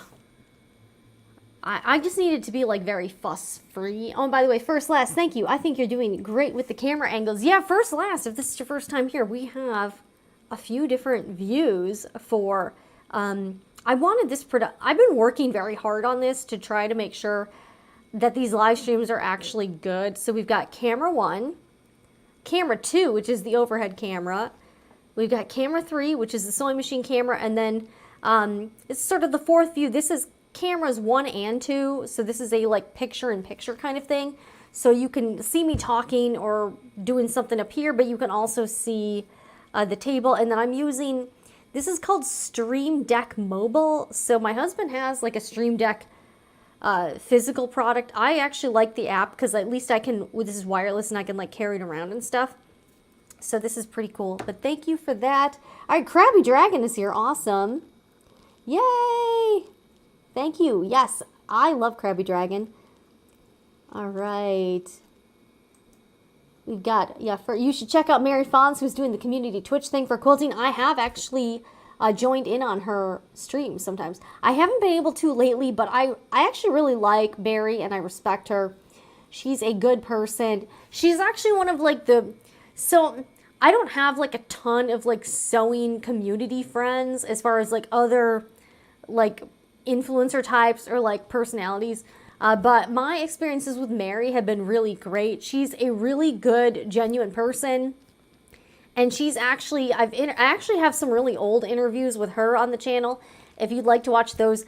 But I genuinely do like feel she's doing everything for the right reasons. I like her as a person. I think she's cool. So yeah, like, while there are a lot of people I feel are kind of fake in this sewing space, I feel like Mary is the real deal.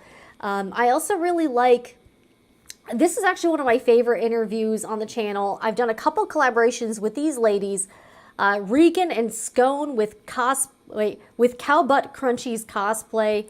I've done a couple chats with them, and those are also really great people. I really enjoy talking to them, and they are so talented with cosplay, everything, and they're so creative that I've had them on the channel because I just really like talking to them. And it works out well because they have huge followings on TikTok and Instagram, and I don't, and I have a larger following than them on YouTube. They have a channel too that's, honestly, I don't know why they don't have more subscribers, because the quality of their videos are very good, and also their makes are incredible. So if you haven't checked out that interview, they're really cool people, and I just really enjoyed talking to them. And that was like, I felt like that was like a genuine connection. Like, I didn't get a vibe like anyone was like trying to use each other. We had genuine interests, a lot in common. I just really loved, like, I think they're both funny, like, especially Scone. I think Scone's sense of humor is really amazing, and she's really, like, great. And I will say, Craig Conover, okay, so I interviewed Craig Conover like a few years ago because they'd actually, so I had done a live stream reacting to some of Craig's stuff. He's on the show Southern Charm, and I was Team Craig. So a lot of people on the show were making fun of his sewing. He's a guy who sews, and, you know, like, I think he's kind of into quilting now. He does embroidery occasionally, and he started a business called Sewing Down South, which is like a retail store and online business, and they sell like sewing merch, and then they sell like pillows. Craig is really into pillows. They're getting into like home decor and everything. And Craig was actually one of the nicest people I've met ever. A very genuine person. And they actually reached out to me because they saw my video where I was reacting to his stuff, and I was very pro Team Craig. And he was really nice. And recently, so I've been sharing, I just like what they do. So I do occasionally share their stuff, just because I like it. I think it's cute. And I like that Craig is really paving the way to bring more awareness to sewing. Craig himself recently started following me on Instagram, and I was like, holy crap, this is exciting. Because I occasionally share his posts, and he must have seen it. And is like, oh, so Craig Conover, who has like way more followers than me, is now following me on Instagram. So yeah, if Craig Conover, who's an actual celebrity, can follow me on Instagram and have a genuine connection and relationship with me, this lady who emailed me, like, what the heck? Take lessons from Craig, because I would give a 10. I would give Craig an 11 out of 10. And he actually follows me on Instagram. So that's really cool. So I was really excited about that because he's a genuine guy. But he's like an actual, like, he's an actual, like, famous person now. Let me see. He's got, like, that guy has so many followers. Let me check. Here we go. Okay, Craig, okay. Yeah, Craig has 890, yeah. It should get like a follows. Craig has 891,000 followers. So, I mean, that's huge. So, yeah, I think he was, I don't know, maybe he unfollowed me. Who knows? Craig, I don't blame you. You know, I'm kind of weird. So, you know, probably can't last forever, but usually you could see a thing like they follow you or something. Let me see here. If he unfollowed me, honestly, I don't blame him. That's okay. You know, maybe he saw these last posts this week and was like, I'm peacing out. You know, it's all right. I understand, Craig. Let me see. I'm trying to see. Let me get someone who definitely follows me, and I'll see if I can, let's see here. All right, Mia Forte, I know you follow me. Okay. Okay, there. You know what? It looks like they got rid of the thing that says, like, if they follow you or not. Let's see here. Let me look at Craig. But yeah, Craig actually gave me a follow, so I was like, how cool of him. And he only follows 1,600 people. Oh crap, yeah, he does follow me. Like, check this out. This is a list of Craig Conover's followers, and he follows, like, little old me. Is he following? Here, let me see. Check this out, guys. Craig Conover himself, king of pillows and sewing, is following me on Instagram. And he's a really nice guy. The interview was great. You know, and that's the thing. Even though he's a huge name, it didn't get that many views. Like, so you really can't have, like, those types of expectations with that type of thing. It's best just to, like, you know, whatever, throw it out there. But you know, even if you get a celebrity on your channel or you go on a bigger channel, the likelihood that that's going to blow up your channel is not, it's very low. Okay, so let me check all these seams and make, so what I like to do is I like to check all the seams to make sure nothing's, like, weird. Like, you know, that there's no, like, pucker or anything like that. So I'm just going to check that. Okay, cool. I think everything looks good. The seam looks good. Check this one. And I'm just looking to make sure I didn't, like, sew over the lining here or anything like that. But yeah, the Craig interview was really great. I feel like my voice was a little pip-squeaky in it. I've been working on that, but my voice is kind of high. But yeah, he was cool. The Cow Butt Crunchies cosplay lady is awesome. We had a great conversation. So that's the thing. You can make some genuine connections in this industry, but I will say it's kind of hard. And I would say a lot of the people I've encountered are kind of like, you know, I don't know. Not everybody. And even if they are kind of nice, you know, nice enough, sometimes you just get the vibe that they're kind of just looking to see what's, you know, like they're kind of just trying to see what they can get out of you. So that's been kind of disappointing, you know, especially because in this space, you know, a lot of people are like, you know, women supporting women, you gotta, you know, support women or whatever. So it is what it is. All right, so I'm gonna trim the seam allowance down a bit here. All right, this part's a little tricky too because I don't want to accidentally cut into the stitch line or anything like that. So I gotta be really I gotta try to be really careful. But yeah, yeah, I will say my experience with people in the sewing industry in general and companies has been very disappointing. Just very disappointing overall. So, and the more I get into it, the more I'm like, ugh, you know. So the person who told me that years ago, they were 100% about that. You know, and actually the two people that gave me those tidbits of advice, they're solid people. I still talk to them. They're very nice. And they actually gave genuine advice. Oh, and you know what? The other person, so I told you about the lady who had an ex-employee steal her business model. The other person actually had that happen to them too.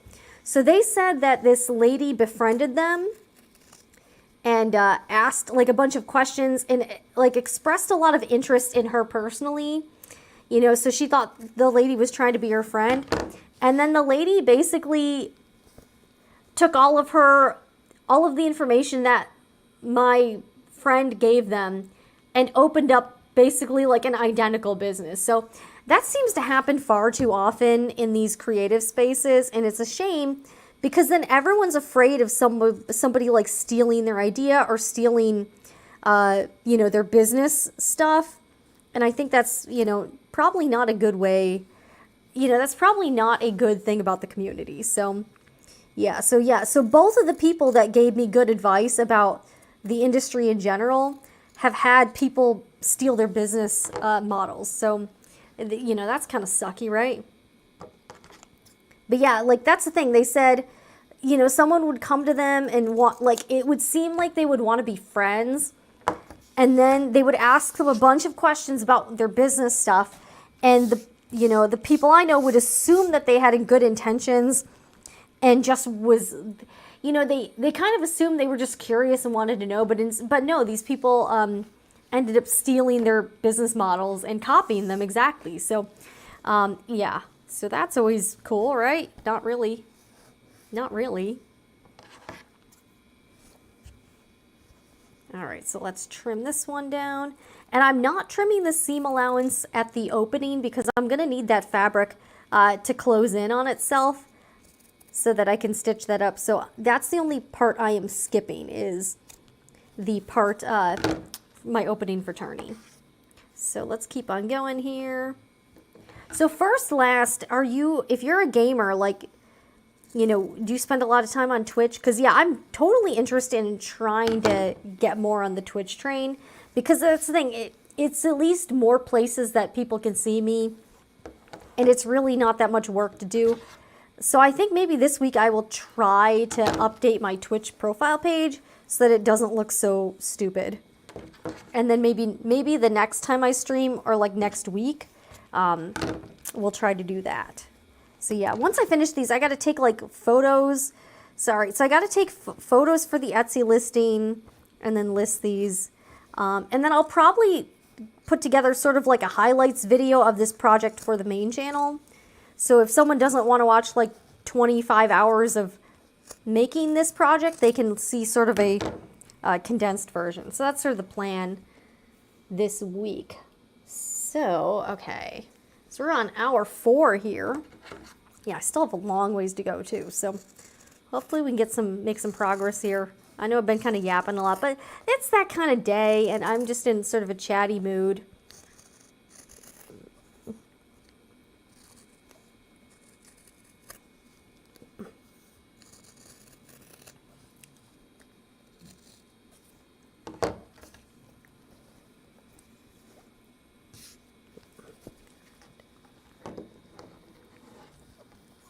All right, this part with the, this part is a little tough, so I'm gonna have to go in on the other side here. I'm just afraid of accidentally cutting into the stitch line here, which is always kind of scary. Especially since if I mess one of these up, I have to like cut out new pieces, interface everything, and like kind of, because I don't have any extras here. So, okay, so I gotta try to, I might need like smaller scissors or something. I wonder if that would help. Let me try to, okay, oh, this is actually not bad. Okay, so I think I can do it like this, not cutting into the stitch line. Okay, that actually worked out okay. So I kind of cut closer to the stitch line at the sides because there's so much bulk there that your project is gonna look a little bit nicer if you just have less going on in those areas. All right, so now let's get the pressing mat back. Okay, oops, okay, some stuff fell, but that's, let me try to kind of straighten that up. All right, and in a little bit, I'm probably gonna take a little bathroom break and I'm gonna switch out this microphone pack, battery pack. Let me turn on the iron. Okay. All right, and I'm going to use this marking pen and sort of mark out where the stitch line approximately would have been. And I'm going to try to fold in. So I kind of want to fold in the fabric where I'm marking. And that's going to make it easier later when I'm turning this right side out and then folding this opening shut to sew. Like, this is such a cool, like, I know this is such a simple concept for sewing, but it's used in so many different projects. And it's something, you know, it's a technique you use like all the time. So that's always cool. All right, so let me just, all right, so this looks like you should be able to see. All right, let's see, the iron is still sort of heating up here. And then I'm just going to use glue to glue baste, and then we should be able to finish a couple of these up. Okay, should be getting hotter, hopefully. Okay, I'm just going to stitch on these lines here. Okay, so about here. Okay, so you see, now that I'm folding this, I'll at least have kind of a reference for when I close this up later. So that's why I'm kind of pressing this in advance. All right, here we go.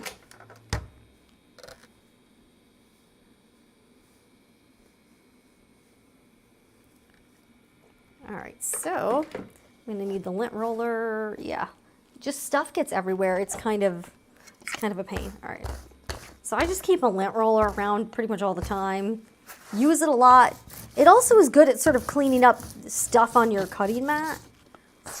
And I just get a bunch of these from like Amazon or the dollar store or wherever. All right, so this is the opening, and now it's time to turn this right side out. I'm also getting kind of hungry. I don't know what I'm going to eat for dinner tonight. I have like one bagel, so I could eat that. I have some stuff. I also have some lunch meat and cheese, so I could make like a bagel. I've been making bagel sandwiches, which are really good. So I toast it in the toaster for a little bit, put some mayo on it, and then some lunch meat and cheese, and it's a really like yummy sandwich, like with bagel bread. So I like bagel bread a lot. All right, so let's pull this through.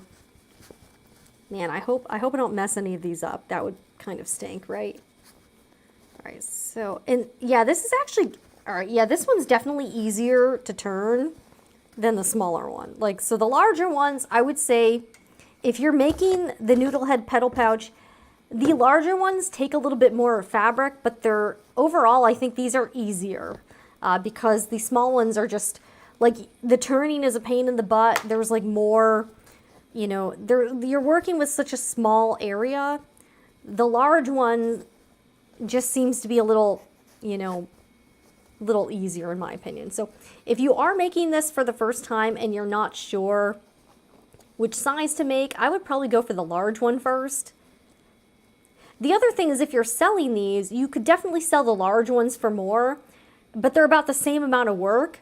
So if you are, you know, so that's the thing, if you're choosing one size to sell at like craft shows or something, the larger one will have a bigger profit because you can sell them for more and they don't really take any more time. So might be something to keep in mind because the small one you can't sell for as much because people aren't gonna pay much for the smaller one, but the smaller one is almost more difficult. So, all right, yeah, this is nice popped out corner here. All right, got a loose thread here. I'll tuck that in, I think. Let me use my seam ripper. I'm sort of gonna tuck this thread in. Okay, or not, okay, yeah. Maybe I should trip it off, I don't know. There's like one little thread here that's popping out. Okay, I'll probably cut that. This lined up pretty well. Let me see, yeah. Not terrible. It could, like, it's a little bit off, but that's the thing. The average person doesn't notice that, only I notice that. Ideally, you want these two edges to be even. It's like a little bit off, but it's not bad. Oh wait, this one's better. Okay, so let me show you this. So this is pretty perfect. These two edges lined up really well. The top stitching looks good. Even the top stitching lines up. See, the top stitching lined up perfectly. All right, so this is what's gonna look like. All right, so let me trim that thread, and then we'll close up this opening, and then we'll do the other one, and then we'll stitch the linings closed. Now let me just trim this up. I do sell these scissors in the Etsy shop. I like them because they can get very close to whatever you're cutting. So without cutting into the fabric. So like, because the blades are curved, you can cut pretty much right up to the fabric and it won't hurt it. So like the tips won't go into it. So I do sell those scissors if you are interested. All right, yeah, the zipper tab turned out nice. I am going to press this area right here just so it goes, gets a little flatter. So let me do that. Okay, making new dreams come true. Bye, Jen. Until next week. Bye-bye. Thank you for joining in. I know not everyone can join in for the whole time, so no worries. Come and go as you please. I want this to be a space where you can just pop in and out of, you know, and feel like you can, you know, talk to some folks or just join in for a little bit. Have some, you know, I know a lot of people like to have stuff on in the background as they do something else. So if I can be your like background elevator music type thing, you know, cool. All right, so see, this helped. This got a little bit flattened, so that looks pretty good. Okay. So, all right, let's, okay. So this looks pretty, yeah, this looks pretty decent. All right, so I'm going to pull the lining back out and then we're gonna close that up. So I'm gonna pop this out. And after we finish these two, we'll do the other two and then we'll be done. I might be able to get done by like 8, if I can get done by like 8 o'clock, that'd be really cool. I don't know if I can, but you know, 8:30, you know, then I'll eat dinner. I eat dinner pretty late, so don't worry about that. Let me get the glue real quick. I'm gonna change cameras real quick. Let's see here. All right, so let's change to, oh, and I need to put in a grocery order tonight too. So maybe we'll do that. Okay. All right, let's grab my glue. All right, so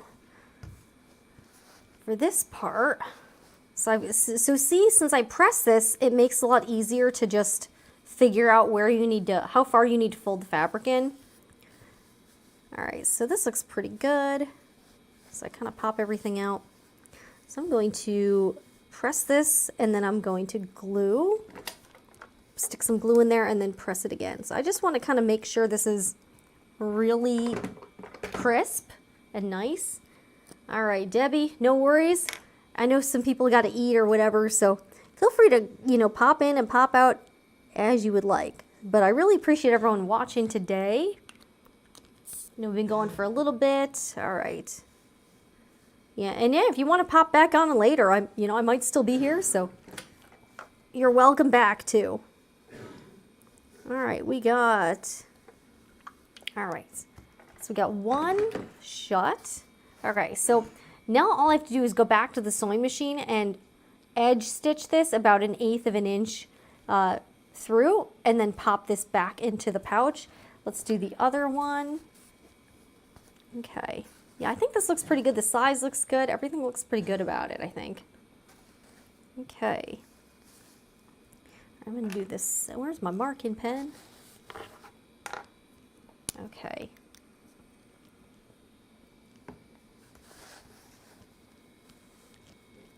All right, so I'm basically just like kind of marking where I think the fabric should be folded. It doesn't have to be super exact, just sort of guesstimate it. There we go.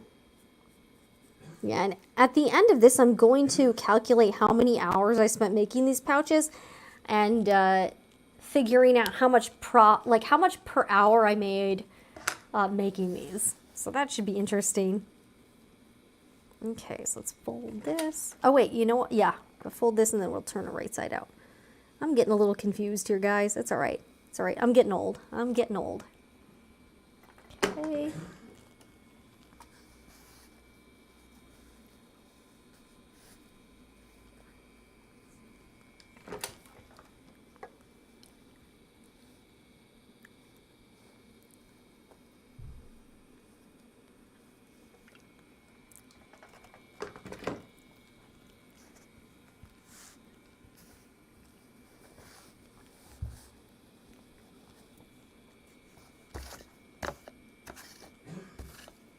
All right, so we're going to turn this right side out.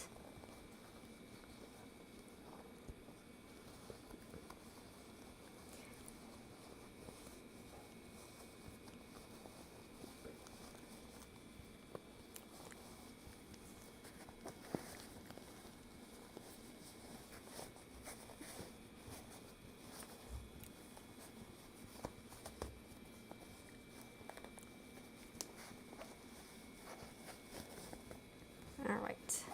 See, and it looks a little rough at first. You're like, wow, that looks weird. So that's why you kind of need to press everything out and really push everything out. So it takes a little bit. Some people call this birthing a bag or birthing a project. I always find that a little weird, so I'm not sure if I'm totally into that, but that's what people call it. All right. Pop it. Yeah, these. So notice, because I used the clips and I sort of nested the seams, all of these corners look really good. Nothing is really off kilter. Everything looks great. So I'm going to pop the lining in and I'm going to press some of these areas too. Okay, so we got this going on. See how nice this tab looks? This tab looks, I think the tab really adds a little extra detail to it. I like the tab. Okay, let's see. Oh, and I got to pop out the part with the zipper. And, okay, let me pull this lining down in here a little bit. Okay, here we go. Actually, yeah, this one looks pretty good. Okay, so this is where the seams lined up here. That one looks pretty good. This one also looks pretty good. This side is like a little, this top stitch is like a tiny bit higher than the left side, but it's not bad. I mean, it's, you know, it's definitely passable. You know, all right, I'm just going to press this. Here we go. Actually, I'll use the sleeve roll again. Okay. And this is just a sleeve roll I'm using to kind of use as a pressing tool here. I don't use my sleeve roll or my tailor's ham a lot, but you know, they do come in handy every so often. And if I did more clothes, they would. So we'll have to see. I might do some more. I want to do a quilt soon, honestly. And I would like to do some clothes. So see, pressing this side seam really helped. Like, you see how much flatter that is now? Like, this looks so much neater. So little details like this are really going to help your sewing projects. Pressing at the end is very important. And it'll really make a difference in your finished makes. Like, for sure, like, absolutely. Okay, so now we got this good. All right, so this is what it's gonna look like when it's done, and I'm going to pull the lining out and we'll glue baste that shut, and then we'll go over to the sewing machine, and then we'll have 2 more pouches done. And after that, I'm going to probably take a little, like a little bit of a break, and then we'll come back and finish the other 2. How does that sound to everybody? So, okay. Let me pop these out a little bit. All right, pop out all the corners. And yeah, we are going to be popping these back in. I'm just doing this to make the closing up the opening easier. It kind of helps if you have everything sort of pressed out. All right, I'm going to have to trim that stitch too. Okay, so I have 1 thread I need to trim after this. Okay. All right, we go. Okay, this looks pretty good. Ah, I just dropped my bottle. Dropped my glue bottle. Yeah, these are looking nice. I think they're all like in sellable condition. They're all, I think, good enough to put in the Etsy shop. If one of them had some quality issues, I probably wouldn't, but so far I think they're all pretty good. Okay.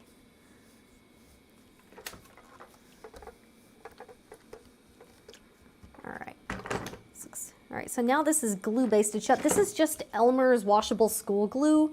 This will wash out of projects because it's basically starch. It's very cheap, and I use these glue bottles.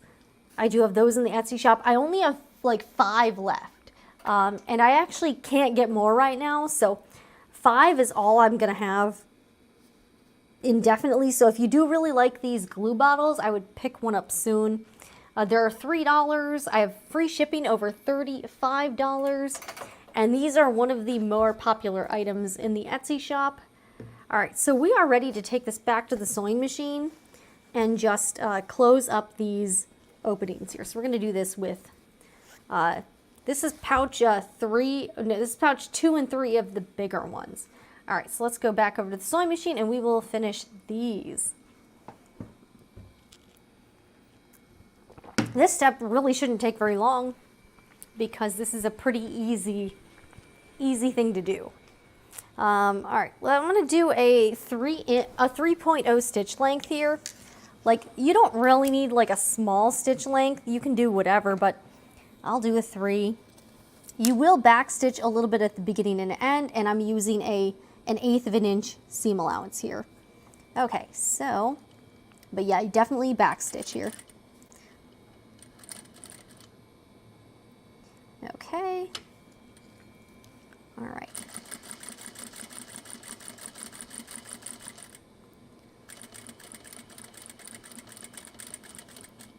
All right. I think this is good. Okay, cool. All right, so we got 1 done. Yeah, these look pretty good. Looking good. Let me trim these threads here. Well, we'll trim the first. We'll trim these, and then we'll trim the other one once we start the second pouch. Okay, got that trimmed.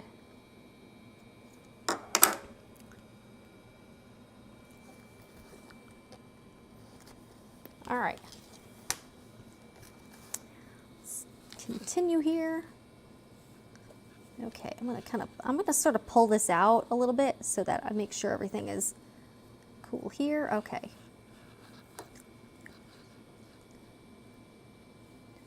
All right, here we go. Same thing, a little bit of back stitching.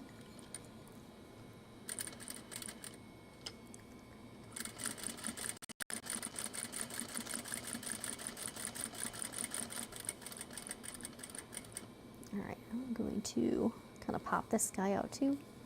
There we go. Back stitch. All right. All right, and we are good here. Let me trim these threads and then we'll head back. Yeah, I think these look pretty good. We'll find out soon enough, right? We will do that. All right, let's see here. Got these trimmed, and we got to trim these guys here. And these thread snips are just by Ginger. I've had them for a while. I'm really disappointed though because they discontinued my rotary cutter, the Ginger. I don't know why, because it's such a fantastic product. I'm really disappointed that they no longer make it, or the cutting blade, like the rotary blades, because that's like the best rotary cutter I've used. And you know, after I run out of the blades I can't get more. So that's kind of disappointing, but Ginger does make really nice, fairly reasonable cutting tools. And I'm a fan of the brand. I'm a genuine fan of the brand, not sponsored by them or anything. I just really like the products. Okay, so we are done with these guys.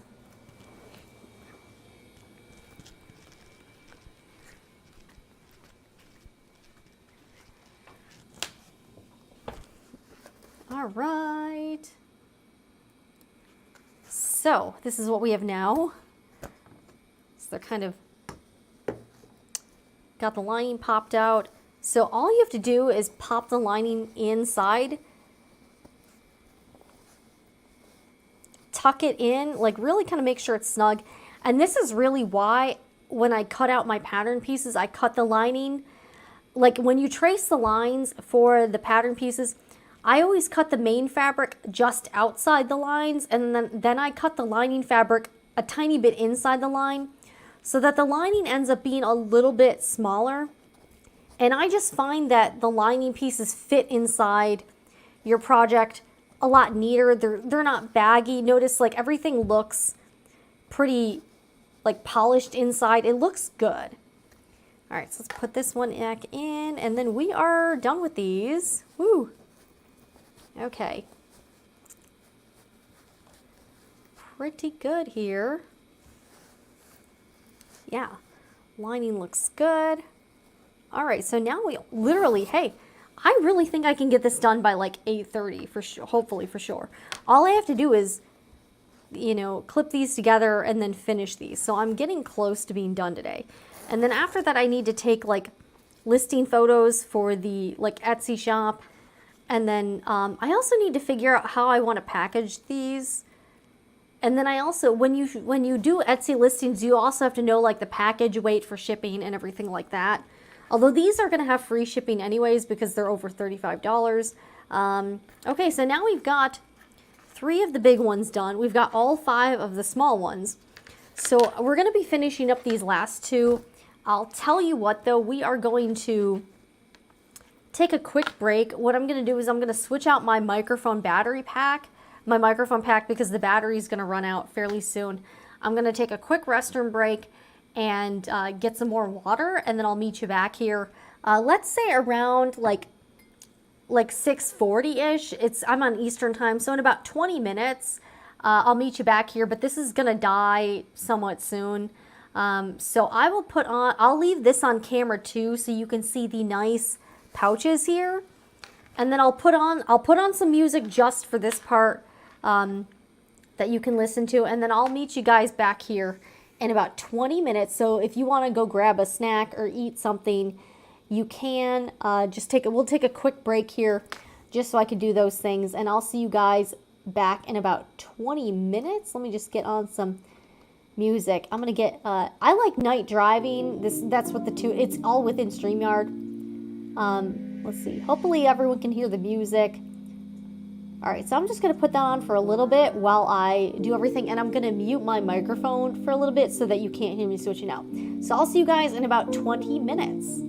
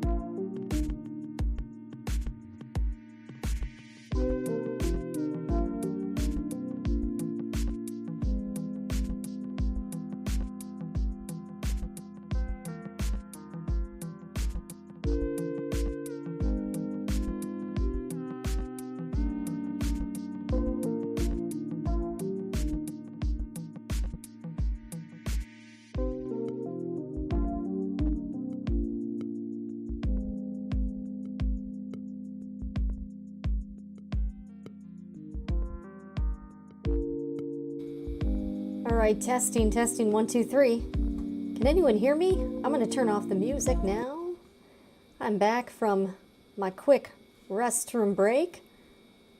Let's see here. Let's put on camera 1. Hello, everybody. All right.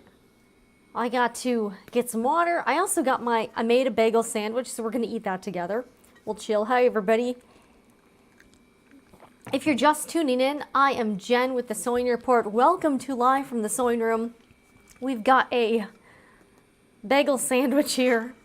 So I figured we could kind of chill and eat dinner together, right? We are working on the Noodlehead Petal pouches, but I'm going to take a quick dinner break. Got some more water. Got to switch out my microphone packs. We should be good on that. So I'm going to eat real fast, and then we'll finish these pouches. How is everybody doing? All right, Lisa you're in California. All right. And First Last is in Washington. All right, so we have a lot of like West Coast peeps here. Welcome. So what is it, like 3? It's like, so it's only like 3:30 there, right? Something like that. So all right, so I toasted a bagel, and then I put some mayo, Colby Jack cheese, and some honey like roasted turkey. So we're just gonna eat that. I'm also so I got a paper towel, so hopefully I don't get any food on this table. And we'll just eat real quick. So this is turning into like a mukbang. All right.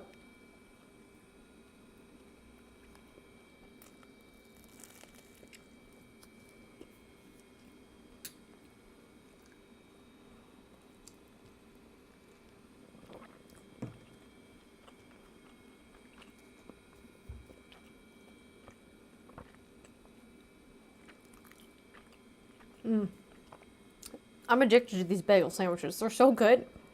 And they're pretty inexpensive, you know, so it's not like it's a fairly budget-friendly meal.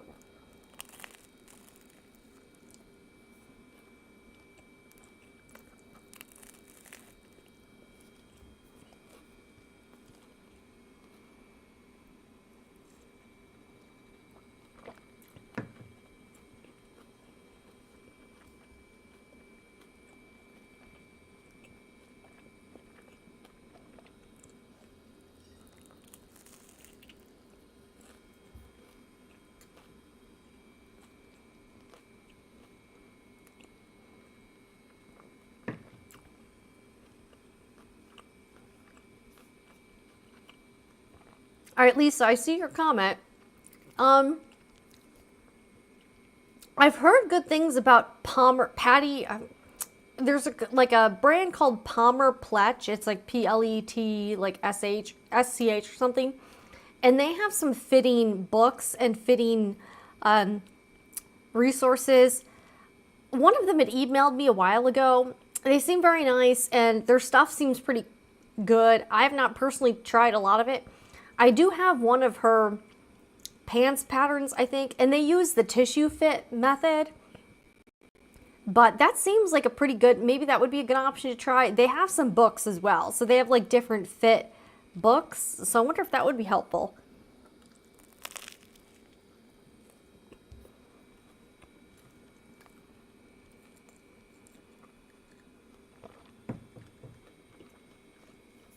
Hopefully the music's off too. Let me make sure.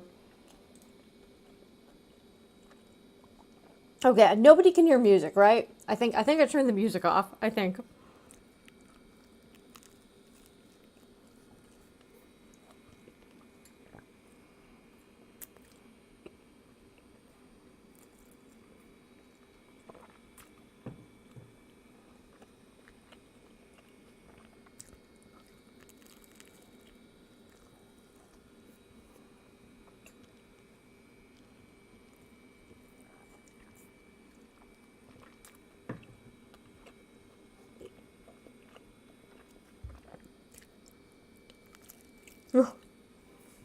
You came back making new dreams come true. Yeah, we're still here.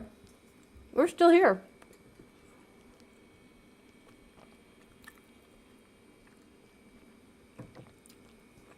I'm having a sandwich right now.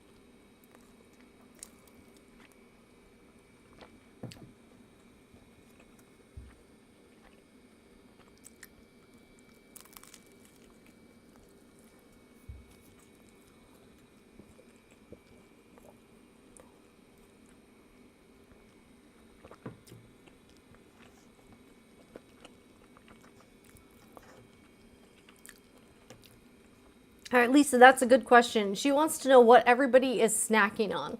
So if you're watching right now and you're having a snack, what are you eating or drinking?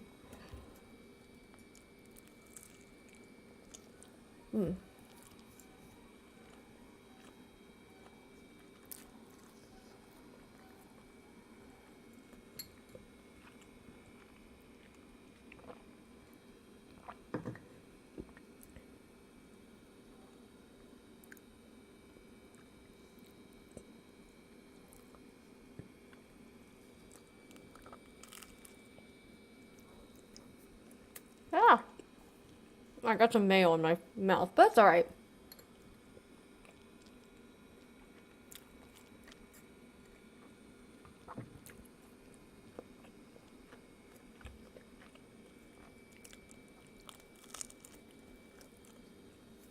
Bacon bits and rice. That sounds pretty good, actually. I could eat that.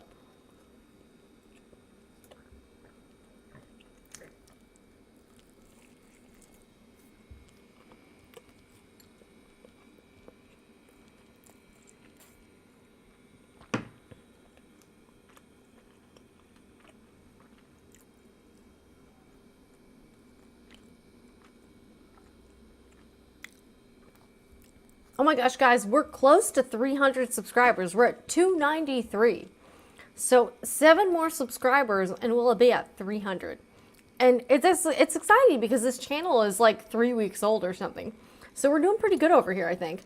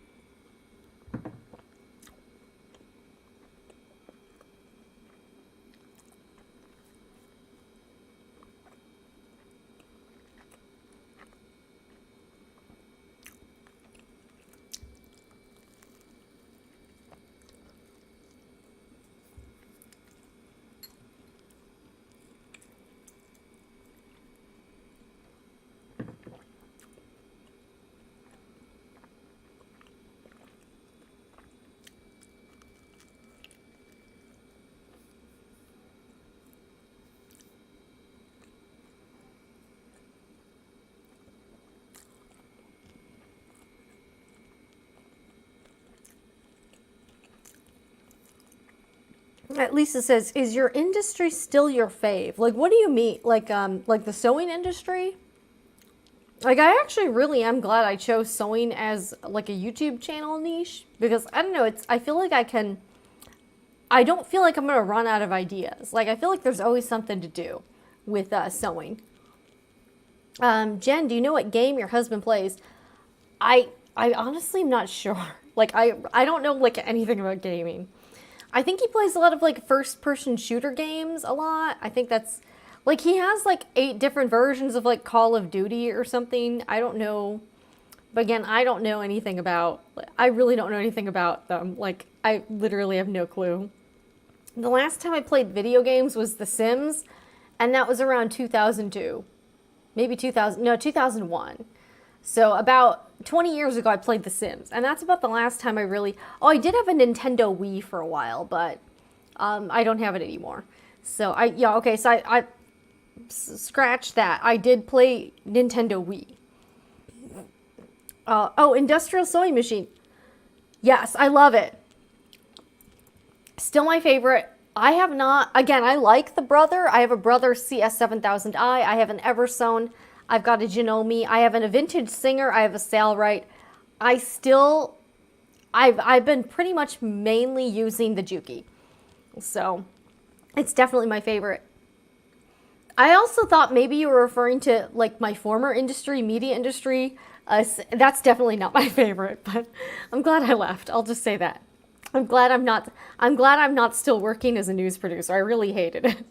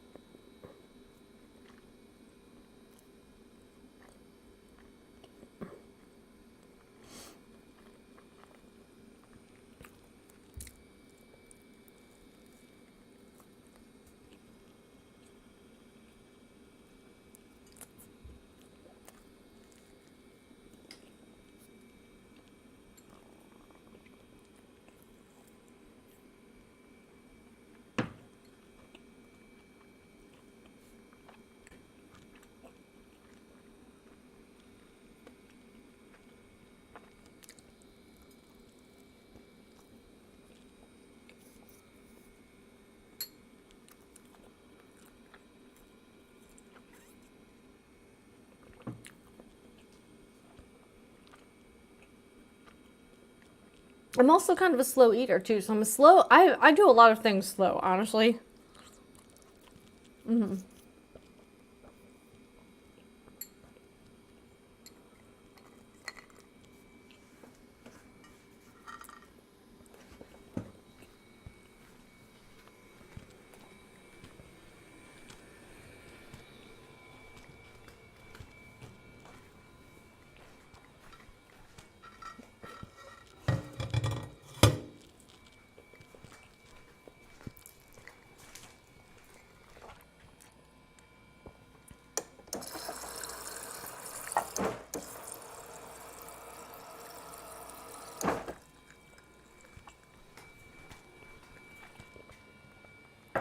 And I'm talking to you from my kitchen because I'm going to wash my hands.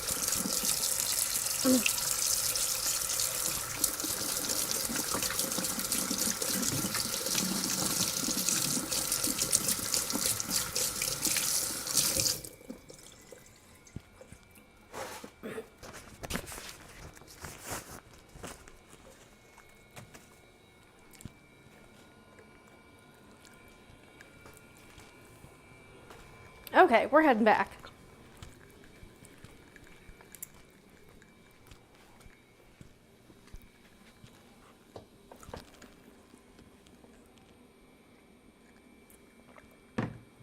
Okay, so we are ready to finish up the last two pouches. I can't believe, I really thought this was going to be a 2-day project. It turned into 5 days. So I'm really going to make like no money selling these on Etsy, but I'll still sell them on Etsy. So if you are interested in purchasing a set of these, they'll be available on Etsy. I also have to pack some Etsy orders tonight. Let me just check my store to make sure. Try to figure out. So I had like one order to fill. Okay, so I still have one. Okay. Okay, so I've got one I got to pack later tonight. So if you are interested in these pouches, they will be available like later this week. So I think I'm going to list them then. Okay, so let me move this pressing pad away for a little bit.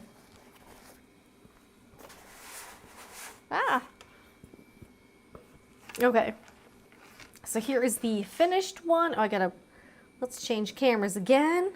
I have to cough too. Sorry. All right, so here is the finished pouch. And these are the two unfinished ones. So we're just going to clip these together and prepare them to sew. This is such, honestly, this part's kind of a pain in the butt. It's not a fun one. So you really have to like work to separate the lining from everything. There we go. Kind of press it into a like a little bowl shape here. Oh, and a quick note to today's live stream sponsor, the Sewing Report Etsy shop. I know this is kind of becoming a meme here, but thank you to my own Etsy shop, where you can find curated fabric and sewing supplies to fit your needs. We've got the glide thread, we have some fabric bundles, lots of stuff. This fabric will be going on sale again. That like you can only run the sale for a month and then you have to renew it. So lots of different things, something for everybody. So if you are looking for fabric and sewing supplies, look no further. Make it fun. Shop the Sewing Report Etsy shop. So that is today's live stream sponsor because this channel is completely unmonetized. Yeah, for that, right? Okay, so let's get these clipped up here. Just had to do a quick plug. I guess is I'm getting so congested today too. I don't know what it is. Okay. Oh, and I also need to make sure.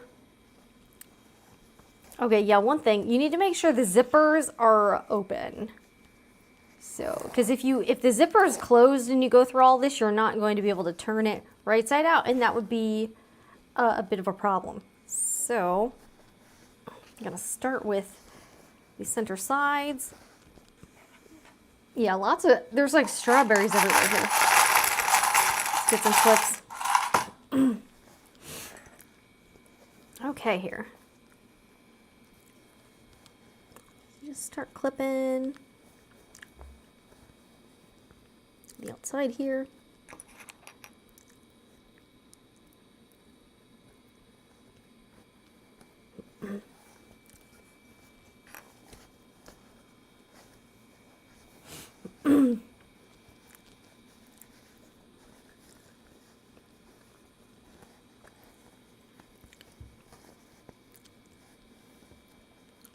So I think I have like some, yeah, I definitely have some like bagel crumbs stuck to my lips.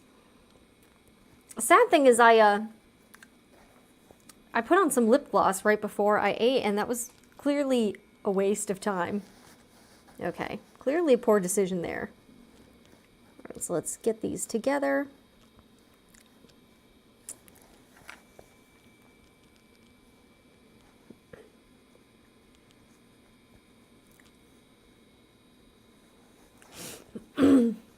Man, I'm so congested right now. I don't know what's going on. Took some allergy stuff today. I take allergy stuff like every day.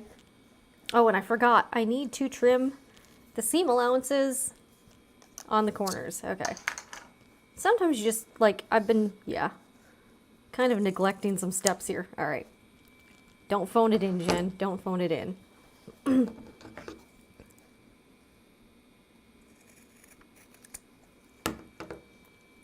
Sorry, I might be licking my lips a little bit. Sorry about that.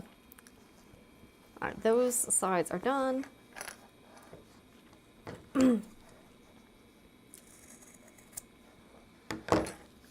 Also, when I eat, I always get stuff stuck like in my teeth. So that's always a good time too. Okay.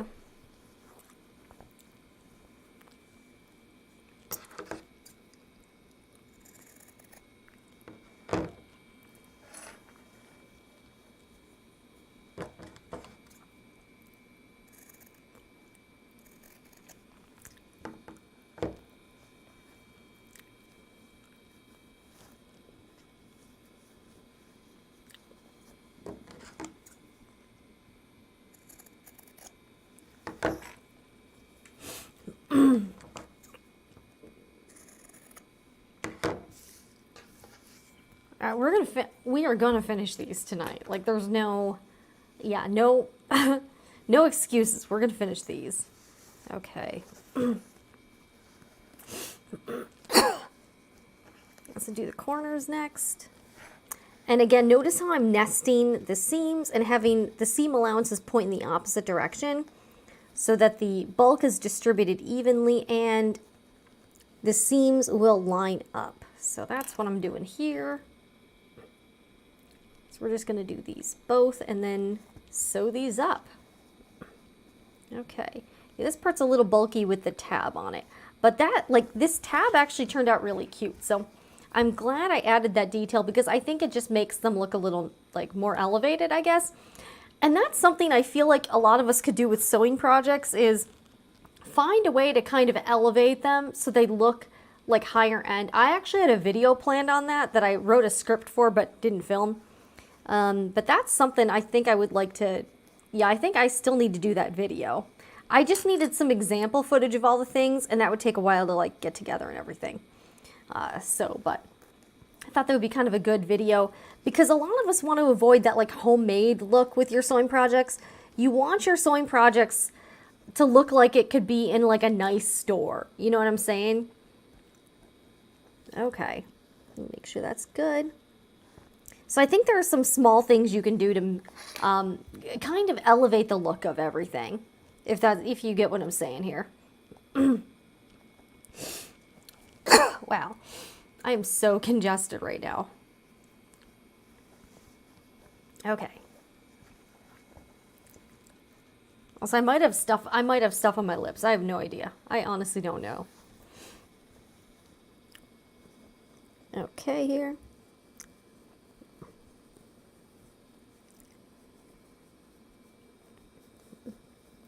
Ah.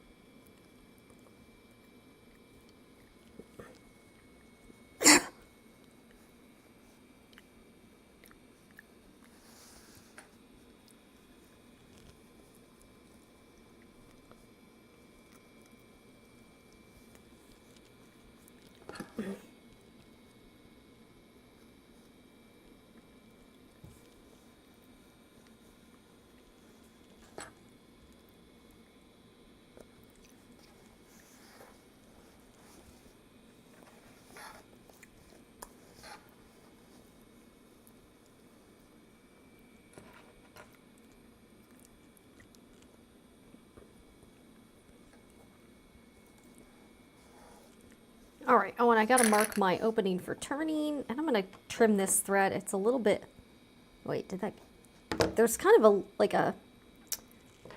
on the thread coming out. I'm just gonna trim that so it doesn't get in the way. All right, let me mark my opening. All right,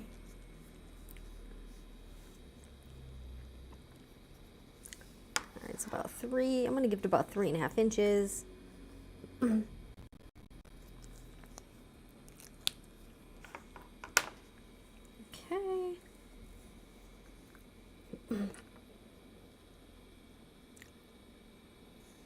By the way, thank you to everyone. Choosing the right fabric helps. Some prints scream homemade. Yeah, you're really right. And I've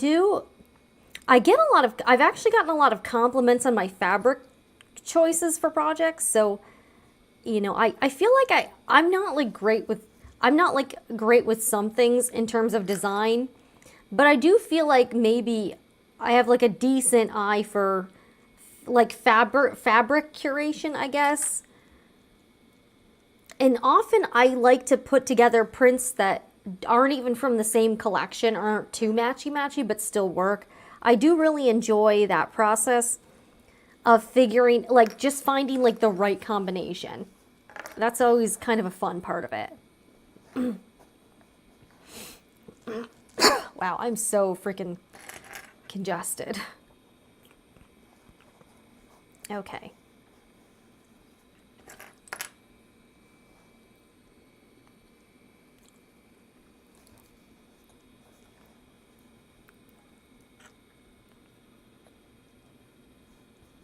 All right, got this one almost done.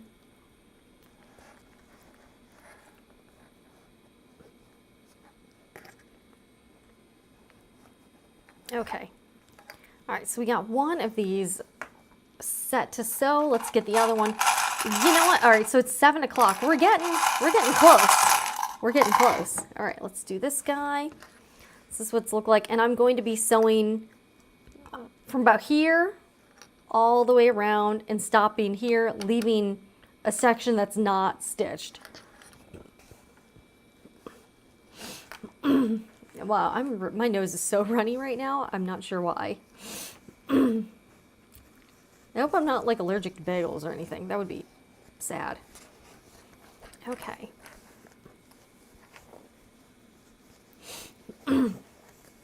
Oh yeah, I almost forgot. I got to trim all these too. Okay, let's trim these. And the reason I'm trimming this is so there's like less bulk in the seams overall. I think you get like a little bit of a nicer finish, and the project will look a little neater if you try to trim down your seams.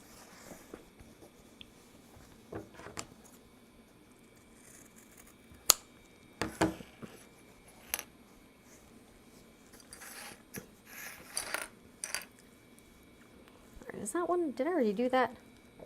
I'm not sure. Did that one, did that one. This one looks like I could do it a little bit. Okay, maybe just a little trim. Ah.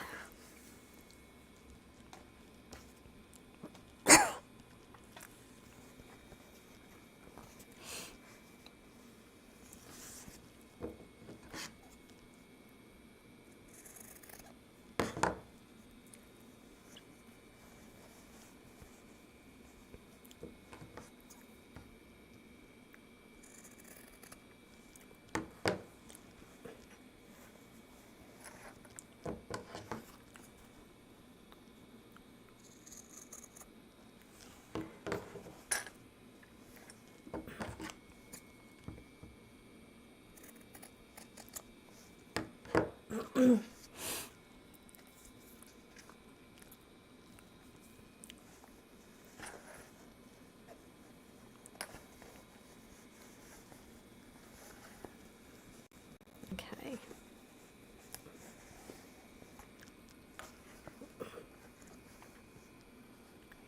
Okay, let me just make sure that's, yeah, zipper out.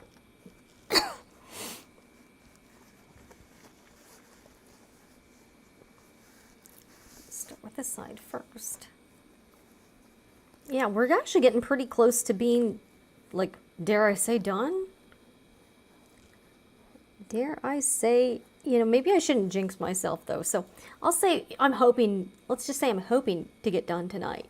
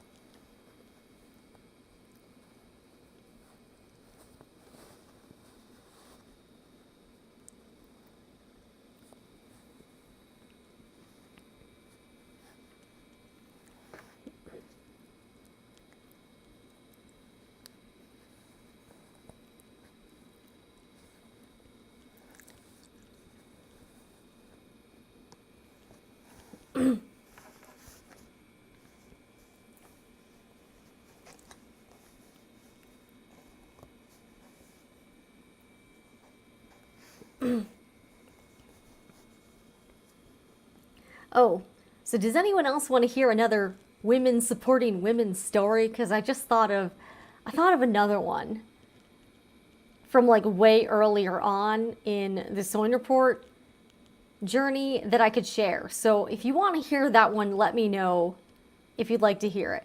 And this company is no longer in existence, so I don't, you know, care about whatever. And I'll tell you what company this is. So if anyone would like to hear another, I feel like maybe I should make a sarcastic hashtag women supporting women or something like that. Okay, so this one involves a business we all know, fabric.com, right? Fabric.com, which I cannot believe that the sewing report has outlasted fabric.com. I've covered the closure. It no longer exists. So it's kind of crazy that a business that large has failed and I'm still here. Like, isn't that kind of wild to think about? That Fabric.com is like just totally defunct. And this little small one-person sewing YouTube channel is still kicking. So let me know if you would like to hear the Fabric.com story, because it's kind of, this one's sort of good, I think.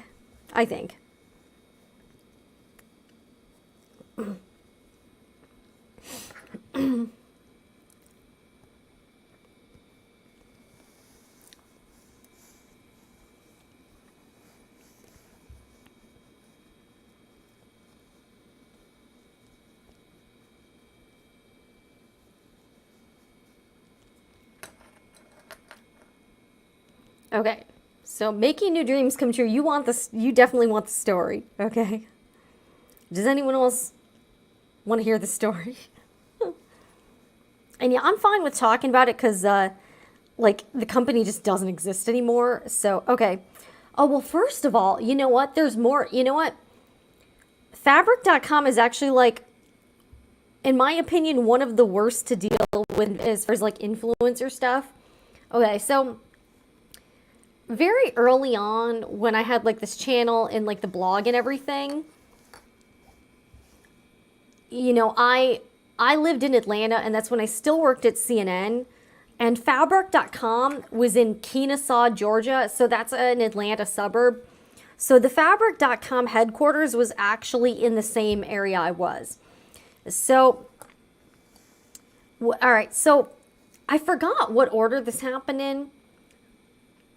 So I did get, somebody from the social media team from Fabric.com, kind of earlier on, they reached out and they asked, like, what Fabric.com would do is that they would hit up, like, bloggers and stuff. They would, kind of like how Minerva does with their influencers, they would send them some fabric and have them do a project. And then the influencer was supposed to write a blog post for Fabric.com. And then they were also supposed to, like, typically when they reach out to you, they also tell you you need to make, like, some Instagram posts or whatever about the project. But you couldn't do, like you could do, like, a separate blog post, but the content you were creating was specifically not for your platform. It was for Fabric.com's blog. So I got someone reaching out to me about doing something like that, and I don't even know who it was. They just basically DM'd me on Instagram from the Fabric.com account. And the other thing that, just for context, so most of the influencers that did that, they did not have a YouTube channel. So the vast majority of the people that did this had an Instagram and they had a blog on a website. So the content consisted for them of just photos and some like written copy. But they didn't actually make videos. So when the social media person from Fabric.com reached out to me, I had a YouTube channel. So I had talked to them, I messaged with them a little bit, and, I forgot what happened. I think it was over DM or maybe it was over email a little bit. I can't remember like which one exactly. But they wanted me to do something similar where I could choose whatever fabric I wanted for a project. They would send it to me. They need to like approve the project. So if I made like McCall's 6788 or whatever, they needed to know what they needed to sign off on the actual thing I was going to make. And then, let me think. And then, I would do they wanted like high quality, photos. And then, I would write like a blog post for their website. So we talked, I don't remember if there was compensation. It was like, literally they would give you like $100 or something. Like it was something like really, really low. So they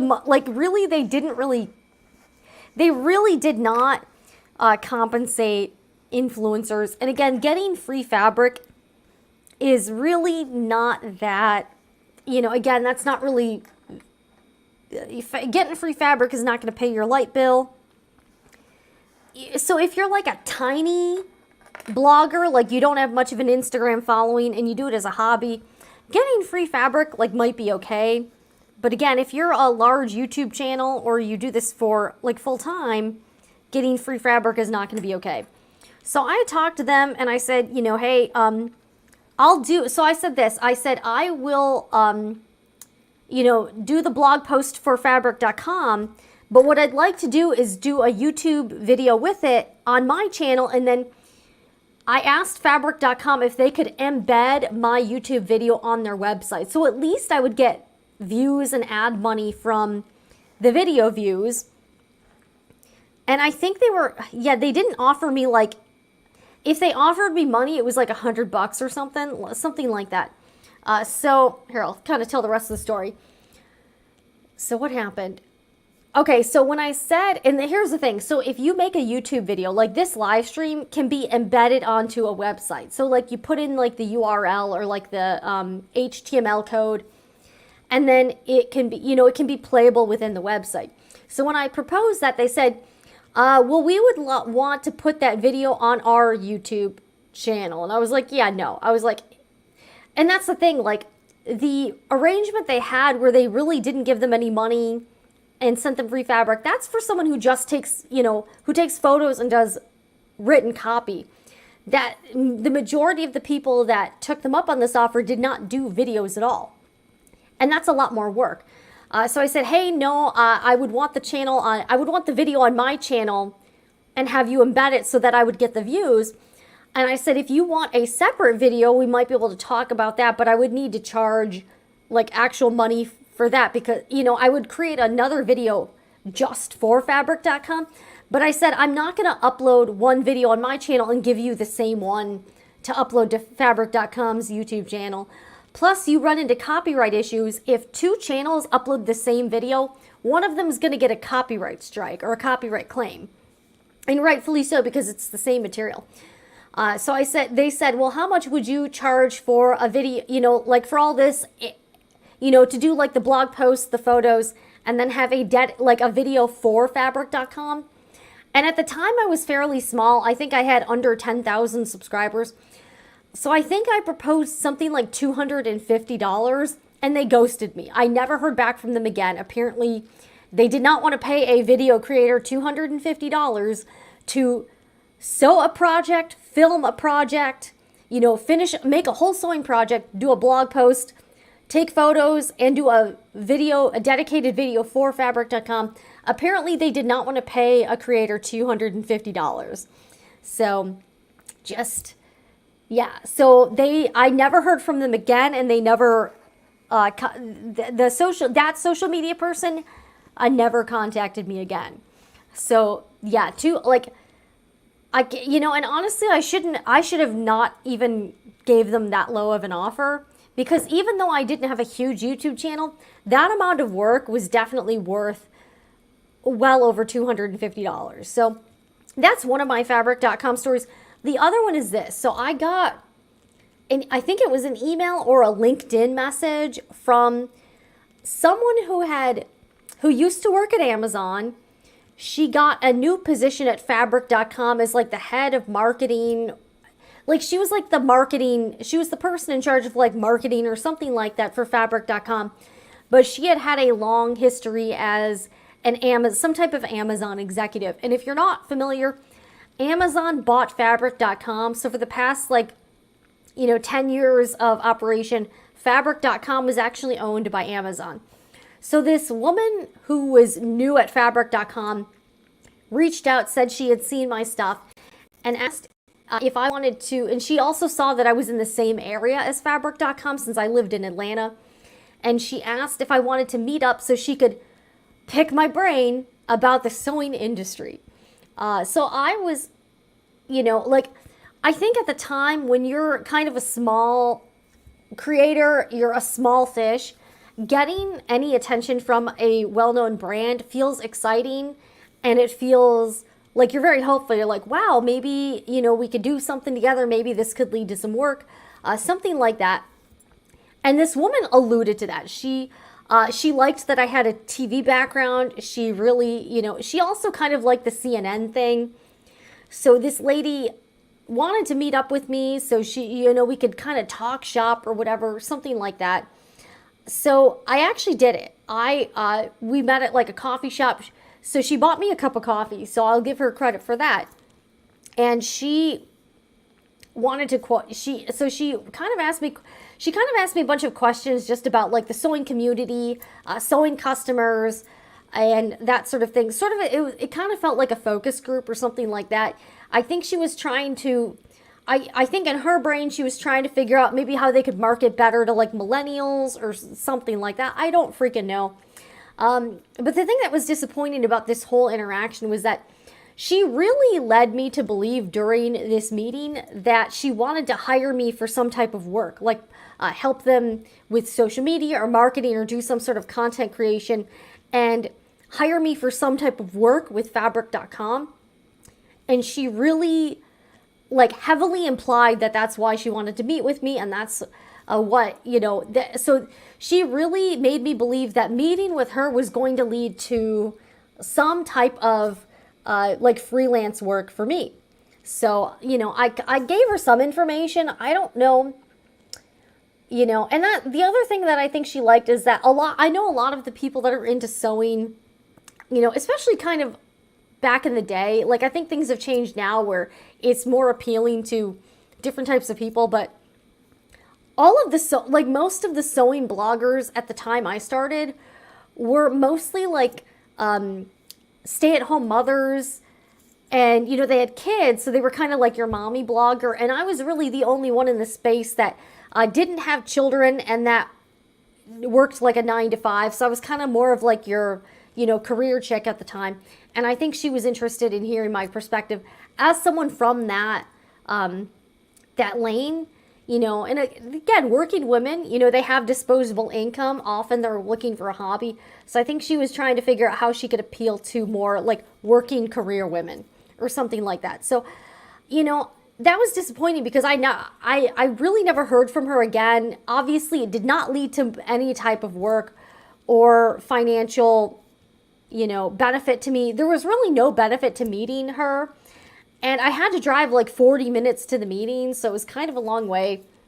So again, that was another situation where, she kind of tried to appeal like, women helping women, we got to support each other, blah, blah, blah, blah, blah. But really, like, I feel like she kind of used me as like an unpaid, like, I don't know, sort of like an unpaid market research type of subject or something like that. So that was my deal with Fabric.com. And again, nothing personal, I don't really have I really have no bad blood or like, bad feelings towards Fabric.com. I still purchased from Fabric.com all the time. I was a customer. I've promoted the company, but that's the thing. Like this lady, I ended up, she wanted to meet with me to like quote unquote pick my brain, and she never ended up helping me at all in any sort of way. So that type of thing has happened a lot with doing this. And that's why I'm kind of skeptical today. But, that's the thing. Like, whenever someone with a larger company reaches out, I do think sometimes maybe they like intentionally pick smaller people because they think it'll be easier to convince them to do something, or that they'll just be so excited to talk to, Fabric.com, that they'll, do whatever. So that's the Fabric.com story. So I never ended up partnering with them or anything like that. I've never had any sort of like official business relationship, and they didn't want to pay me $250 to sew a project, film a project, take photos, shoot video, edit a video, and write a blog post. Apparently, they did not think $250 was worth it, so good luck with that because Fabric.com is no longer around. So that's the Fabric.com story. All right, we're ready to sew our petal pouches together. So let's go back over to the sewing machine and we'll do that, okay?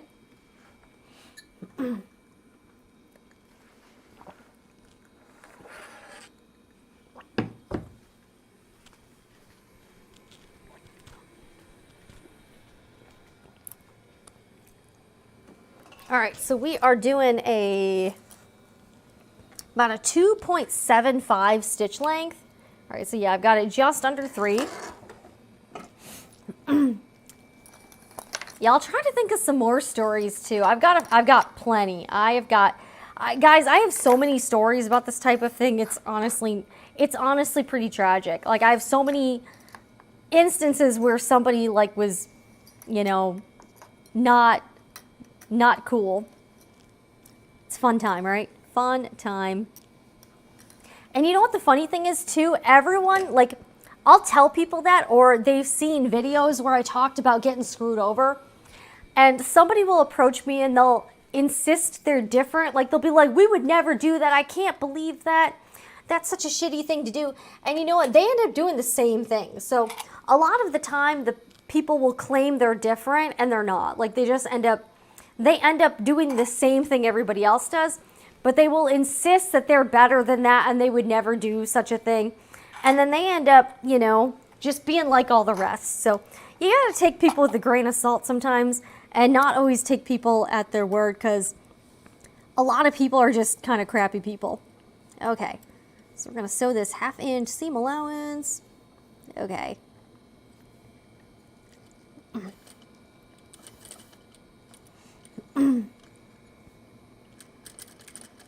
All right, and I'm going to back stitch this again quite a bit. So it's going to be, oh, all right, I just kind of really, I kind of just knocked my clip cup really over. All right, so there's going to be quite a few areas where I reinforce the stitches with some back stitching, and that'll kind of help those like stress points, like the corners and the sides and everything else. But yeah, if anyone wants more stories, I got them. I could probably honestly talk for days about this. I have like so many of these things. Isn't that a little sad though? That so many people are like this? All right, let's do this.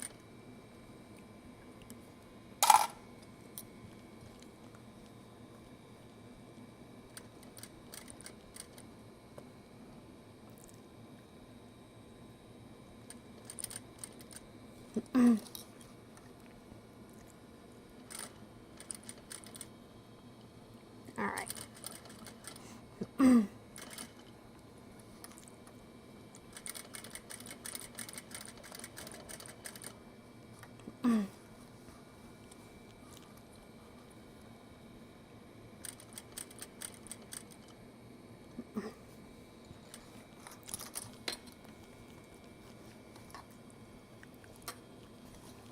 Okay, sorry, if you're having a hard time seeing this, let me check out the camera.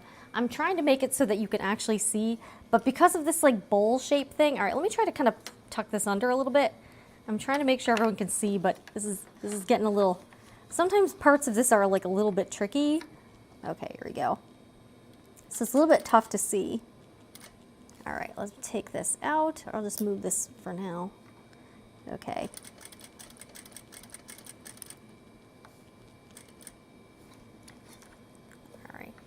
I also have to really kind of, like, see how I have to pull this, otherwise the lining, like, it would be very easy to, like, sew the lining on itself. So I don't want that either.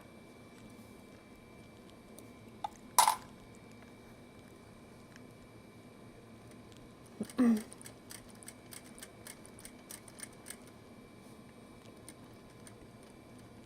right.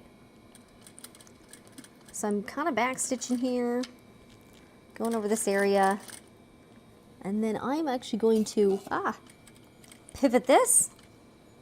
There we go. Pivot this around a bit. All right, oh, and I need to sort of, there we go.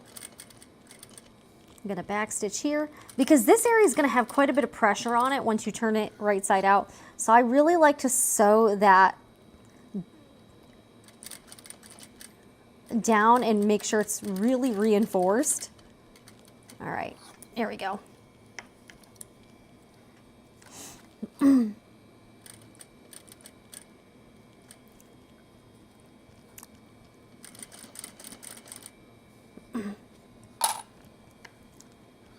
All right.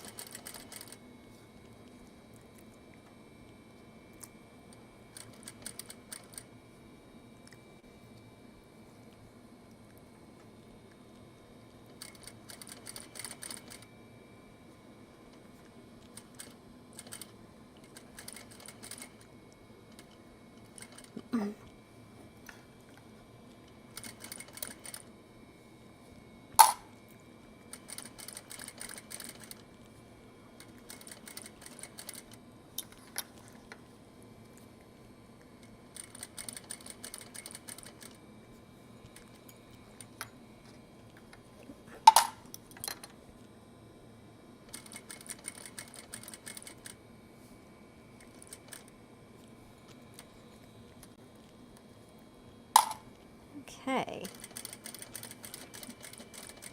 Oh, you know what, man? My 1/8" basting tape is supposed to be here. I'll have to check my Amazon orders because that's supposed to be here, like, hopefully soon, right? If it is, we'll unbox it live. How about that? And we'll try it out a little bit. See if it's any good. I don't know. Okay. We'll try it out.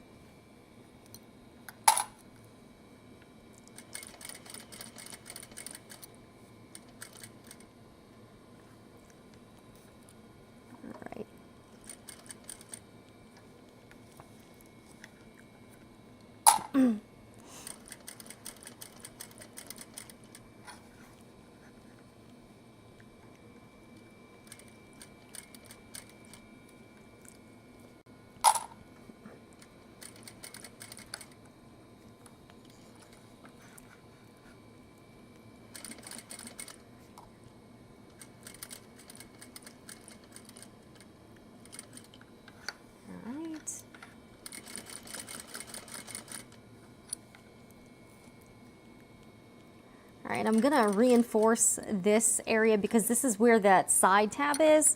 So I'm gonna go back over this area too. Yeah, this is super thick here. That's for sure. Ah, clips are going everywhere. This is great. This is great. All right, so this should make it a little bit better. Here we go. Okay.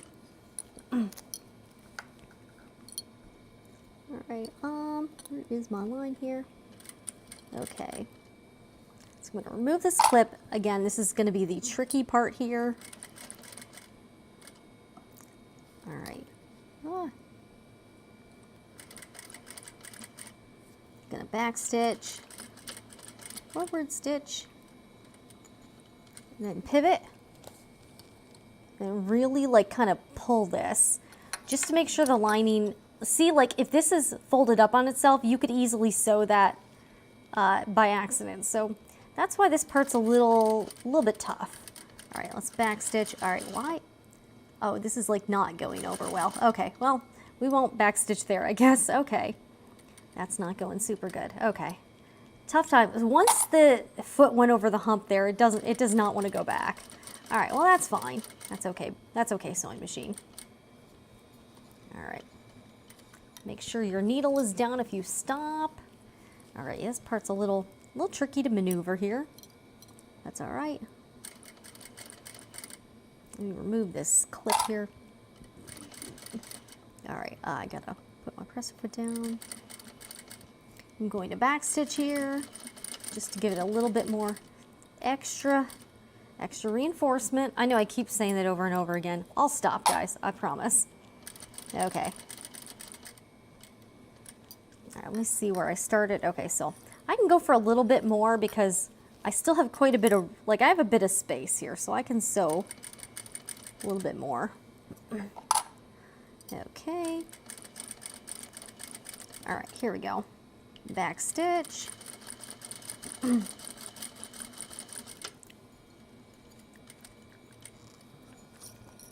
Okay. All right, now we're ready for the other one. Man, are we like getting close to done? Crazy, crazy. All right, let's get the other guy in here. All already trimmed that thread. All right, this is gonna be the last time I have to do this. I am excited about that because this step is kind of a pain in the butt. All right, so where is my, all right, here is my starting point here. So see, this is why I marked it, so it kind of makes it easy for you to be like, okay, I'm gonna start here. All right, and I'm gonna backstitch the heck out of this area. Like, see how much I'm backstitching and going back and forth just so that these like do not pop out. That's why I'm doing it. All right. Now let me trim these threads too.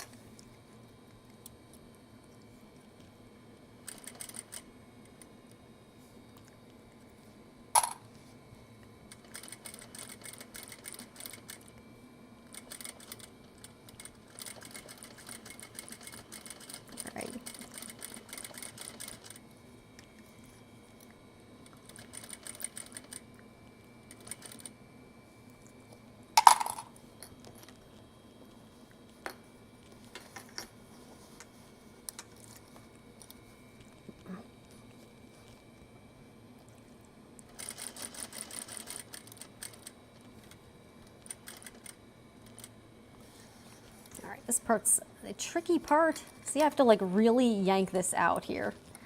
All right, there we go. Yeah, I really need to pull this away. Oh my gosh, all right. And don't be afraid to take your time here because this is like a fairly tricky area. This is not a fun step here. Also, I don't want to lose a finger here. So, all right, we're gonna backstitch. All right, one more. All right, see now I'm pivoting because this is not straight at all. All right, now let's forward, a little back stitching. All right, go forward. All right, and I honestly do feel like this is helping a bit because I feel like the finished, I feel like it's definitely making a good impact on the project. Like I think they look really nice. Okay. All right, let's go back a little bit. Go back, okay. Okay. Keep going, and now we're gonna reinforce this spot here because and this part's pretty important because this is interfaced canvas, so this is really thick. So if I didn't do this, I feel like the corners would have exposed, you know when you have like the exposed thread when you kind of stretch it out? I don't really want that going on. So I do feel like this helps. All right, all right, let's move this. All right, the clip got caught somewhere. We're getting close to the end here, guys. How's everybody doing over where you are? How is everybody doing?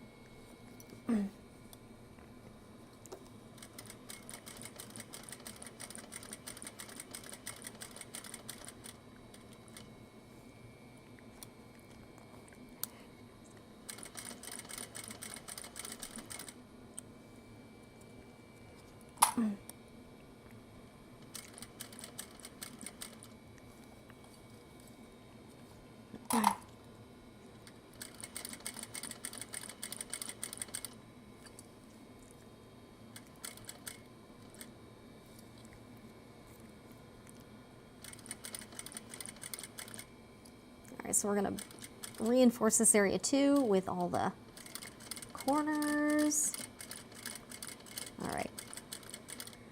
All right, we're getting close here. Just one more like kind of tough spot. But I feel like you know, I will say the one thing about making 10 of these is I feel like as I've made so many, I feel like I'm getting better at it. So just all the repetition and doing this over and over again, I do, you know, honestly think that I've gotten slightly better with this particular pattern. Because the first time I make a pattern, I'm always super slow, and, you know, the first one sometimes doesn't turn out well or whatever. But now that I've made this, you know, 10 times this week, I feel like pretty good about, my skills here, if you know what I'm saying here. All right, do a little reinforcing. All right, now we pivot. All right. Oh yeah, and I need to towards the end try to find some like Goo Gone or something for that one zipper that got like the glue on it. So I need to do that at some point. All right. All right. Oh, and I need to like really stretch this out here. Okay, I think we're good. Let me kind of back stitch here. Okay. All right, and one more area, I need to reinforce that corner, and then we should be okay.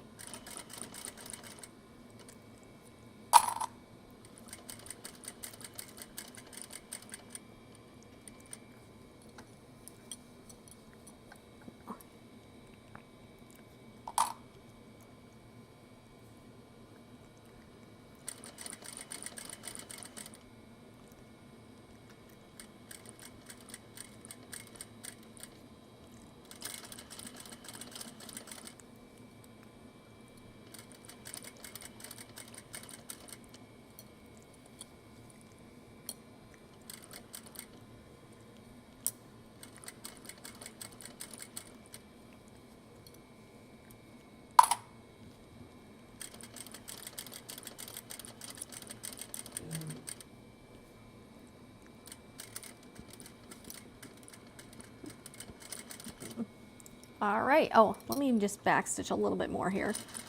All right.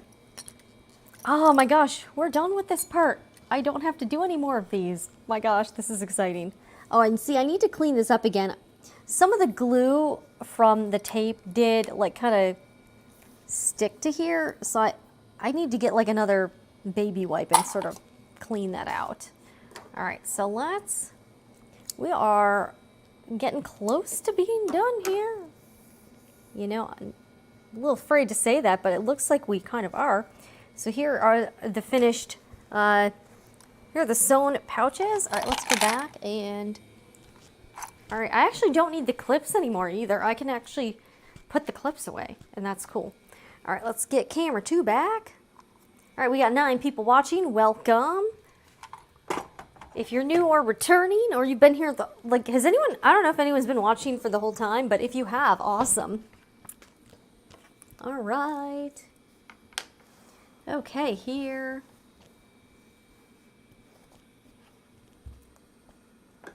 Yeah, check this out. Yeah, I know this, that's the thing. You know what? This looks so ugly, but it'll look really cute in a few minutes. Isn't that kind of weird? Okay, so, well, my lips are chapped.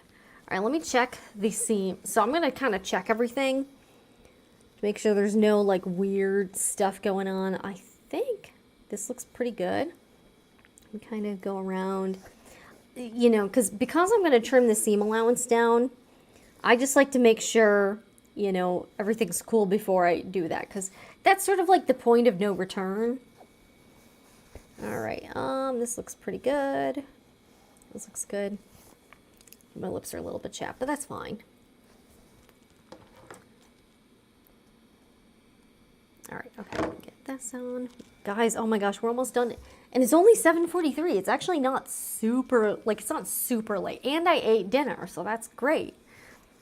I already ate some dinner, so I don't have, so that's the thing, after after this is over, I don't have to eat, so, because I already ate. I might have some ice cream later. I kind of want some ice cream. That'd be nice, right? All right, so this looks pretty good. Okay, so let's trim this down.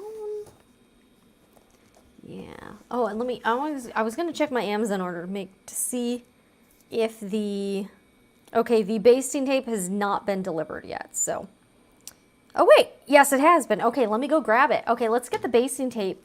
Maybe we can do like kind of a live first impressions kind of thing. All right, I'll be right back. Let me get the, apparently it's now arrived. It's supposed to be at the door. Let me grab it real quick.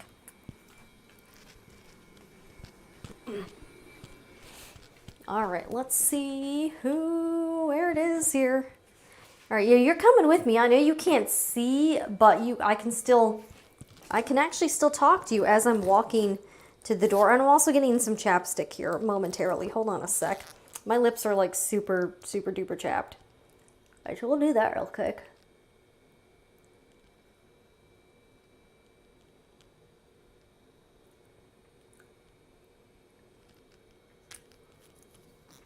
Okay, let's see what's outside the door. Door number 1. Here it is. All right, here's my basting tape.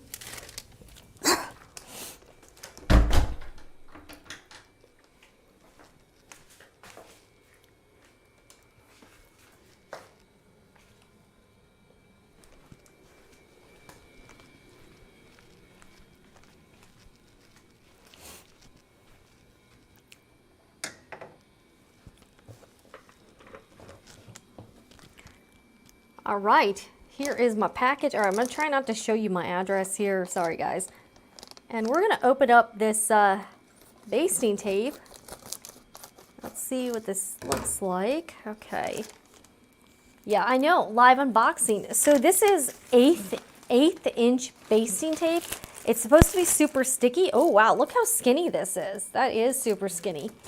And I wanted to try it because while I like the Serrated basting tape, it's like 1/4 of an inch wide, and I'm sewing with about a 1/4 inch seam.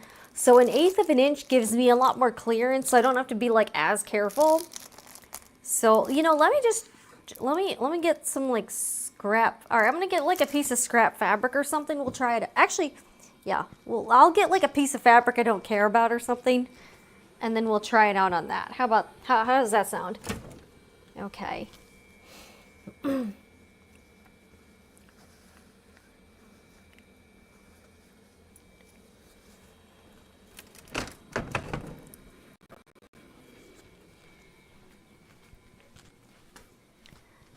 All right, I got a piece of like rando fabric here.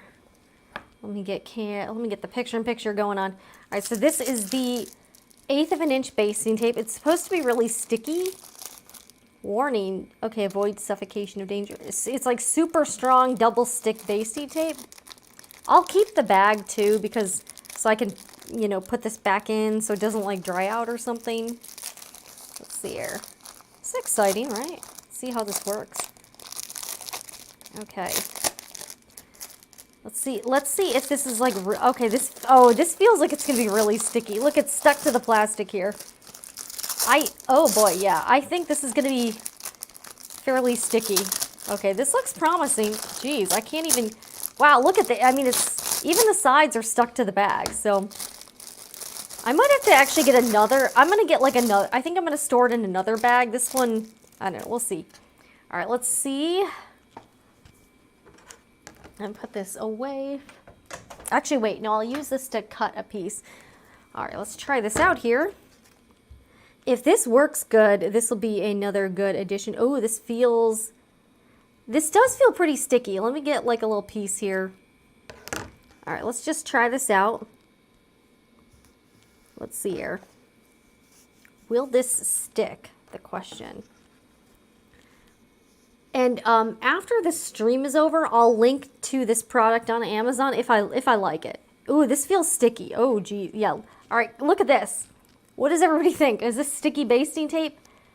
I feel like this is definitely going to stick to... All right, let's put another piece of fabric on top of it and see what happens. Okay. Yeah, I think this would work for zipper tape. Okay, check it out. Yeah, this is legit. Okay. So I'm going to link, after the stream, I will link in the description box the link to this product because this does seem like it'll be good. And it's so thin, it's so skinny that you don't really have to be too worried about sewing over it as long as you have like at least a 1/4 inch seam allowance. So that should be pretty cool. Yeah, look at this. Yeah, this is pretty good stuff. I would say, yeah. And I can't, like, I honestly can't even get the tape off of the one side. So, all right, let me try to, all right. So this has been a live unboxing and first impressions for the 1/8 inch basting tape. I think it's cool so far. Seems to work. And yeah, look at this.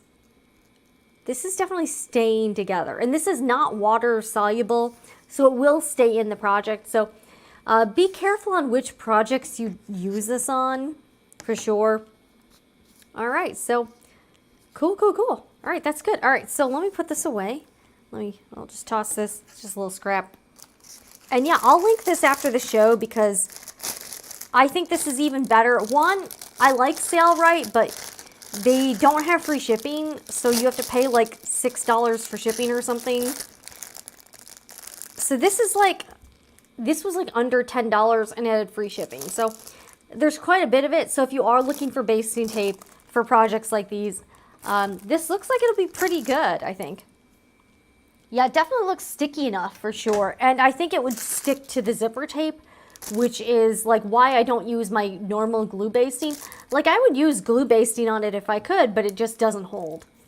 All right, so now we are on to trimming the seam allowance on our pouches. Yeah, we are getting close, guys. We're getting close to being finished. All right, let's cut this. Trimming the seam allowance. All right, let me kind of, okay. Yeah, this part is just tough because I'm trying not to sew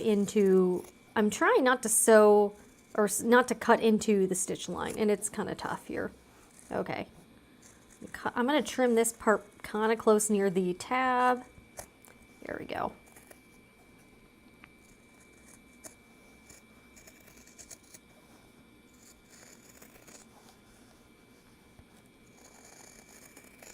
And these are my new Serrated scissors by Kai. They're very nice. I like them. I do. We're getting to this part here. I'm going to sort of, there we go.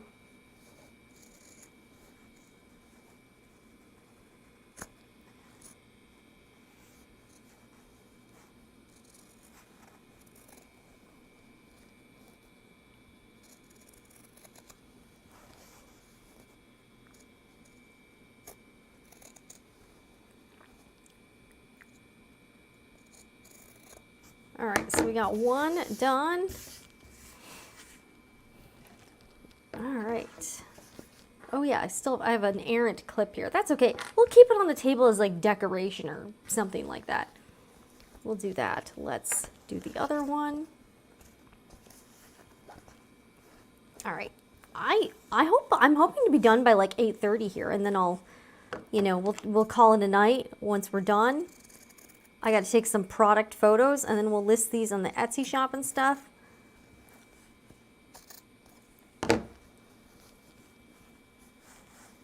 And then I think I'll do a follow-up just on like how much I actually made per hour making these pouches, because it's not going to be very much. I can tell you this right now.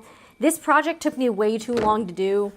If I wanted to make like an actual like living wage, I would have had to make these in like a day, and I definitely did not. So lesson learned, I need to make easier projects to sell because this is not a good one for sewing to sell. So I cannot recommend the petal pouch for that, because unless you can figure out how to make these really fast, or you charge like $200, that's the only way it would make sense, is if you could charge a ton of money for them, which I think you're going to have trouble with that, because I know I'm going to have trouble with that.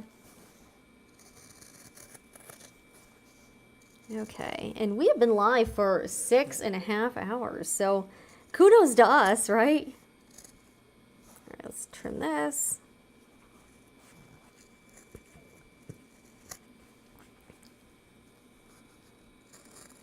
All right, let me try to, all right, this part's a little tricky here. I just do not want to cut through. Imagine if I cut through the stitches, that would really not be fun. here. Okay. Cut here. Yeah, this has been a like a week-long project here, and I meant for this to be 2 days, and it's not even close to 2. Like, this was technically 5 days of working, so this was not a quick project at all. So yeah, all right, let's put the scissors away for. Let me see if I can put. I don't know if this fits. Okay, this sort of does. All right, hopefully these don't fall down. All right, so now I'm going to mark for pressing.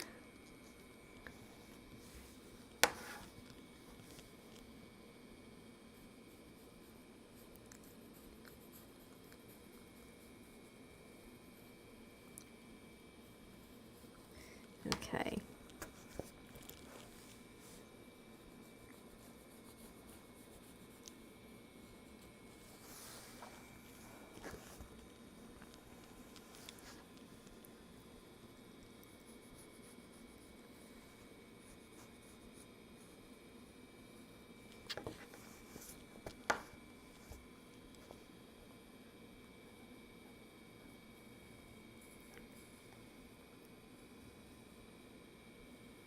Okay, time to get out the pressing mat again.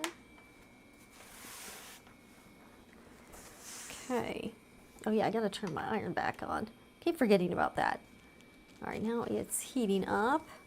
It's heating up, guys. It's heating up. All right, I think I will put this clip away. Hold on a second. Okay.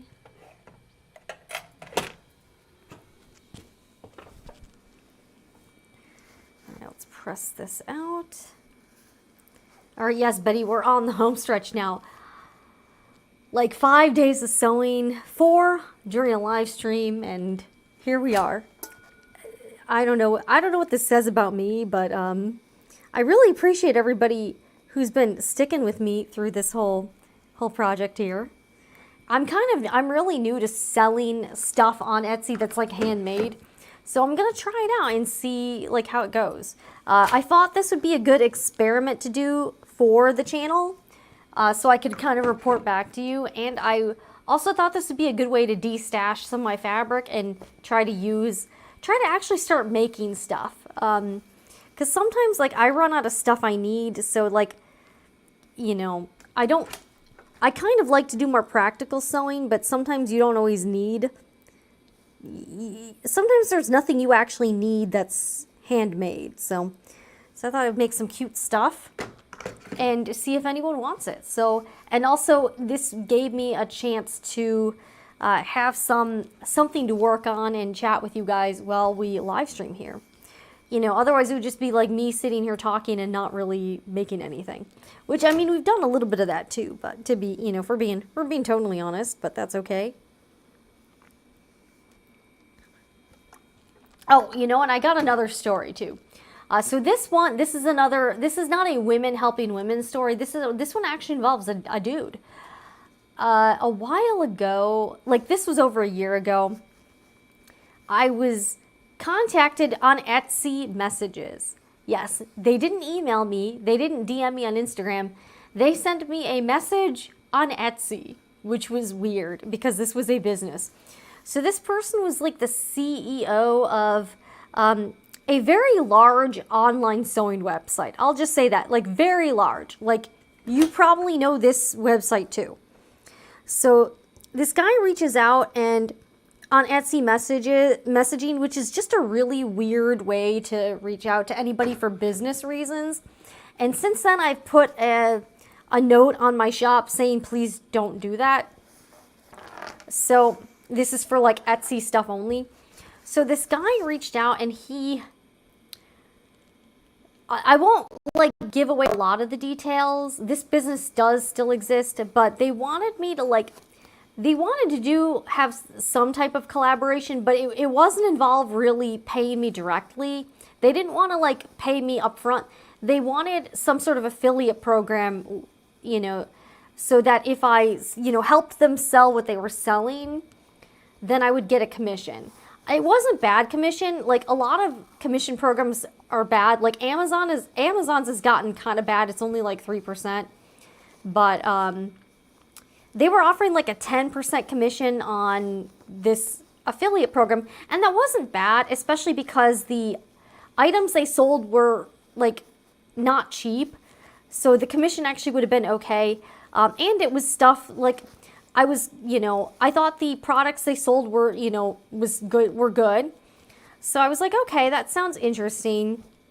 So we kind of talked. So I set up a phone call with this guy. But here's the thing. I kept telling him in the Etsy messages, I was like, hey, can you please email me? I don't like to use Etsy messages for like YouTube stuff, like YouTube channel business stuff. So I kept asking him if he could email me, and he wouldn't. Like, he kept continuing to send messages on Etsy, which was like kind of weird. And the fact that he, like, if you're looking for contact information for me, the email address is very easy to find. So I honestly, it baffles me why he used Etsy messages in the first place, right? So we finally got on the phone, and and he's one of the ones where I had just done a video talking about being frustrated over people asking me to work for free. Like, I just done that video like a week ago or something, and I was like, hey, funny you should contact me, because I just did this video about how people keep asking me to work for free, and I really hate it. He's like, oh no, and again, he was one of those where he was like, no, we would never do that. I think that's terrible, blah, blah, blah, blah, blah. So he was kind of echoing that, okay, this one's not as even. Again, I don't think it's bad, but yeah, this one's like slightly uneven. But so he's like, I can't believe anyone would do that.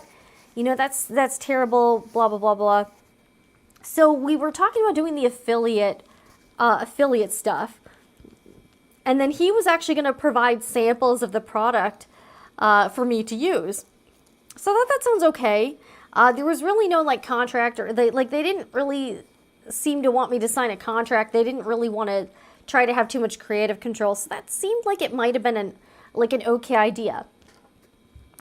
So, well, here's kind of where things started getting weird. One, most affiliate programs have some sort of like portal, like a system in place where it will track all the traffic and the sales and automatically figure out like how many sales you contributed to and what the commission rate is, like what the commission on each sale is. But at first when I started talking to these people, I also had to talk to, like he talked to me, and then I emailed back with some other guy at the company, and they wanted me to keep track of all of the traffic manually. And I was like, yeah, that's not going to work for me. Like, that's way too much. That sounded really time consuming. And I was like, yeah, I don't really want to do that. Like, the thing they were suggesting would have taken me like hours to do every month. And I said, hey, but here's the thing. They were also part of this affiliate interface that I was already a part of. Like, there's some ones where there's like different affiliate programs, but they all use the same like interface. So yeah. So, we were talking about the affiliate stuff, and then, I forgot what happened. So we were talking about the affiliate stuff. They wanted me to do this manual reporting thing, and I was like, I can't do that. That's not really going to work. So they're like, okay, we'll just do the system. So they use this interface called Share a Sale, which is very common with affiliate programs, and I already use it. So I was like, I already use Share a Sale. Can we just use that? And they're like, oh, okay. So I was like, all right. So I left the interaction kind of like, this is a little strange. So then the next day, the guy emails me back again. Okay, so and I'll tell you this company has, they have a pretty small YouTube channel that's the thing. A lot of the companies that reach out to me, they'll reach out under like one, like they'll reach out like, they'll say they're reaching out for one reason, but I definitely get the vibe that they one of the reasons they're reaching out to me specifically is for YouTube reasons. Oh, did I press that? No, I didn't. So, oh wait, I did. So this company was trying to grow their YouTube channel. I'm gonna be real, the YouTube channel was not very good. It's still not very good. And they do live selling. Like they have like a live stream several times a week where they like just sell products live, and they do some other stuff.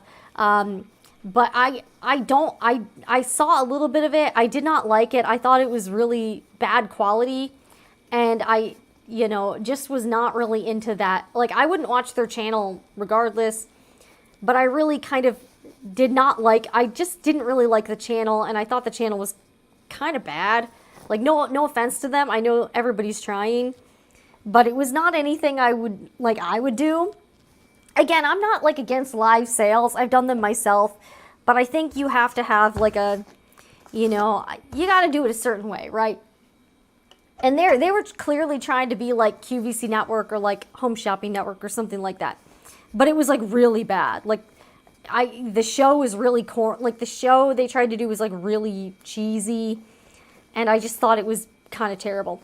So I get an email from them the next day, and the guy says this to me, and this was right after I'd had a conversation with him where I expressed frustration at people constantly trying to get me to work for free. And that's when he was like, oh yeah, I totally get that. We would never do that, right? So the next day I get an email from them, and they said, hey, the guy's like, I realize this is super last minute, but we're doing a live stream today at like 12:30. We'd love to have you on as a guest and, have you help us out with the live sales or whatever. And I was like, also like in the email, like, again, when we had talked, the arrangement, like they weren't going to pay me upfront any money. So the only money I would get from this arrangement was from affiliate commission, and they weren't actually they weren't really paying me out of pocket upfront unless I made sales of their product. So I get the email from them the next day, and they're again, I felt like that was weird that they would spring that on me so like conveniently so last minute. They're like, hey, I know this is super last minute, but if you can join us, we'd love to have you as a guest on our live program, blah, blah, blah, blah, blah. Here's what we do. And you could really be part of this show. And also they didn't offer, they weren't offering to pay me for my time, especially since this was going to be on their channel and not mine. So I wasn't going to get anything out of being on their channel helping them sell products, right? So I wrote back, and and again, that was kind of weird because it was right after I told them that I, was frustrated at constantly being asked to work for free. Literally the next day, they asked me to work for free. So I wrote back and I said, hey, and also they, when we had talked the day before, nothing about doing anything of that nature was involved. They didn't ask me about that before, and they're not like, hey, we do this live show. Would you be interested in participating sometime? None of that came up, and they conveniently did not. That was not even part of the discussion or the scope of work at all. So I thought it was, one, really strange that they did that so last minute. And I don't know if they, thought I would feel like pressured to say yes, but I thought that was kind of weird. So I wrote back and I said, hey, this wasn't anything we discussed. I said, I'm not available right now, and if you want me to do something like this, this needs to be negotiated separately, and I would need to be compensated because, this is not part of, this was not part of the original agreement of what we were going to do to work together. And I didn't hear back from them. I just didn't hear back. So I was like, or I think they said, oh, maybe they wrote back and it's like, okay, we understand, or something like that. But I thought it was strange that, again, a day after I told them that I was tired of people asking me to do free work, that they literally did just that.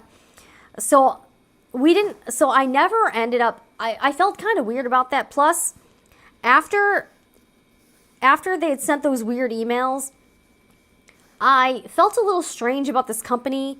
And then I started doing a little bit of digging. And there were actually a lot of pretty negative customer reviews about the there were a lot of negative reviews about the customer service for this company. So that really made me a bit leery about publicly supporting this particular company. So we kind of ghosted each other. Like, they didn't really write back after that. And I also didn't follow up about like doing their affiliate stuff or getting products from them or anything like that. So we kind of left it at that. And then, you know, nothing really came out of that. And I'm kind of glad, because after that whole thing, plus reading the negative customer reviews, that made me pretty wary about doing anything with them. But the funny thing is, like, a year later, about a year went by, and I had not heard, like, you know, anything from these people. So I was like, okay, cool. I get an email from the same guy randomly, like, a year later, asking me the same thing to be on their live stream. Literally, like, out of the blue, they're like, oh, hey, you know, hey. And again, it was the same thing. They're like, hey, we know this is last minute, but we're having our live show tomorrow, and we'd love for you to join us, you know, and help us out with this particular thing. And I was like, yeah, this is pretty weird. So I didn't write back to that second email at all. And it was kind of strange, because I literally had a year with zero contact with these people.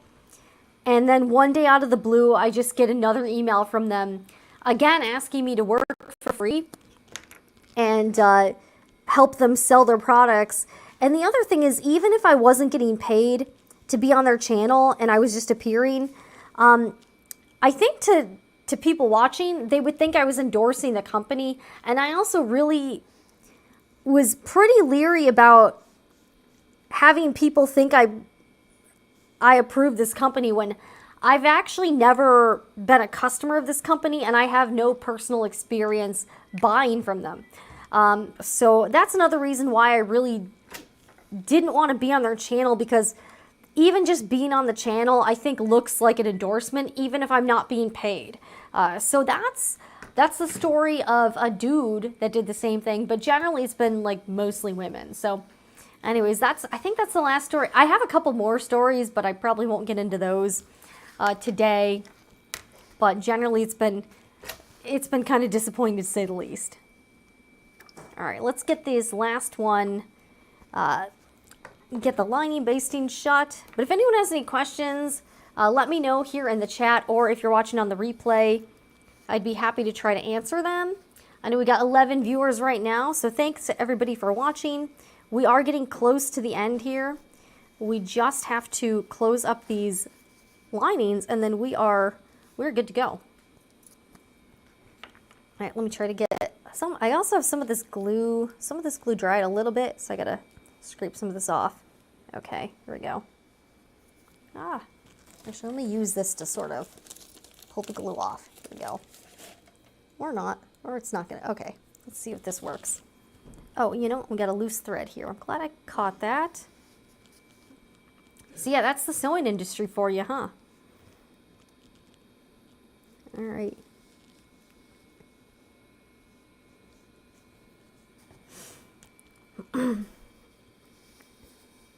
All right. So once we do this, all I have to do is stitch these up. Yay! Okay.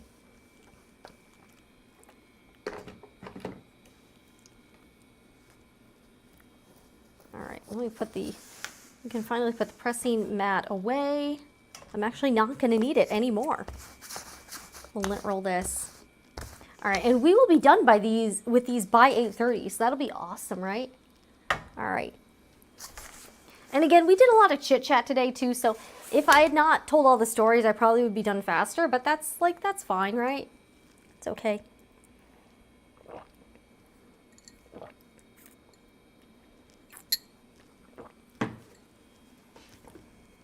But yeah, I've got more stories like that. It's really crazy how I think some of these companies try to take advantage of like smaller creators, or just people they think are going to be like easy targets or something. I don't know. So, and the other thing is that influencer marketing for these companies costs next to nothing. So it's very cheap. It's very cheap for them. All right, let's head back to the sewing machine and close up all of these linings here. All right, we're almost there, guys. We're almost there.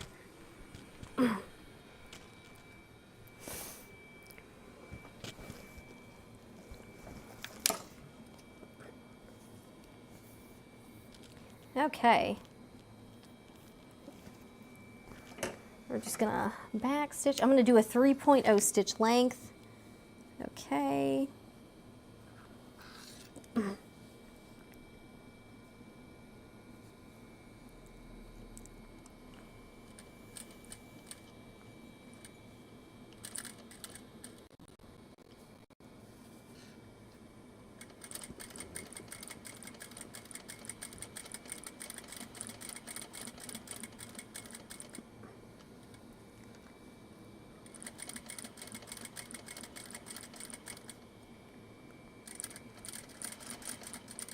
All right, got one done. All right, let me trim these threads here.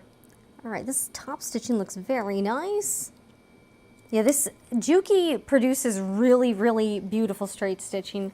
I've been super happy with this machine, and it's not super, like, again, for a sewing machine, it is expensive, but there are sewing machines that are far more expensive that I don't think are as good.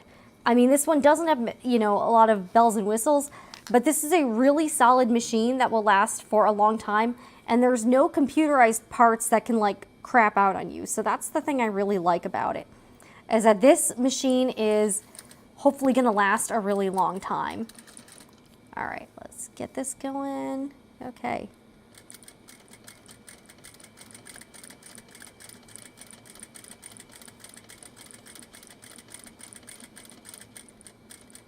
Let me see, so I need to go about, let me kind of pull this out here. Pull this about here. Okay. Ah.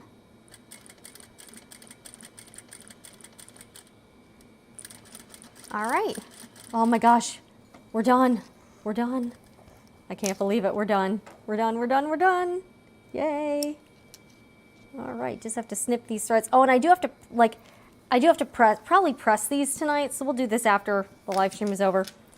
Let's see here, but that's not too bad. Let me put this here. So yeah, I'll be pressing these guys out and kind of getting them all shaped up here. But yeah, all of these are in like good, like I think all of these are good, like they look good enough to sell, I think. So we are good.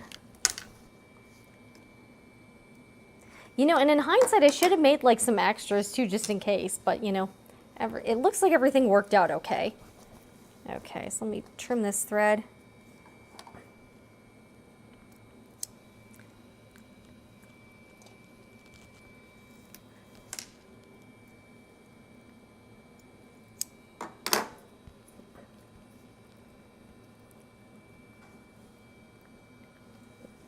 All right, we're good. We are good, good, good.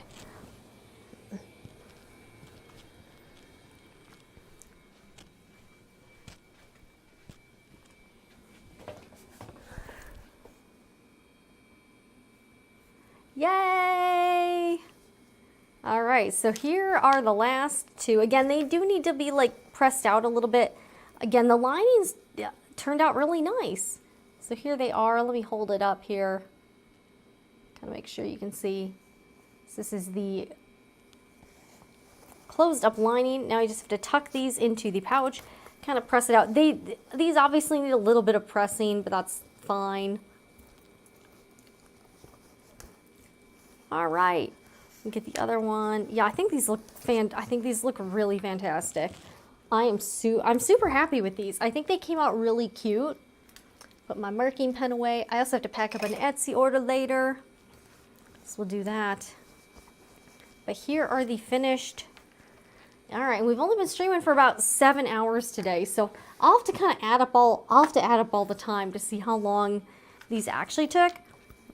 But see how nice these linings fit inside. Let's see here. Oh, did I need to press these? Let's see, I think I pressed this one. I'm not even sure. This one looks like it might need to be pressed. Okay, let me just do that real quick. I'm actually not going to use the pressing mat because I'll just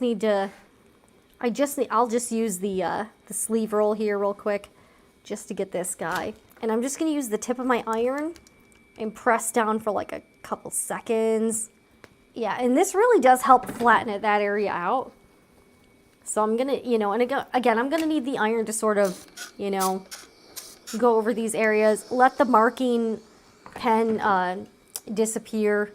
Take photos.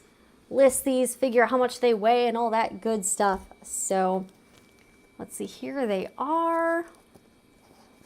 Here they are. Yay! And whatever you're working on too, give yourself a round of applause for working on whatever sewing projects you have going on today. Did anyone finish anything today, or is it all like in progress? Let me know. Let's zip these up. These look so cute. Look at all these guys. All right, so we got 1, 2, 3, 4, 5. Oh, yeah. So we got these guys. We also have a couple extra little scraggler pieces of fabric and stuff. All right, so here's, okay, let me trying to kind of line these up. All right, so we got 5 here. All right, oh, and this is the one I put quilt batting in to press it. So that's the thing, if you are pressing stuff, put something that's not gonna melt. Like, don't put plastic bags inside because that could like melt or something like that. So I put cotton quilt batting inside while I was pressing items, and that seemed to work pretty well. Let me get the small ones out too. Yeah, I think these look super, these are super, super cute. So these are going to be sold in sets of the big one and the small one. I'm planning on listing them for $45 and seeing, like, if they sell really, here's the thing, if they sell really fast, then I'll know I should probably raise my prices.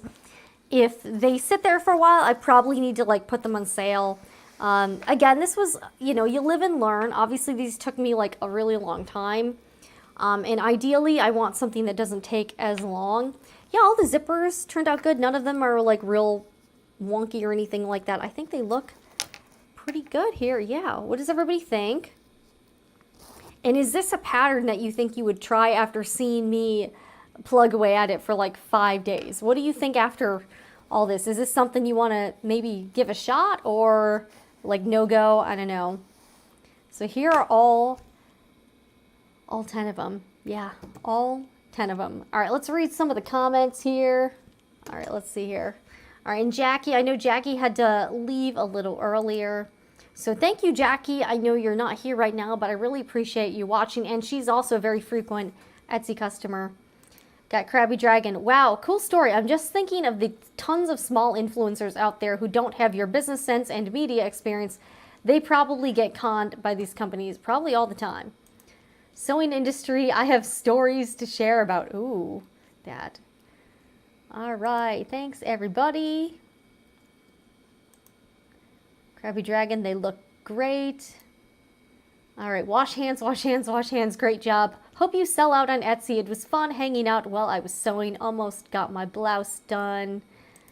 I got nice job, Jen. Thank you. Yes, I'm super excited. And thank you for hanging out with me while I make these.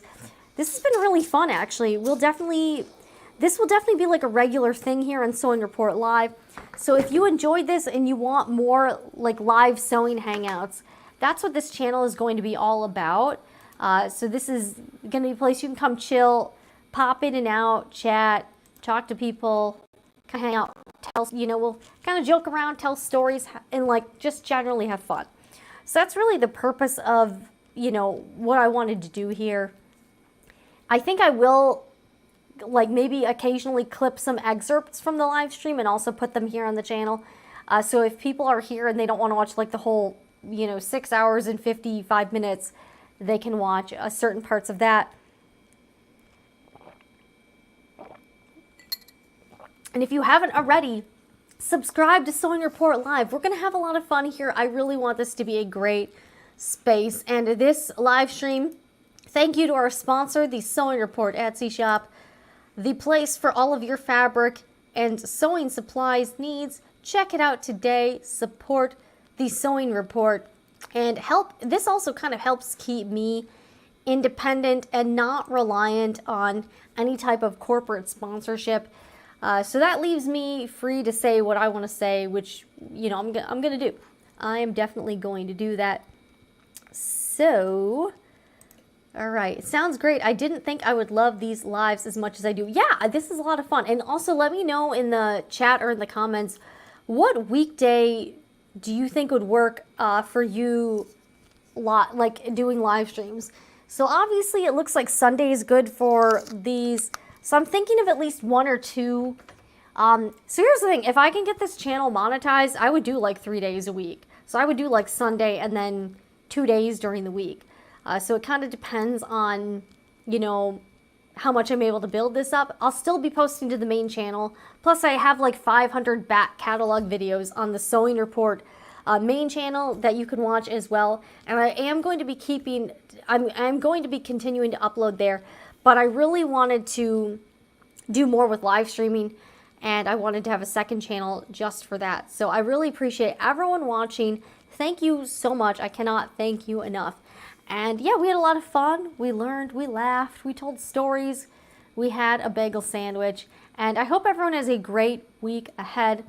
And hopefully this Sunday sewing session was a way to kind of get you to kind of unplug a little bit, kick back, and enjoy the rest of your weekend. Anyways, I'm Jen with the Sewing Report, and I will see you again in the next one. And remember, whatever you're doing, make it fun.